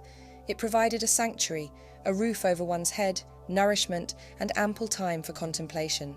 This unique choice also brought a special kind of recognition and respect. This path was open to women from all walks of life. Anyone could write to the Pope and seek to become an anchoress. Many of the anchorites were from poor backgrounds, often lacking formal education. Some were driven by a deep desire for repentance. Several were former prostitutes. The Church utilized anchorholds as a means to redirect them from a life of lust. For others, the choice to become an anchoress arose from a lack of other opportunities. In medieval times, women without dowries couldn't marry or even join a religious community. Additionally, some were widows or abandoned wives who found solace in the anchoritic life. Within the confines of their small, solitary rooms, anchorites embarked on their unique life journey. These rooms typically boasted 3 unassuming windows, each serving a distinct purpose. One allowed them to gaze upon the church's altar, hear Mass, and partake in the sacred Eucharist, and was known as a squint. It was through this aperture that these devout souls offered spiritual guidance and counsel to those who sought their wisdom, earning them a reputation for great insight. Another window looking into the church facilitated the exchange of sustenance and waste, providing a humble yet vital link to the world beyond. A third small window, while facing outside, was veiled with translucent fabric, allowing a gentle stream of light to filter into the rooms. Their lives were marked by strict fasting and unwavering devotion, which often led to profound spiritual experiences. Many anchorites claim to have witnessed visions that transcended the bounds of the material world, adding an extra layer of mystique to their remarkable journey. The anchorhold was a place designed to test its occupants' resilience. The anchorite, who severed ties with the world, was meant to endure suffering, akin to the Passion of Jesus, ultimately transcending it to attain holiness. Their cell was both a prison and a gateway to heaven. However, the reality often fell far short of this ideal. Some anchorites couldn't adapt to this extreme way of life and faced a tragic fate. Historical accounts tell of instances where they descended into madness and, although prohibited by the Church, resorted to taking their own lives. A poignant 14th century poem from northwest France recounts the harrowing tale of an anchoress in Rouen. In her madness, she managed to escape through her small window and threw herself into the fiery oven of the adjacent bakery. It is the story of such an anchoress that may have inspired the enduring rhyme of Peter, my Nipper. Christine Carpenter, the anchoress of Cher, lived in the early 14th century. In 1329, she sought the Bishop of Winchester's permission to become an anchoress. Christine entered her solitary cell within the walls of St. James's Church, but 3 years later made a daring escape by squeezing through one of the narrow windows to the outside world. After her escape, it was written that Christine was seen to be gadding about the countryside, engaging with the dangers of sinful temptation, and in her wanderings presenting a ready prey for the devil.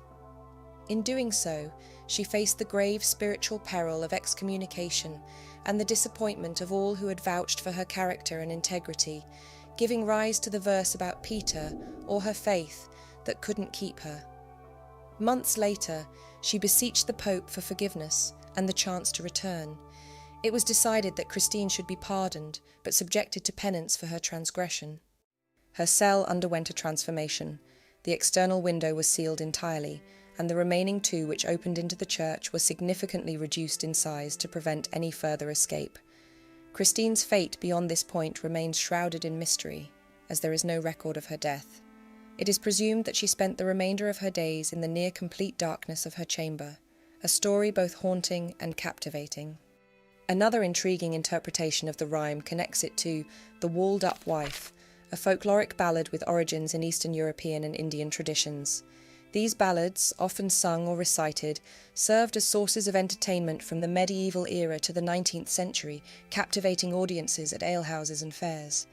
The narrative of the walled-up wife revolves around the story of a construction project painstakingly erected each day, only to crumble each night. It's not until a mysterious spiritual being imparts a chilling directive to the master builder. To secure the structure's completion, a wife must be sacrificed through immurement.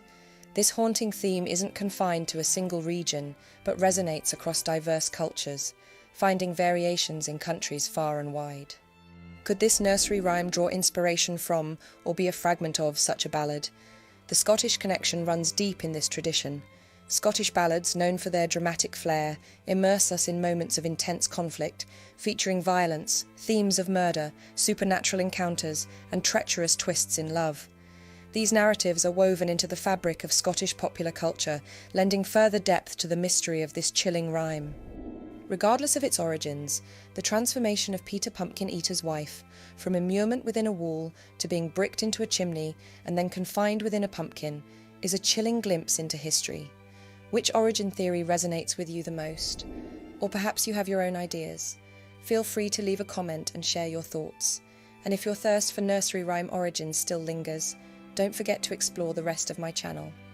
See you in a future video. Have you ever wondered if the nursery rhymes we grew up with hide a darker, more unsettling meaning? Little Miss Muffet may seem like a simple tale of a girl frightened by a spider, but dig a little deeper and you'll uncover some fascinating theories about its origins. Join me as we unravel the mysteries behind this childhood favourite, but brace yourself, for it might just change how you see this rhyme forever. Welcome back, Darklings. Before we dive into its shadowy past, let's first take a moment to revisit the most well-known version of the rhyme. Little Miss Muffet sat on a tuffet, eating her curds and whey. Along came a spider, who sat down beside her and frightened Miss Muffet away. First appearing in Songs for the Nursery in 1805, it's easy to dismiss Little Miss Muffet as mere nonsense. But did you know it might be based on a real person? Miss Muffet was a real 16th century figure with a fascinating and somewhat bizarre history. One of the most well-known theories suggests that Little Miss Muffet refers to Patience Muffet, the daughter of Dr. Thomas Muffet, a 16th century English physician renowned for his groundbreaking work in entomology, the study of insects. Dr. Muffet was especially noted for his research on arthropods, particularly spiders, and according to legend, it was one of his specimens that frightened young patients, inspiring the rhyme. Some sources even suggest that Dr. Muffet may have fed his daughter spiders as part of his research into their medicinal properties. He is believed to have used concoctions or tonics containing spiders, possibly testing them on patients. However, there's little solid evidence to support this, and the rhyme describes Miss Muffet eating curds and whey, not spiders. But what exactly is curds and whey? Curds and whey are simply the solid and liquid parts of milk that separate during the cheese-making process. It was a common, nutritious dish in the 18th and 19th centuries, though not particularly appetizing by modern standards. You can think of it as an early version of cottage cheese. There's also a dish historically known as curds and whey, but now called junket. In medieval England, it was a delicacy enjoyed by the nobility, made from clotted cream, sweetened with sugar, and flavoured with wine, spices, or rum.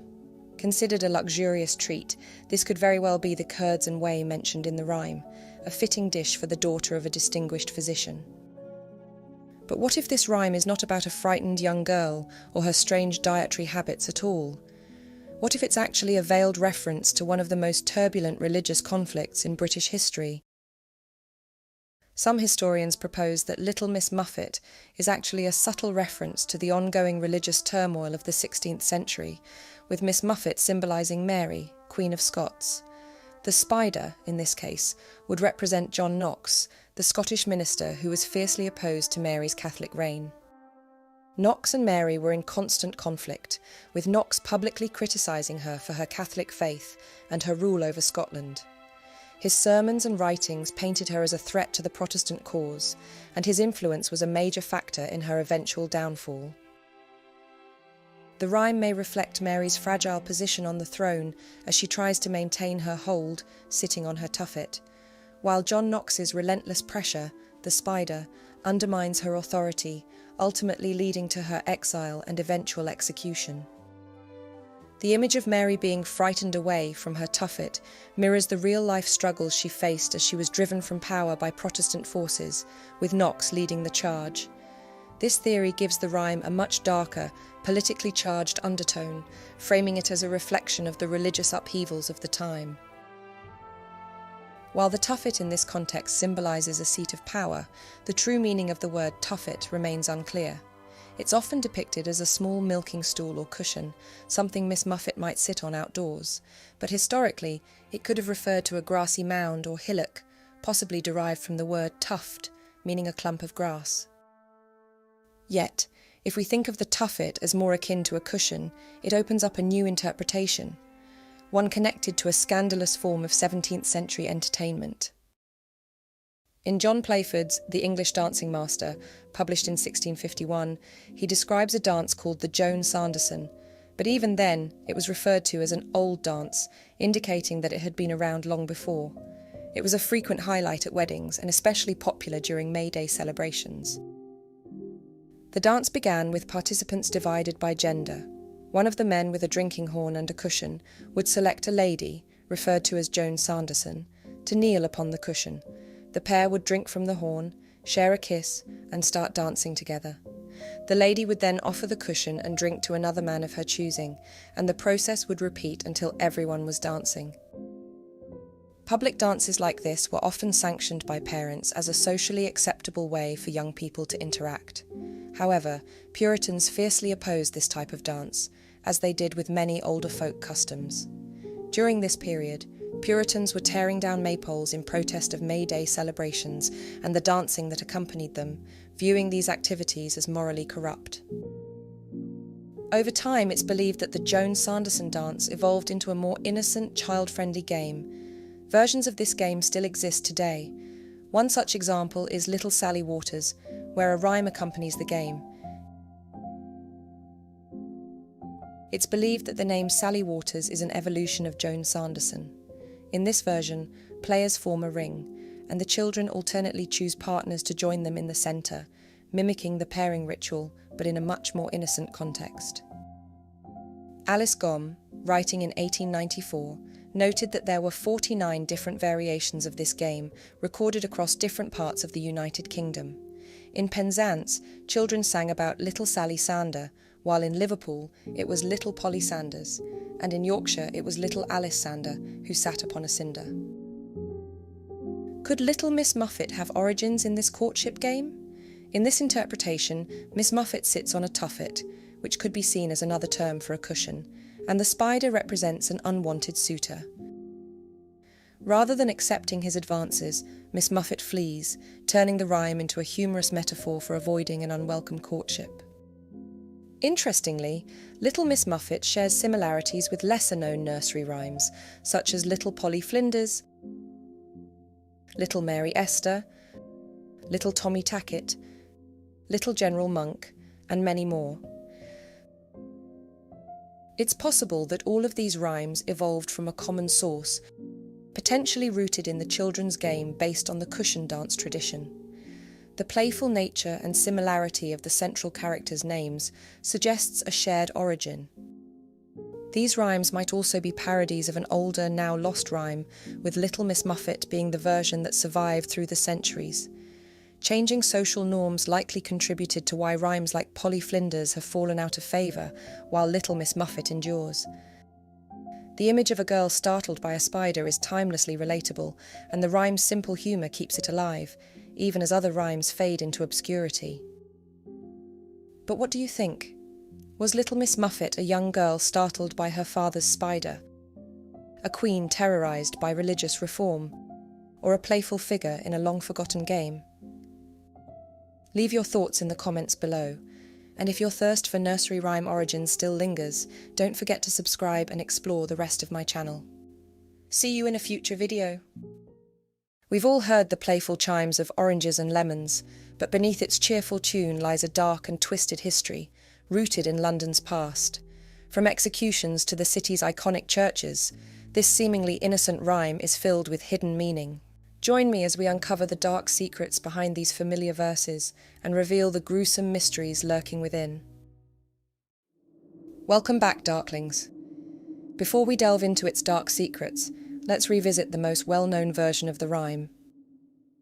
Oranges and lemons, say the bells of St. Clement's. You owe me 5 farthings, say the bells of St. Martin's. When will you pay me, say the bells of Old Bailey. When I grow rich, say the bells of Shoreditch. When will that be, say the bells of Stepney.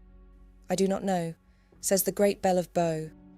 Here comes a candle to light you to bed, and here comes a chopper to chop off your head. Chip, chop, chip, chop, the last man is dead. It's a fascinating rhyme, first written down in 1744, yet filled with clues suggesting a much older origin. The last lines are particularly chilling, but before we dive into their gruesome history, let's examine what all those bells symbolize. Historically, religion was at the heart of daily life, with churches serving as pillars of the community. A person's identity was deeply tied to their local church, which hosted major life events and acted as hubs for gatherings, news, and education. As early as the 12th century, the 1 square mile area of the City of London contained 126 churches. Fast forward to the 15th century, and nearly 2/3 of the city was dominated by churches and monastic institutions, each with its own bells. The sound of all these bells chiming multiple times a day would have filled the city, becoming a defining feature of London life. Many of London's churches were grand, imposing structures that also served as vital landmarks, helping people navigate the city. The rhyme seems to tell the story of someone taking fruit without paying and being questioned about it. But its lyrics also reference various London churches and the trades or activities linked to their surrounding areas. For example, oranges and lemons, say the bells of St. Clement's, likely refers to St. Clement Eastcheap, a church located on Clement's Lane, near London Bridge and the River Thames. This area was historically a bustling hub, where ships brought in fresh produce to be sold at the nearby markets. Cheap is derived from the Anglo-Saxon word for market. While a church has stood on this site since 1028, the current St. Clement's was rebuilt after the Great Fire of London in 1666. You owe me 5 farthings, say the bells of St. Martin's, likely refers to one of the several churches dedicated to St. Martin in medieval London. The most probable is St. Martin Orgar, which once stood on Martin Lane. During this time, Martin Lane was known for financial activities, including money lending and pawnbrokering. This early form of financial services was primarily carried out by the Jewish community, making the line about owing money fitting for the area. When will you pay me, say the bells of Old Bailey, likely refers not to the famous courthouse we think of today, but to the street it's named after. The courthouse was built long after the Great Fire of London, but the site was originally home to the notorious Newgate prison, dating back to the 12th century. Newgate was infamous for its horrific conditions, where filth was so rampant that the floors were said to crunch underfoot from lice and bedbugs. Across from Old Bailey is St. Sepulchre without Newgate, a church with origins that go back before 1066. The area was also near Fleet Prison, built in 1197, where debtors were held. When I grow rich, say the bells of Shoreditch, could refer to the area where England's first purpose-built playhouse was erected in 1576. The associated church would be St. Leonard's, whose crypt is the final resting place for many actors from the Tudor period. However, in the rhyme's original 1744 publication in Tommy Thumb's Pretty Songbook, the reference is to Fleetditch, not Shoreditch. Fleetditch was the lower stretch of the River Fleet, which flowed from Hampstead down into the Thames. The area around the river was notorious for its filth and crime, with the river itself serving as an open sewer, filled with waste and offcuts from the nearby meat markets. It was a haven for rogues, pickpockets and prostitutes. Charles Dickens later chose this grim part of London as the setting for Fagin's den in Oliver Twist. In this context, the bells likely refer to St. Bride's Church on Fleet Street, near the squalid banks of the River Fleet. A church has stood here since the 6th century, with the current building designed by Sir Christopher Wren in 1672. Wren also built a nearby pub for the church builders, aptly named the Old Bell. The original version of the Oranges and Lemons rhyme also includes some additional verses, so let's take a quick detour to explore those. 2 sticks and an apple, say the bells at Whitechapel. Whitechapel takes its name from St Mary Matfelon Church, built in the 14th century and originally painted white, but destroyed during World War II.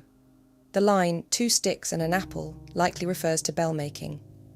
The 2 sticks represent the wooden frame or yoke that holds and swings a bell, while the apple symbolises the clapper inside that strikes the bell to produce sound.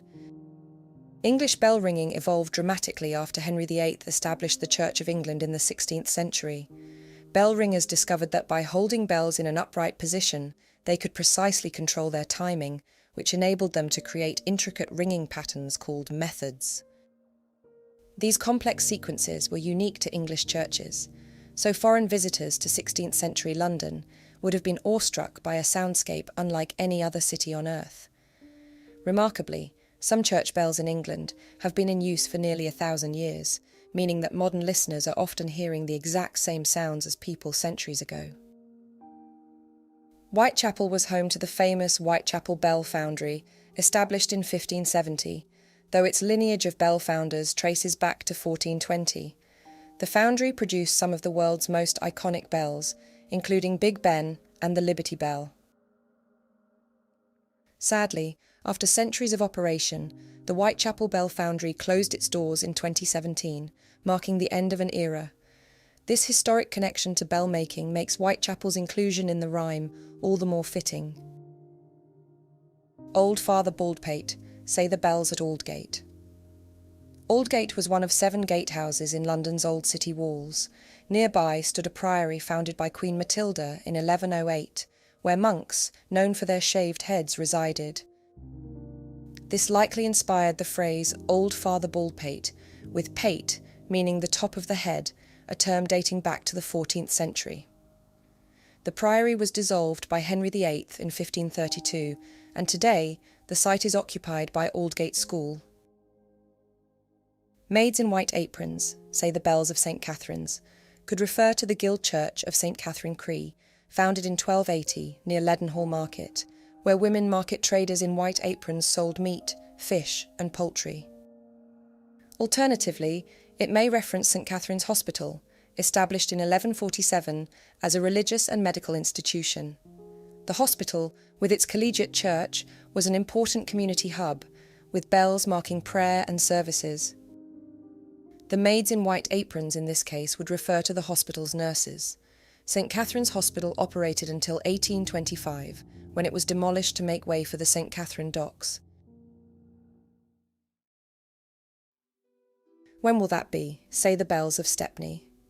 St Dunstan's, Stepney, an Anglican church, has been a site of Christian worship for over 1,000 years and was a vital church for mariners.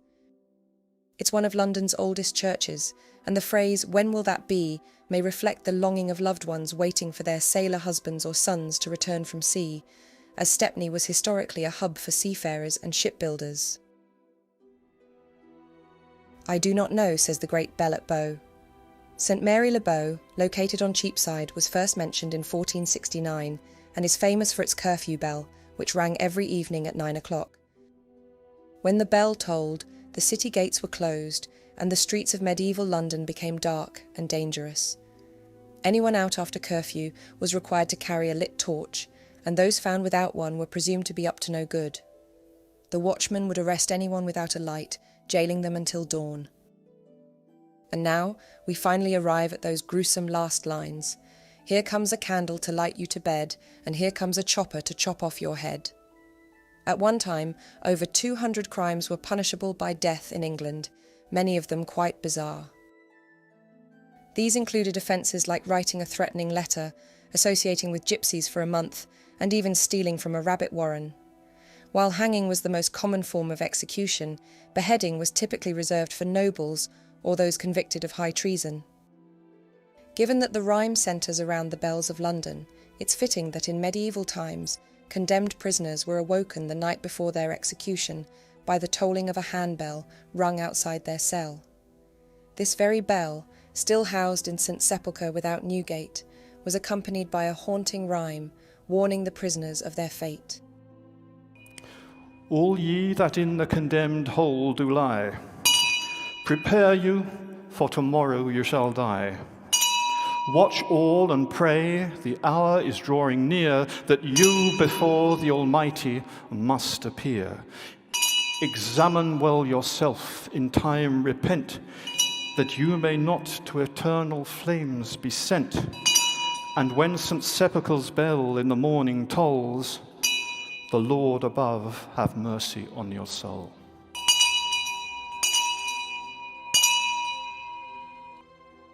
The following morning, as the condemned were loaded onto a cart for their journey to the execution site, the bells of St. Sepulchre would toll, marking the grim occasion. Beheading was actually the final stage of punishment for those convicted of treason, who suffered one of the most brutal execution methods in history: hanging, drawing, and quartering. After enduring being hung by the neck until almost dead, castrated and disemboweled, the final act was being cut into pieces and beheaded. The original London Bridge became infamous for displaying the severed heads of traitors, which makes it particularly interesting that the children's game associated with oranges and lemons is nearly identical to the one played to the London Bridge rhyme. There's even evidence that this game was played in medieval times, reinforcing the eerie connection between both these rhymes and London's history of executions. However, the last two lines of Oranges and Lemons, with their different rhythm, don't appear in earlier recorded versions of the rhyme. These lines were first documented by James Orchard Halliwell in the 1840s, who claimed to have collected them from oral tradition. Our modern version of the rhyme presents a clear narrative. Someone steals fruit, fails to pay, and is eventually executed. However, as we've seen, the earliest recorded version contained additional verses that don't align with this narrative. In fact, many recorded variations list even more London churches, along with the trades or activities associated with those areas, but they have no connection to the fruit-stealing theme. This may mean that the rhyme was originally more about remembering London's geography than telling a gruesome story. It could have acted as a map for London's largely illiterate population, helping them remember the city's layout by linking specific churches to their local activities and events. But what do you think? Were these chilling lines part of the original rhyme, or were they added later to give it a gruesome storyline? Share your thoughts in the comments below, and if your thirst for nursery rhyme origins still lingers, don't forget to subscribe and explore the rest of my channel. See you in a future video. For generations, nursery rhymes have been a pivotal part of childhood, but have you ever paused to contemplate their origins? These whimsical melodies hold a rich history far beyond their innocent facade, concealing surprising secrets. Take, for example, Three Blind Mice. Beneath its seemingly harmless exterior hides a story not intended for children, with a gruesome past that may astonish you. Join me as we embark on a journey to unveil the true meaning of this rhyme, peeling back layers of history to reveal the hidden origins behind its verses. Welcome back, Darklings. Before we delve into the gruesome history of this rhyme, let's first revisit the most widely recognised version. Three blind mice, see how they run, see how they run. They all ran after the farmer's wife, who cut off their tails with a carving knife. Did you ever see such a sight in your life as three blind mice? This rhyme made its debut in print as far back as 1609 in a book titled Deuteramelia, or the second part of music's melody, edited by the English musician Thomas Ravenscroft. Yet its origins likely precede this publication, as the book itself is a compilation of widely recognised common songs, hinting at a deeper history waiting to be uncovered. While the lyrics may differ from our modern version, the essence remains the same, accompanied by the unmistakable tune we still sing today, albeit at a slower pace. Three blind mice, Dame Julian, the miller and his merry old wife, she scraped her tripe, lick thou the knife. We will revisit to dissect those intriguing lyrics later on, but for now, let's explore the chilling historical event that is believed to have inspired this rhyme. Oxford is one of the world's most famous university cities. It's a stunning destination, brimming with history and adorned with graceful honey-coloured buildings. Its pathways beckon you to traverse through time, crossing ancient stone bridges and encountering some of Britain's most renowned landmarks. But amidst the romance and beauty, there is a darker side. In the heart of Broad Street, a cross-shaped arrangement of cobbled stones stands as a sombre reminder of a haunting event that still echoes through the centuries, an event that could potentially unlock the secrets behind 3 blind mice. The prevailing theory suggests that the mice symbolise 3 bishops, Hugh Latimer, Nicholas Ridley, and Thomas Cranmer, figures pivotal in England's Protestant Reformation. This movement was sparked by King Henry VIII's quest for an annulment from his first wife, Catherine of Aragon, in the 16th century, leading England to break away from Rome and transition from Catholicism to Protestantism. These bishops played crucial roles in this transformation, which continued under Henry's son, Edward VI. However, Edward's premature death at age 15 resulted in Mary Tudor, the daughter of Henry VIII and Catherine of Aragon, ascending the throne in 1553. Queen Mary sought to restore Catholicism in England, leading to the persecution of Protestants during her reign. Her harsh actions earned her the moniker Bloody Mary, and she is believed to be depicted as the farmer's wife in the 3 Blind Mice nursery rhyme. Queen Mary wasted no time in targeting the leaders of the Protestant Reformation, with Latimer, Cranmer, and Ridley at the top of her list. In early 1554, these 3 men found themselves confined together in a cell within the Tower of London, before being transferred to the Bocardo prison in Oxford to await trial for heresy. Remarkably, the door to their prison cell remains on display at St. Michael at the Northgate Church in Oxford, serving as a poignant reminder of their ordeal. Facing the threat of public burning, unless they recanted and embraced Roman Catholicism, Latimer and Ridley remained steadfast in their convictions and were consequently sentenced to death. However, Cranmer succumbed to the pressure and renounced Protestantism, submitting to the Roman Catholic faith. On October 16, 1555, the chilling sentence was carried out. Cranmer was forced to witness the fate of his friends from a nearby tower. In the midst of a large crowd, Ridley kissed the stake, and both men knelt in prayer. Despite a 15-minute sermon imploring them to repent, they remained steadfast. Subsequently, they were bound to the stake, each with a bag of gunpowder around his neck. In a moment of unwavering resolve, Latimer turned to Ridley, speaking the words, "Be of good comfort. Play the man, Master Ridley. We shall this day light such a candle, by God's grace in England, as I trust shall never be put out." As the flames engulfed them, Latimer succumbed to the smoke, his death mercifully swift. However, Ridley's fate was far more agonizing.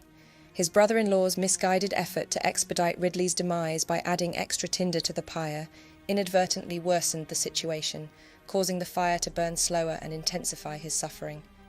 Writhing in excruciating agony, Ridley's desperate pleas to God for mercy echoed through the air. In a final act of desperation, he was compelled to thrust his face into the flames, igniting the bag of gunpowder around his neck and ending his torment. Despite Cranmer renouncing Protestantism, Queen Mary ordered his execution to serve as an example to others, and just 5 months later, he faced the same fate on the very spot where his comrades perished. Before his death, Cranmer was escorted to the University Church in central Oxford for a final opportunity to recant. Instead, he boldly proclaimed his Protestant beliefs, denouncing the Pope as Christ's enemy and Antichrist with all his false doctrines. This defiance led to his immediate removal from the pulpit and his swift journey to the stake. As the flames consumed him, Cranmer held up the hand that had signed his recantation, plunging it into the fire, declaring, "This is the hand that offended." The intensity of the fire left a set of nearby doors scorched, serving as a poignant reminder of the fervour with which the Oxford martyrs held to their beliefs. Today these doors are displayed between the quads of Balliol College, a solemn tribute to these men. The site of their execution remains marked by a small cobblestone section in Oxford's Broad Street, preserving their memory for generations to come. But why are these men portrayed as blind mice in the rhyme? During the 16th and 17th centuries, the term blind did not necessarily denote physical sightlessness, but often symbolized spiritual darkness or sinfulness. This usage draws parallels to Christ's miraculous healings of the deaf, dumb, lame, and blind, where these afflictions were associated with sin. Hence, the blind mice in the rhyme may symbolize spiritual blindness, implying they are unenlightened, unable to see the truth about their faith. Furthermore, the choice of mice as symbols may carry deeper connotations. Mice were commonly regarded as pests, representing nuisance and weakness. By portraying the bishops as mice, the rhyme may subtly convey a derogatory depiction of them as cowardly and troublesome figures. Viewed through this lens, the rhyme appears to reflect a pro-Catholic sentiment, although the mice could equally serve as a more general metaphor for human vulnerability and inclination towards sin. Returning to the original rhyme, let's examine the significance of the last line. She scraped her tripe, lick thou the knife. Tripe, also known as offal, is the stomach lining of farm animals such as cows, pigs, sheep, and goats. Historically, it was inexpensive and favoured by the lower class, while being avoided by the elite. But beyond its culinary context, tripe was commonly used to describe someone as worthless or unintelligent. Over time, it evolved into a term encompassing anything deemed stupid or worthless, but during the period when the rhyme was published, tripe, as slang, would specifically refer to individuals with these negative connotations. The line may hold profound implications, hinting at the purging or elimination of individuals deemed insignificant. It seems to be representing a cleansing, evoking the notion of discarding what is considered sinful or repulsive. It may even allude to Queen Mary's reign of terror, marked by the systematic eradication of Protestants from the country. This original rhyme also references Dame Julian. However, it's important to note that this actually means Dame Julian with a J. This variation in spelling arose because the letter J was one of the last additions to the English alphabet. The transition from I to J was first observed in the 1629 edition of the King James Bible. Prior to this, names like James and Jesus were spelled with I's rather than J's. Dame Julian was an anchoress who resided in Norwich, located in the east of England, from approximately 1342 to 1416. An anchoress was a woman who dedicated her life to God by inhabiting a small solitary room or cell attached to a church. These women would be permanently walled in, unable to leave for the entirety of their lives, with only a small window providing a view into the church. This allowed them to participate in church services, converse with visitors seeking spiritual guidance, and receive provisions while also managing waste removal. Anchoresses have appeared in nursery rhyme history before, as discussed in my video about Peter Pumpkin Eater on this channel. Most notably, during her time in seclusion, Julian penned what would later be recognised as the Revelations of Divine Love. These writings stand as the earliest surviving works authored by an anchoress in England and by a woman in the English language. What's intriguing, particularly in relation to Three Blind Mice, is that although Julian enjoyed a certain degree of recognition during her lifetime, both she and her writings faded into obscurity until their publication in 1670, nearly 60 years after the appearance of Dame Julian in the nursery rhyme. Her unexpected inclusion in Three Blind Mice has left historians thoroughly perplexed. It's also worth noting that Dame Julian is often depicted alongside a cat. According to regulations outlined for anchorites in a 13th century manuscript, they were permitted to keep a single cat to assist in controlling vermin. Whether there exists an ancient tale of Julian's cat chasing three mice, or if it symbolises Julian imparting enlightenment to three visitors blind to the word of God, remains uncertain. While it's unclear if the three mice reference the Oxford martyrs, the imagery within the Three Blind Mice undeniably suggests strong religious undertones. Some also speculate that the three mice could represent the Holy Trinity. But what do you think? Could the three blind mice symbolise the Oxford martyrs, or do you have an alternate interpretation of this mysterious rhyme? Leave your thoughts in the comments below, and if your thirst for nursery rhyme origins still lingers, don't forget to subscribe and explore the rest of my channel. See you in a future video. We're all familiar with the charming rhyme of Little Jack Horner. A jubilant little boy discovers a plum nestled inside his Christmas pie, a scene that has captured the imagination of generations. However, peel back the layers of innocence, and a startling revelation awaits. Beyond the charming facade of this character lies a real, flesh-and-blood figure from history harbouring dark secrets. Join me as we peer beneath the surface to expose a shadowy reality that turns the whimsical into the mysterious. Welcome back, Darklings. Before delving into the historical roots of Little Jack Horner, let's first reacquaint ourselves with the most widely recognised rendition of the rhyme. Little Jack Horner sat in the corner, eating his Christmas pie. He put in his thumb and pulled out a plum, and said, "What a good boy am I." The origins of this rhyme lead us to a 16th century legend from Somerset, England. As Christmas loomed over Glastonbury, the abbot found little cause for celebration. Burdened by the imminent demise of his beloved abbey, he concocted a desperate plan. King Henry VIII's relentless dissolution of the monasteries left the abbot with little hope, but an idea took root in his mind. A Christmas gift for the king, a peace offering to salvage the remnants of his sacred sanctuary. Summoning his steward, Horner, the abbot entrusted him with a Christmas pie, a sumptuous but rather meagre offering for a king. Horner, reluctant to set forth for London through the cold and snow, questioned the significance of such a gift. Yet, the abbot insisted, extracting a solemn promise from Horner to guard the pie with his very life. As the long, arduous journey unfolded, hunger gnawed at Horner, and a sinister curiosity whispered in his ear. Why not take a tiny piece of fruit from the pie to satiate his appetite? Surely no one would notice, and it couldn't harm. Delicately lifting the pastry, his fingers encountered something unexpected. To his astonishment, instead of fruit filling, he withdrew a paper, a deed to one of Glastonbury's properties, a manor house with land and lead mines. Intrigued, he delved deeper, discovering 11 more deeds concealed within the seemingly innocent Christmas pie. The abbot, it appeared, was orchestrating a desperate gambit to dissuade Henry from seizing the abbey, tempting him with these properties instead. Keeping the first deed for himself, Horner delivered the remaining papers to the king. Caught in a treacherous web, the abbot faced a no-win situation. Accusing Horner of theft would expose the abbot's corrupt attempt to bribe the king. The cunning steward, now in possession of the deeds, had gained the upper hand. Horner held the keys to the estate of Mells Manor in Somerset, home to Horner's descendants until this very day. The Christmas pie, once a seemingly innocent offering, had become a vessel of clandestine intrigue, betrayal and greed.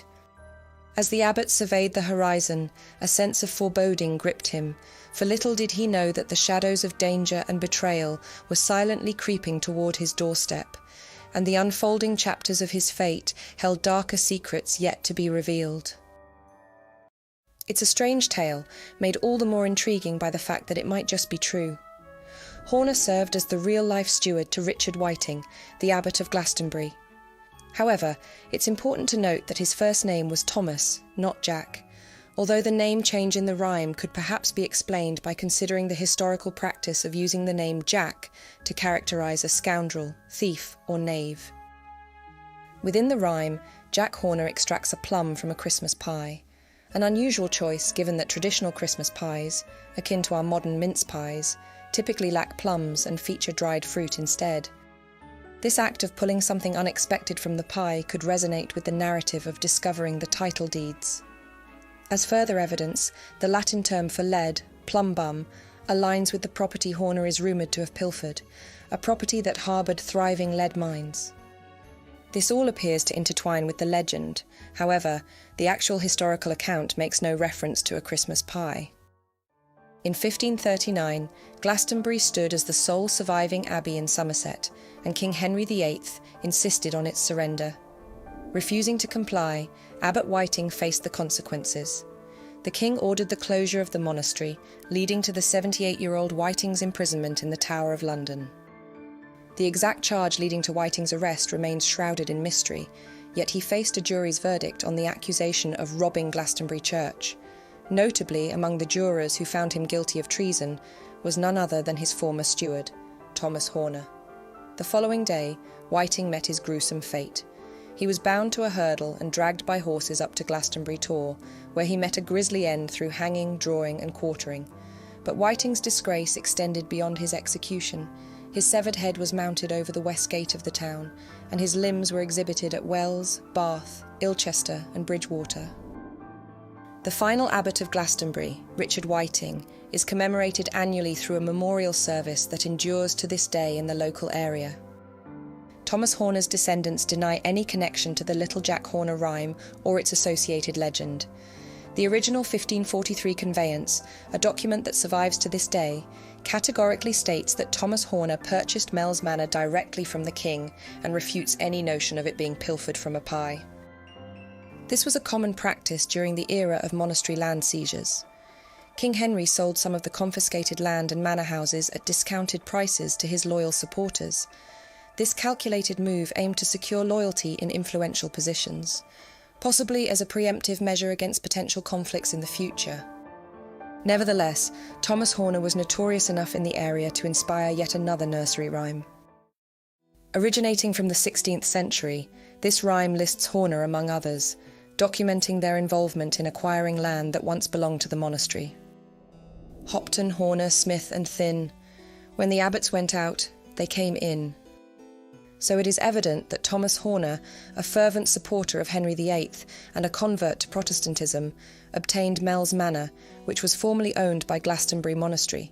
He also played a direct role in the unfortunate fate of the abbot, making Horner somewhat unpopular among the local Roman Catholic residents. Examining this perspective, perhaps the plum in the rhyme symbolises the concept of gaining something with minimal effort. In Tudor times, plum was slang for a fortune of £100,000 and later evolved to denote something highly lucrative, particularly when acquired through bribery, influence or deception. It encapsulates the notion of obtaining a substantial reward with little exertion, akin to the term plum job, for instance. In fairness to Thomas Horner's descendants, it's worth noting that the earliest surviving publication of Little Jack Horner dates back to 1725, approximately 200 years after the incidents that supposedly inspired it. The rhyme made its appearance in Namby Pamby, a satire penned by Henry Carey that lampooned fellow writer Ambrose Phillips. Phillips had composed childlike poems for the offspring of his aristocratic patrons. However, namby-pamby references various other nursery rhymes, and the sections we recognise from the rhyme today are indicated in italics, with the remaining believed to be Carey's additions. This implies that the rhyme was actually very well known before Carey's publication, although regrettably, any earlier published mentions of the Jack Horner rhyme have been lost to the sands of time. Whether Little Jack Horner drew inspiration from Thomas Horner remains uncertain. Nevertheless, the legend and narrative surrounding this rhyme have moulded Little Jack Horner into a symbol representing opportunistic greed, the quest for substantial rewards with little effort. His character has found its way into numerous political texts, satire and cartoon villains, becoming a recurrent metaphor for such tendencies. But what do you think? Could Thomas Horner be the living embodiment of Jack Horner? Feel free to share your opinions in the comments below. And if your thirst for nursery rhyme origins still lingers, be sure to subscribe and explore the rest of my channel. See you in a future video. Across generations, nursery rhymes have played a crucial role in shaping childhood. But have you ever thought about the fascinating origins of these beloved rhymes? Beneath their whimsical tunes lies a rich history filled with surprising secrets. Take, for instance, Rock-a-Bye Baby. This haunting lullaby, depicting a baby in a precarious treefall, conceals a captivating backstory full of unexpected twists and turns, and the disturbing hidden agenda lurking behind its verses is sure to leave you astounded.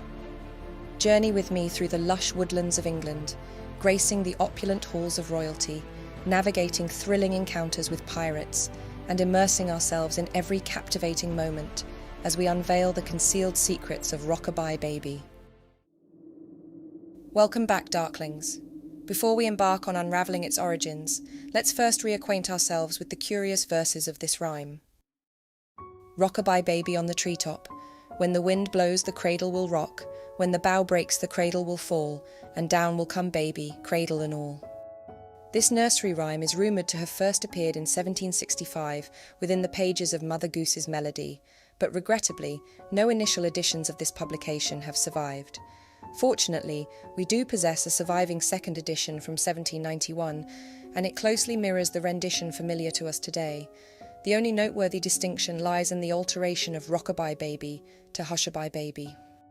This is where the narrative of Rock-a-Bye Baby starts to take an intricate turn. The absence of the first edition leaves us in uncertainty. Did the rhyme appear in the first edition? And if it did it differ to this second edition version? The rhyme surfaces again in Gammer Gurton's Garland, published in 1784. This emerged roughly 2 decades after the first edition of Mother Goose's Melody, but notably preceded the second edition. Bee, baa, babby, loo on a treetop. When the wind blows, the cradle will rock. When the wind ceases, the cradle will fall. Down comes baby and cradle and all. This publication also features a note stating the first line is a corrupted version of the French nurse's warning in a fable, and translates to, "Hush, there's the wolf." Jean de La Fontaine collected fables from a wide variety of sources and adapted them into French free verse. They were issued under the general title of Fables in several volumes from 1668 to 1694 and are considered classics of French literature. Within this anthology, the origins of the phrase "bee baa babby loo" can be traced. The fable in question recounts the story of a persistently crying baby warned by the nurse to quiet down or risk being fed to the hungry wolf waiting outside. As the child becomes quiet, the wolf, who patiently anticipated an easy meal, overhears the nurse praising the child for good behaviour. She boldly declares that if the naughty wolf comes for her child, they'll beat him to death. Disappointed and hungry, the wolf retreats into the woods, muttering about the consequences of trusting those who say one thing and mean another. If this was the original wording of the rhyme, could it be that Rockabye Baby evolved from this fable? If such a connection exists, it implies that the rhyme is narrated from the perspective of a mother or nurse, using a threat to compel the child to hush or face repercussions, but ultimately the threat is empty, devoid of actual intent. The next time Rockabye Baby surfaces is in 1805 in Songs for the Nursery. Intriguingly, the rhyme's lyrics are different yet again. Rockabye Baby, thy cradle is green, father's a nobleman, mother's a queen. This variation potentially reinforces the notion that the origins of the rhyme might be entwined with the turbulent events of the 17th century, suggesting a disturbing hidden agenda. But before delving deeper into this intriguing possibility, let's explore some other theories that aim to explain the origins of this peculiar rhyme. Renowned Egyptologist Gerald Massey sought to demonstrate the manner in which New Testament Christianity evolved directly out of ancient Egyptian mysteries in his work Ancient Egypt, The Light of the World, published in 1907. Notably, Massey's writings emphasized compelling parallels between Jesus and the Egyptian deity Horus. While Massey only mentions the rhyme briefly and doesn't provide specific evidence, he implies that the prevailing belief during his time was that Rockabye Baby was a reference to the infant Jesus. However, he contends that this notion evolved from Egyptian mythology, suggesting that the baby in the rhyme could ultimately symbolize Horus. Within the same chapter, Massey elaborates on the concept found in Egyptian mythology, where a sycamore tree, serving as the cradle of life, defines the boundary between the realms of the living and the afterlife. Over time, he believed this mythological emblem evolved into the iconic Tree of Knowledge in the Garden of Eden. The Egyptian sycamore symbolizes profound themes of life, death, and rebirth. It raises the intriguing possibility that the imagery of the baby's fall in the rhyme could serve as a representation of both Jesus's and, consequently, Horus's descent to earth followed by resurrection. Alternatively, the descending infant might depict the fall of man, a concept in Christianity signifying the initial transition of the first man and woman from a state of obedience to God to one of guilty disobedience, the loss of innocence visually represented by the falling child. The Tree of Jesse, a recurrent motif in Christian art, portrays the lineage of Jesus Christ, commonly appearing in medieval artworks. This symbolic tree consistently features an infant Jesus at the top. It is plausible, therefore, that these rich visual representations and religious concepts inspired the creation of the nursery rhyme. Another idea for the genesis of Rockabye Baby harks back to 17th century America, where an English immigrant observed how Native Americans cared for their infants. Descriptions sent back home to England detailed the use of cradle boards by these indigenous communities, suspending the infants from trees to be gently swayed by the breeze. In an era predating photographs, with only written accounts available, English minds might have inaccurately envisioned a baby in an English-style cradle, nestled in a tree, prompting curious contemplation about how they avoided falling out and inspiring the rhyme. Some sources even suggest that Rockabye Baby was originally a Native American lullaby and eventually found its way into English culture through adoption and adaptation. Nestled within Shining Cliff Woods in Derbyshire, England, the remnants of a once majestic yew tree holds a local legend believed to have inspired the rhyme. The story unfolds with Betty Kenyon and her husband Luke, dedicated charcoal burners who lived in a movable hut beneath the towering tree. Raising 8 children, they ingeniously used a hollowed-out branch in the tree as a makeshift cradle while they worked. They chose this specific tree for a poignant reason. It served as the solemn resting place for their first infant, who tragically passed away just a few days after birth. Shining Cliff Woods was owned by the Hurt family, who held a fondness for the Kenyons. Francis Hurt went as far as commissioning James Ward, a Royal Academy artist, to immortalise the couple in portraits. Historical records confirm the Kenyons' profession as charcoal burners, placing their births around 1730. Yet, if the nursery rhyme indeed debuted in the first edition of Mother Goose's Melody in 1765, the timeline challenges the likelihood of the Kenyon story being the rhyme's origin. This intriguing theory only persists if the rhyme did not appear in the first edition, but emerged in subsequent years. The mystery lingers, leaving the truth tantalizingly just out of reach. An alternate theory suggests the rhyme's origin in 17th century maritime culture or pirate songs, potentially teasing a novice cabin boy assigned to the crow's nest, the ship's highest point. The term baby in the rhyme might originally have referred to a young, inexperienced crew member. The cradle symbolises the ship's crow's nest, and the tree bough transforms into the boat's bow. Together, it paints a vivid image of a young sailor, apprehensive on his maiden voyage, while shipmates jest from below, warning him not to tumble from the crow's nest, and playfully suggesting he'd be the first to fall if the ship sank. This idea certainly resonates with the verses of the rhyme, but in the absence of concrete evidence, it remains purely speculative. To uncover any tangible evidence, we need to revisit the original publications. The rhyme in Mother Goose's Melody is accompanied by a poignant footnote. This may serve as a warning to the proud and ambitious who climb so high that they generally fall at last.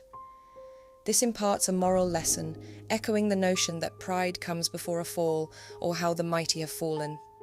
The captivating link to the fable in Gamma Gurton's Garland, cautioning against placing trust in those who make empty promises, raises a thought-provoking question. Could the rhyme serve as a subtle form of political commentary? Intriguingly, a baby was at the centre of political upheaval and widespread public unrest during the 17th century, possibly holding the key to unravelling the origins of this rhyme.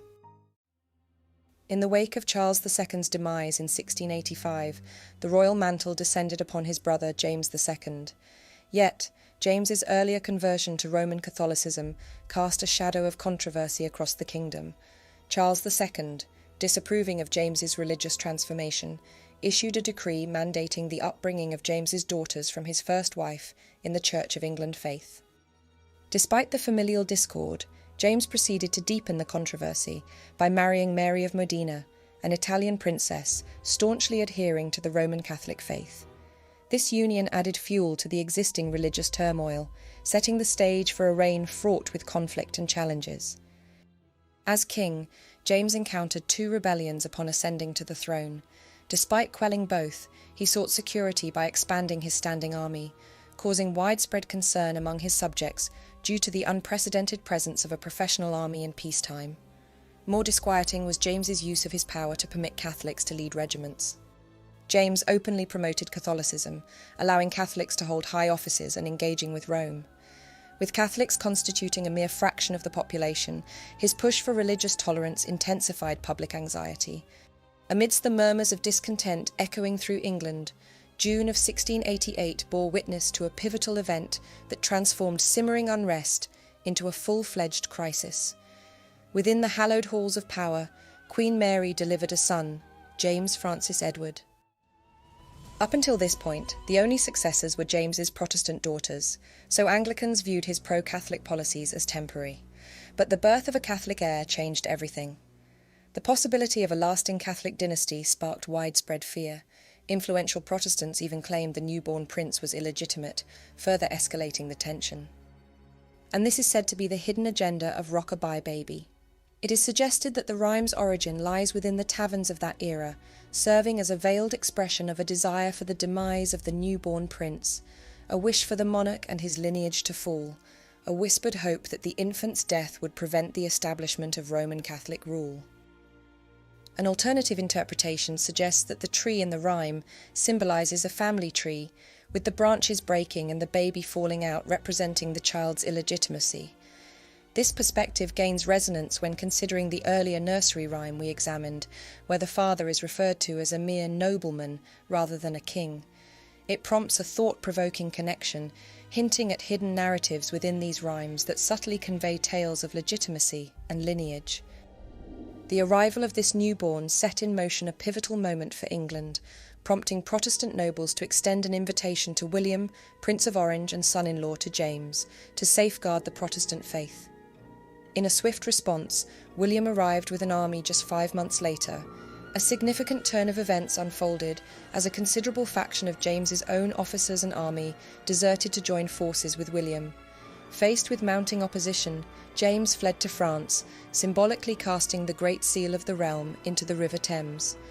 Parliament, interpreting James's actions as an effective abdication, declared his daughter Mary as the new monarch, elevating her husband William to the status of king. Perhaps then, the footnote from Mother Goose's melody, reminiscent of "How the mighty have fallen," is alluding to these events. But what do you think? Is Rock-a-Bye Baby rooted in the era of James II? Or could it be tied to the other possibilities we explored? Whether it's expressing religious undertones, a glimpse into Native American childcare practices, a nod to the Kenyan family of Shining Cliff Wood, or an echo of an old sea shanty? Which resonates with you? Or maybe you have your own ideas. Share your thoughts in the comments below, and if your thirst for nursery rhyme origins still lingers, don't forget to subscribe and explore the rest of my channel. See you in a future video.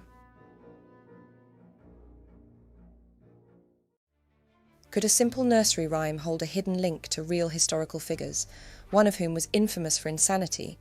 And could an ancient manuscript prove that this rhyme is far older than we ever imagined? In this video, we'll uncover the true origins of I Had a Little Nut Tree. You'll discover how this seemingly innocent rhyme may have been inspired by political intrigue, forbidden alliances, and a dynasty teetering on the edge of chaos. We'll explore how it could be a coded reference to a queen whose legacy was shaped by betrayal and madness, and delve into the mystery of a medieval manuscript that could rewrite everything we thought we knew about its origins. But be warned, once you learn the truth, you'll never hear this rhyme the same way again. Welcome back, Darklings. Before we dive into its shocking secrets, let's take a moment to revisit the most familiar version of this intriguing rhyme. I had a little nut tree, nothing would it bear, but a silver nutmeg and a golden pear. The King of Spain's daughter came to visit me, and all for the sake of my little nut tree. Her dress was made of crimson, jet black was her hair. She asked me for my nutmeg and my golden pear. I said, "So fair a princess never did I see. I'll give you all the fruit from my little nut tree." Most nursery rhymes, much like fairy tales, were not originally intended for children. They began as old folk songs, passed down orally through generations, and were only later adapted for children during the 18th and 19th centuries, when the collection and preservation of such songs became fashionable. Although this particular rhyme first appeared in print in 1797 in the newest Christmas box, it is widely believed to be much older. The version first recorded in 1797 is nearly identical to the one we know today, but it includes an additional verse. I skipped over ocean, I danced over sea, and all the birds in the air couldn't catch me. One of the most compelling theories behind I Had a Little Nut Tree suggests that this seemingly innocent rhyme is actually a coded reflection of a princess's arrival in England, one that ignited a power struggle, fueled ambition, and placed a dynasty on the edge of ruin. But who was she, and what secrets does the rhyme really hold? In 1501, a Spanish princess left behind the sun-drenched plains of Castile and set sail for the cold, misty shores of England. She was bound for a future that had been decided for her since infancy, a marriage to a prince she had never met. This was the fate of Catherine of Aragon, just 15 years old. Betrothed to Prince Arthur of England, her marriage had been arranged to seal a powerful alliance between Spain and the newly established Tudor dynasty. The wedding was a grand spectacle, held at St. Paul's Cathedral on November 14, 1501, a union celebrated as the dawn of a golden age between the two kingdoms. Yet, within months, that future crumbled. Arthur, also 15, fell gravely ill at Ludlow Castle, where he and Catherine had been sent to rule as Prince and Princess of Wales. The exact cause of his death remains a mystery. Some say sweating sickness, others tuberculosis, but whatever the illness, it claimed his life in April 1502. Catherine, now a widow, found herself stranded in a foreign land, her carefully arranged marriage over before it had even begun. Under normal circumstances, Catherine would have been sent back to Spain, her marriage declared void, and her dowry returned. But Henry VII, Arthur's father, had already received half of her dowry, 100,000 crowns, and had no intention of giving it back. Though the exact modern equivalent is difficult to determine, 100,000 crowns would be worth around £15 million today, a staggering sum that King Henry was unwilling to part with. At first, the 44-year-old king proposed a shocking solution. He would marry Catherine himself, but her parents, Ferdinand and Isabella of Spain, were horrified. They refused outright, seeing the match as both improper and politically insulting. So, a new plan emerged. Catherine would remain in England until Arthur's younger brother, Prince Henry, was old enough to marry her. It was a clever arrangement. Spain's alliance would be preserved, and the money would remain in English hands. Yet Henry VII continued to delay the marriage for years. Ferdinand of Spain insisted that if Catherine was to remain in England and marry Prince Henry, the outstanding 100,000 crowns should be wiped from the agreement. Henry VII, however, refused to let go of either the alliance or the full payment, creating a deadlock that left Catherine stranded in uncertainty. It was only upon Henry VII's death in 1509 that everything changed. The new king, Henry VIII, just 17 years old, wasted no time. Within weeks of taking the throne, he married Catherine, finally fulfilling the promise that had been delayed for so long. At 23, she was crowned Queen of England, though Spain never did pay the remaining dowry. Therefore, one of the most popular theories for the origins of I Had a Little Nut Tree suggests that it reflects Catherine's arrival in England and the political struggle that followed. In Tudor times, nutmeg was worth more than gold. It could only be grown on the remote Banda Islands in Indonesia, and European merchants fought wars over its control.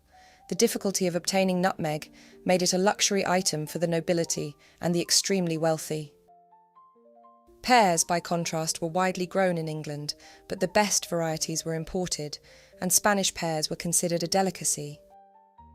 The fact that the nutmeg and pear are described as silver and gold suggests they are being used as symbols of vast wealth and power, things Henry VII was eager to acquire through his son's marriage to Catherine.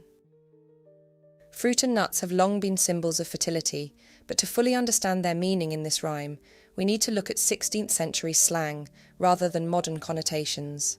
In the 1500s, nut was sometimes used as a euphemism for the head of a penis, adding a rather suggestive undertone to the imagery. Meanwhile, nutmeg was believed to be a powerful aphrodisiac, thought to enhance fertility and increase sexual stamina. This raises the intriguing possibility that I Had a Little Nut Tree carries a cheeky double meaning, a playful, suggestive nod to royal lineage and the expectation to produce heirs. The nut tree in the rhyme could therefore represent a royal family line, carefully cultivated in the hope of producing strong, valuable fruit, or heirs to the throne. If the rhyme does reference Catherine, then it could represent the immense pressure placed on her to produce heirs. If the rhyme originated after Catherine's marriage to Henry VIII, it may also reflect the tension and uncertainty surrounding her inability to provide a surviving male heir. Despite multiple pregnancies, she suffered several miscarriages and stillbirths, and her only surviving child was Mary I. This failure to produce a male heir ultimately led to Henry VIII's infamous break from Rome, the annulment of their marriage, and his pursuit of a new wife in Anne Boleyn, a decision that would change the course of English history.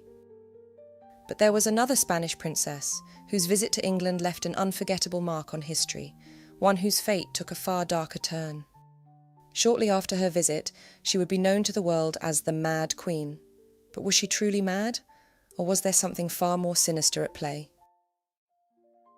James Orchard Halliwell suggested that I Had a Little Nut Tree commemorates the 1506 visit of Catherine of Aragon's sister, Joanna of Castile, to the English court. Joanna's arrival in England was not planned. Her ship was forced ashore by a storm while travelling from Flanders to Spain, and she found herself an unexpected guest at the court of Henry VII. Seizing the opportunity, Henry used her presence to negotiate trade and political alliances, hoping to strengthen England's position in European affairs. Some historians believe the golden pear and silver nutmeg in the rhyme symbolised the riches Spain was amassing from its growing empire, which England was eager to tap into. Spain, thanks to its sponsorship of Columbus, was reaping the rewards of the New World's resources, something Henry VII regretted missing out on. During her visit, Joanna's husband, Philip the Handsome of Burgundy, struck a deal with Henry VII, signing the Treaty of Windsor, a calculated move that sought to sideline Ferdinand of Aragon entirely. As part of the agreement, Henry formally recognised Philip and Joanna as the rightful rulers of Castile, directly undermining Joanna's father and shifting the balance of power in Spain. Given Henry's already fraught relationship with Ferdinand, this was a major diplomatic victory for Henry, but it was fleeting. Just months later, everything unravelled. Philip died suddenly in 1506, sparking rumours that Joanna's father, Ferdinand, had poisoned him to regain control of Castile. His death plunged Joanna into grief, but it was her reaction that truly shocked those around her. Joanna was deeply in love with Philip, but his constant infidelities had tormented her, leading to fits of jealousy and despair, sometimes escalating into violent public outbursts. But it was after his death that her behaviour became legendary. Pregnant with their sixth child, she refused to bury Philip, instead travelling across Castile with his coffin, convinced he would return to life at any moment. Some accounts even claim she regularly opened the coffin to embrace his corpse, a haunting image that would cement her legacy as Joanna the Mad. After Philip's death, Joanna attempted to rule Castile alone, but her father, Ferdinand, quickly seized control. Declaring her mentally unfit, he locked her away in the royal palace of Tordesillas and ruled as regent in her place. When Ferdinand died in 1516, Joanna should have become queen in her own right. Instead, her son, Charles V, continued to keep her imprisoned, ruling Spain and the Holy Roman Empire as if she did not exist. She reportedly became paranoid, believing the nuns caring for her were trying to kill her. In her final years, she refused to eat, bathe, or even change her clothes. She remained in confinement for 46 years, until her death in 1555. Historians still debate whether Joanna truly suffered from mental illness, or whether her so-called madness was just politically convenient for the men in her life. Some suggest she may have had severe depression, schizophrenia or psychosis, possibly inherited from her grandmother, Isabella of Portugal, who was also confined for instability. Others argue that her emotional distress was a reasonable response to the betrayal of nearly everyone around her. But back to the rhyme. In the 1500s, nutmeg was more than just a luxury spice. It was steeped in mysticism and medicinal lore. It was believed to calm the nerves, relieve anxiety, and even prevent insanity, an ironic detail if the rhyme really refers to Joanna of Castile. Nuts themselves were often used as visual metaphors for secrets, with their hard shells concealing something valuable inside. Given the dreamlike quality of the rhyme, some believe it hints at Joanna's confinement, the political intrigue surrounding her, and the question of whether she was truly mad or merely silenced. While both the Catherine of Aragon and Joanna of Castile theories have compelling points, personally, I have one issue. The rhyme describes the princess as having jet black hair. Yet both Catherine and Joanna were fair-skinned with light hair, though it's possible this detail could have changed over time, as the rhyme lost its original meaning. But there's another issue. During my research, I came across a manuscript that might prove the rhyme is far older than either of these figures. The Sloane manuscript 2593 is a remarkable collection of Middle English and Latin songs and carols, currently housed in the British Library. Dating to around 1450, it preserves a fascinating glimpse into the music and poetry of the medieval world, including a song that may well be the earliest known version of I Had a Little Nut Tree. Middle English is a little difficult to understand, so here is a modern translation. I have a new garden, and new it has begun. Such another garden I know not under the sun. In the middle of my garden, a pear tree is set, and it will not bear, but a single pear lent. The fairest maid of this town prayed me to graft her a graft of my pear tree. The phrase pear lent likely means a single pear, symbolising something rare and precious. The graft refers to the maiden asking for a cutting of the tree, but this song could also have a romantic, double meaning. In Middle English poetry, gardens were often symbols of love, purity, and longing. This song appears to be a courtly love story, where the garden and tree represent the speaker's heart or virtue, and the maiden asking for a graft suggests she is seeking his love or devotion. The similarities to I Had a Little Nut Tree are undeniable. Both feature a fruit-bearing tree that is desired by a female figure, and both have a dreamlike, romantic quality. If this 1450 song is indeed the origin of the nursery rhyme, then it is far older than Catherine of Aragon or Joanna of Castile, meaning those theories, while still possible, may actually be later adaptations. Older folk songs were often repurposed, with lyrics changed over time to reflect contemporary events. It's entirely possible that an existing medieval song was altered to commemorate Joanna's visit or Catherine's royal marriage. But regardless of its true meaning, what I find remarkable is that this song first appeared in a manuscript in 1450, yet didn't resurface in print for nearly 350 years, meaning it was likely preserved entirely through word of mouth until 1797. When I make these videos, I often see comments from people doubting that nursery rhymes could predate their first published versions. But I think this rhyme proves beyond a doubt that many of them are far older than we realise. But I'd love to hear what you think. Where do the true origins of this rhyme lie? Share your thoughts in the comments below. And if your thirst for nursery rhyme origins still lingers, be sure to subscribe and explore the rest of my channel. See you in a future video. Ring around the rosy, a pocket full of posies. A simple childhood rhyme, sung for generations. But could its origins be far more sinister than we ever imagined? In this video, we'll explore the dark and unsettling history behind Ring Around the Rosy, or as we call it here in Britain, Ring-a-Ring-a-Rosies, and delve into the theories that link it to one of the deadliest plagues in history. You'll discover the eerie connections to disease, superstition, and forgotten rituals, and uncover hidden clues in older versions of the rhyme that may reveal a truth stranger than fiction.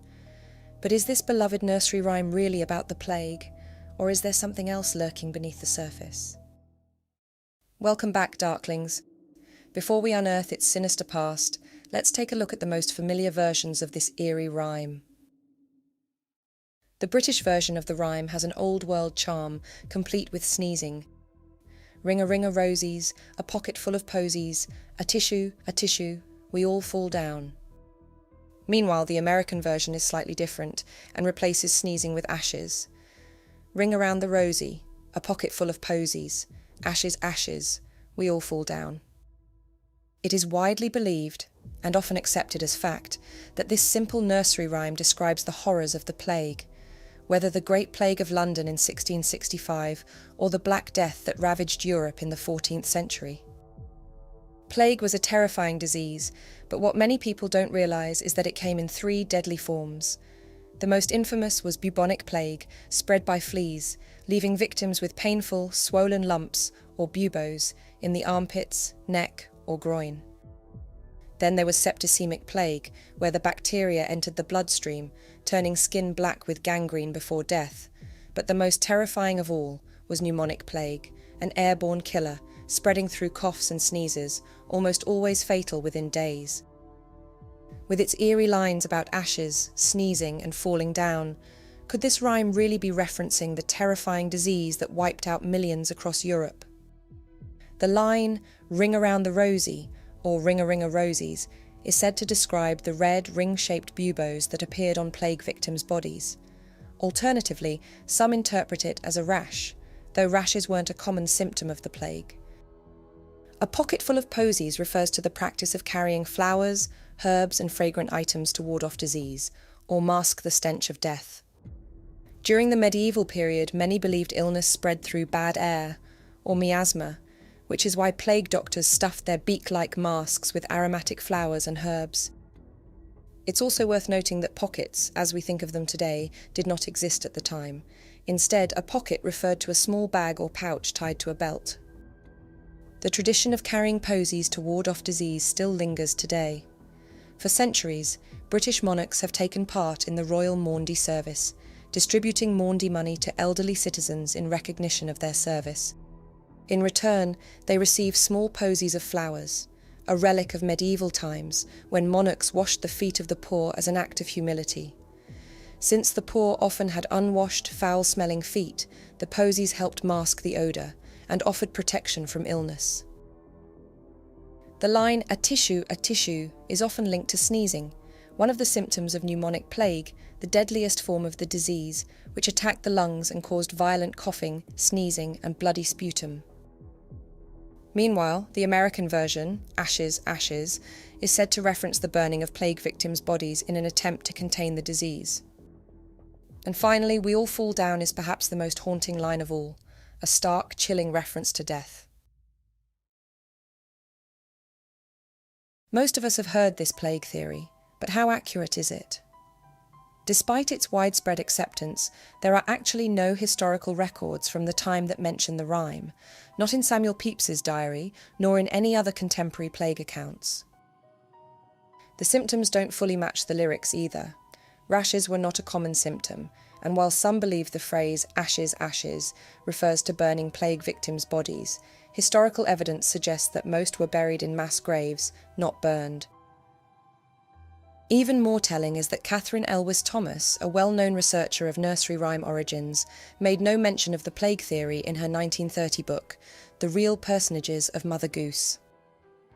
Given that she explored the historical connections behind rhymes like Baa Baa Black Sheep and Jack and Jill, it seems strange that she wouldn't include such a compelling idea. Yet, by the 1950s, the plague explanation had taken on a life of its own, becoming the widely accepted origin of the rhyme. The renowned folklorists Iona and Peter Opie noted that almost everyone they encountered was keen to tell them the plague theory, so much so, in fact, that they joked about staying at home, just to avoid hearing it yet again. But if the plague theory doesn't hold up, then where did this rhyme actually come from? Perhaps earlier printed versions can give us some clues. The earliest known mention in English appears in 1855 in the Old Homestead, but it's noticeably different from the version we know today. A ring of roses, laps full of posies, awake, awake, now come and make a ring of roses.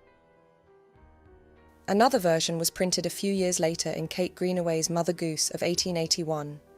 Ring a roses, a pocket full of posies, hush hush, we're all tumbled down. Neither of these versions mentions sneezing or ashes.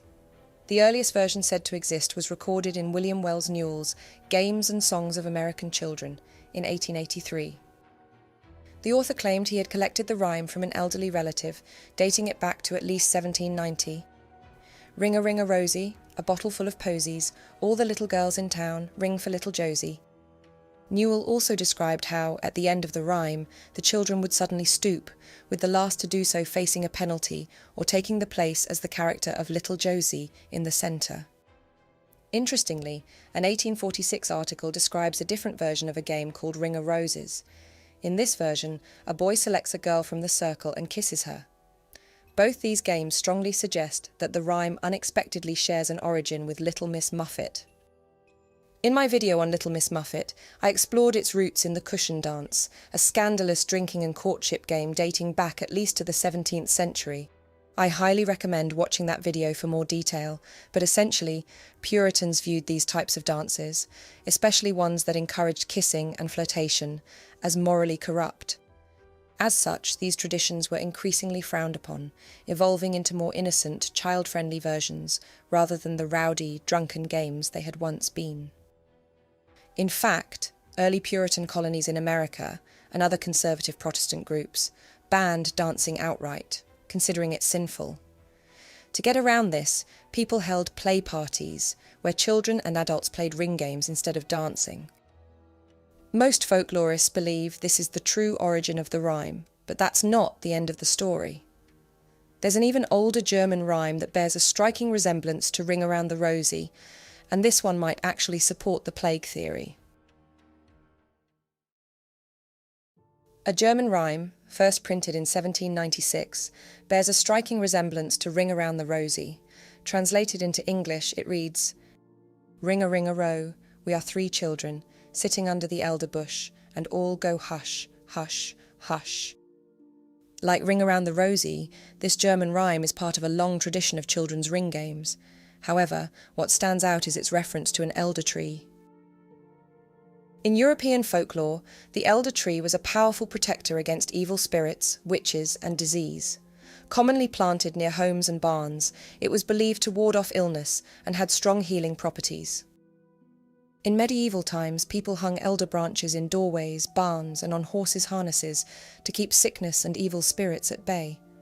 Interestingly, its strong aroma repels flies, which may explain its ancient association with disease prevention. During the 14th century Black Death and later plague outbreaks, elderberries and elderflowers were widely used in folk medicine. Elderflower tea was a traditional remedy for fevers and respiratory illnesses, while elderberry syrup was believed to soothe coughs and sore throats. Salves made from elderflowers were applied to boils, burns and blisters, including buboes, the painful swellings caused by bubonic plague. The 17th century herbalist John Evelyn praised the elder tree as a kind of catholicon against all infirmities whatever, essentially a cure-all remedy. With such a deep-rooted connection to illness and healing, could there actually be a link between this rhyme and the plague after all? But the elder tree wasn't just valued for its medicinal properties, it was steeped in mysticism and superstition. Some traditions saw it as a gateway to the fairy realm, believed to house the spirit of the Earth Mother. With such strong folkloric ties to magic and protection, it's easy to see why the elder tree may have woven its way into a children's rhyme. But if Ring Around the Rosie wasn't originally about the plague, then where did this eerie association come from? The answer may lie in the history of public health campaigns. The bacterial cause of the plague was only discovered in 1894, and from that point onward, public awareness of disease prevention began to grow. This emphasis on hygiene became even more urgent after the Spanish flu pandemic of 1918, which killed millions worldwide. As fear of contagion spread, so did government efforts to teach the public about hygiene. By World War II, governments were using rhymes and slogans to encourage better hygiene. One of the most famous was, "Coughs and sneezes spread diseases." This phrase was first used during the 1918 influenza pandemic in the United States, and later adopted by Commonwealth health ministries during World War II. The goal was to remind people to cover their mouths, use handkerchiefs, and be more mindful of hygiene to stop the spread of illness. It's entirely possible that children's playground games absorbed this growing awareness of sneezing and disease, gradually shaping the modern interpretation of Ring Around the Rosie as a plague-related rhyme. But whether fact or folklore, its eerie reputation has given it an enduring legacy, keeping the rhyme alive in public imagination for generations. Whether or not Ring Around the Rosie truly originated from the plague is almost irrelevant. What matters is its power to keep the past alive. This simple rhyme draws us back to the fears, beliefs, and struggles of those who came before us. As long as we continue to sing it, those who lived and suffered through the plague are never truly forgotten. But what do you think? Does the rhyme hold a dark secret, or is it simply a case of folklore evolving over time? Share your thoughts in the comments below, and if your thirst for nursery rhyme origins still lingers, be sure to subscribe and explore the rest of my channel. See you in a future video.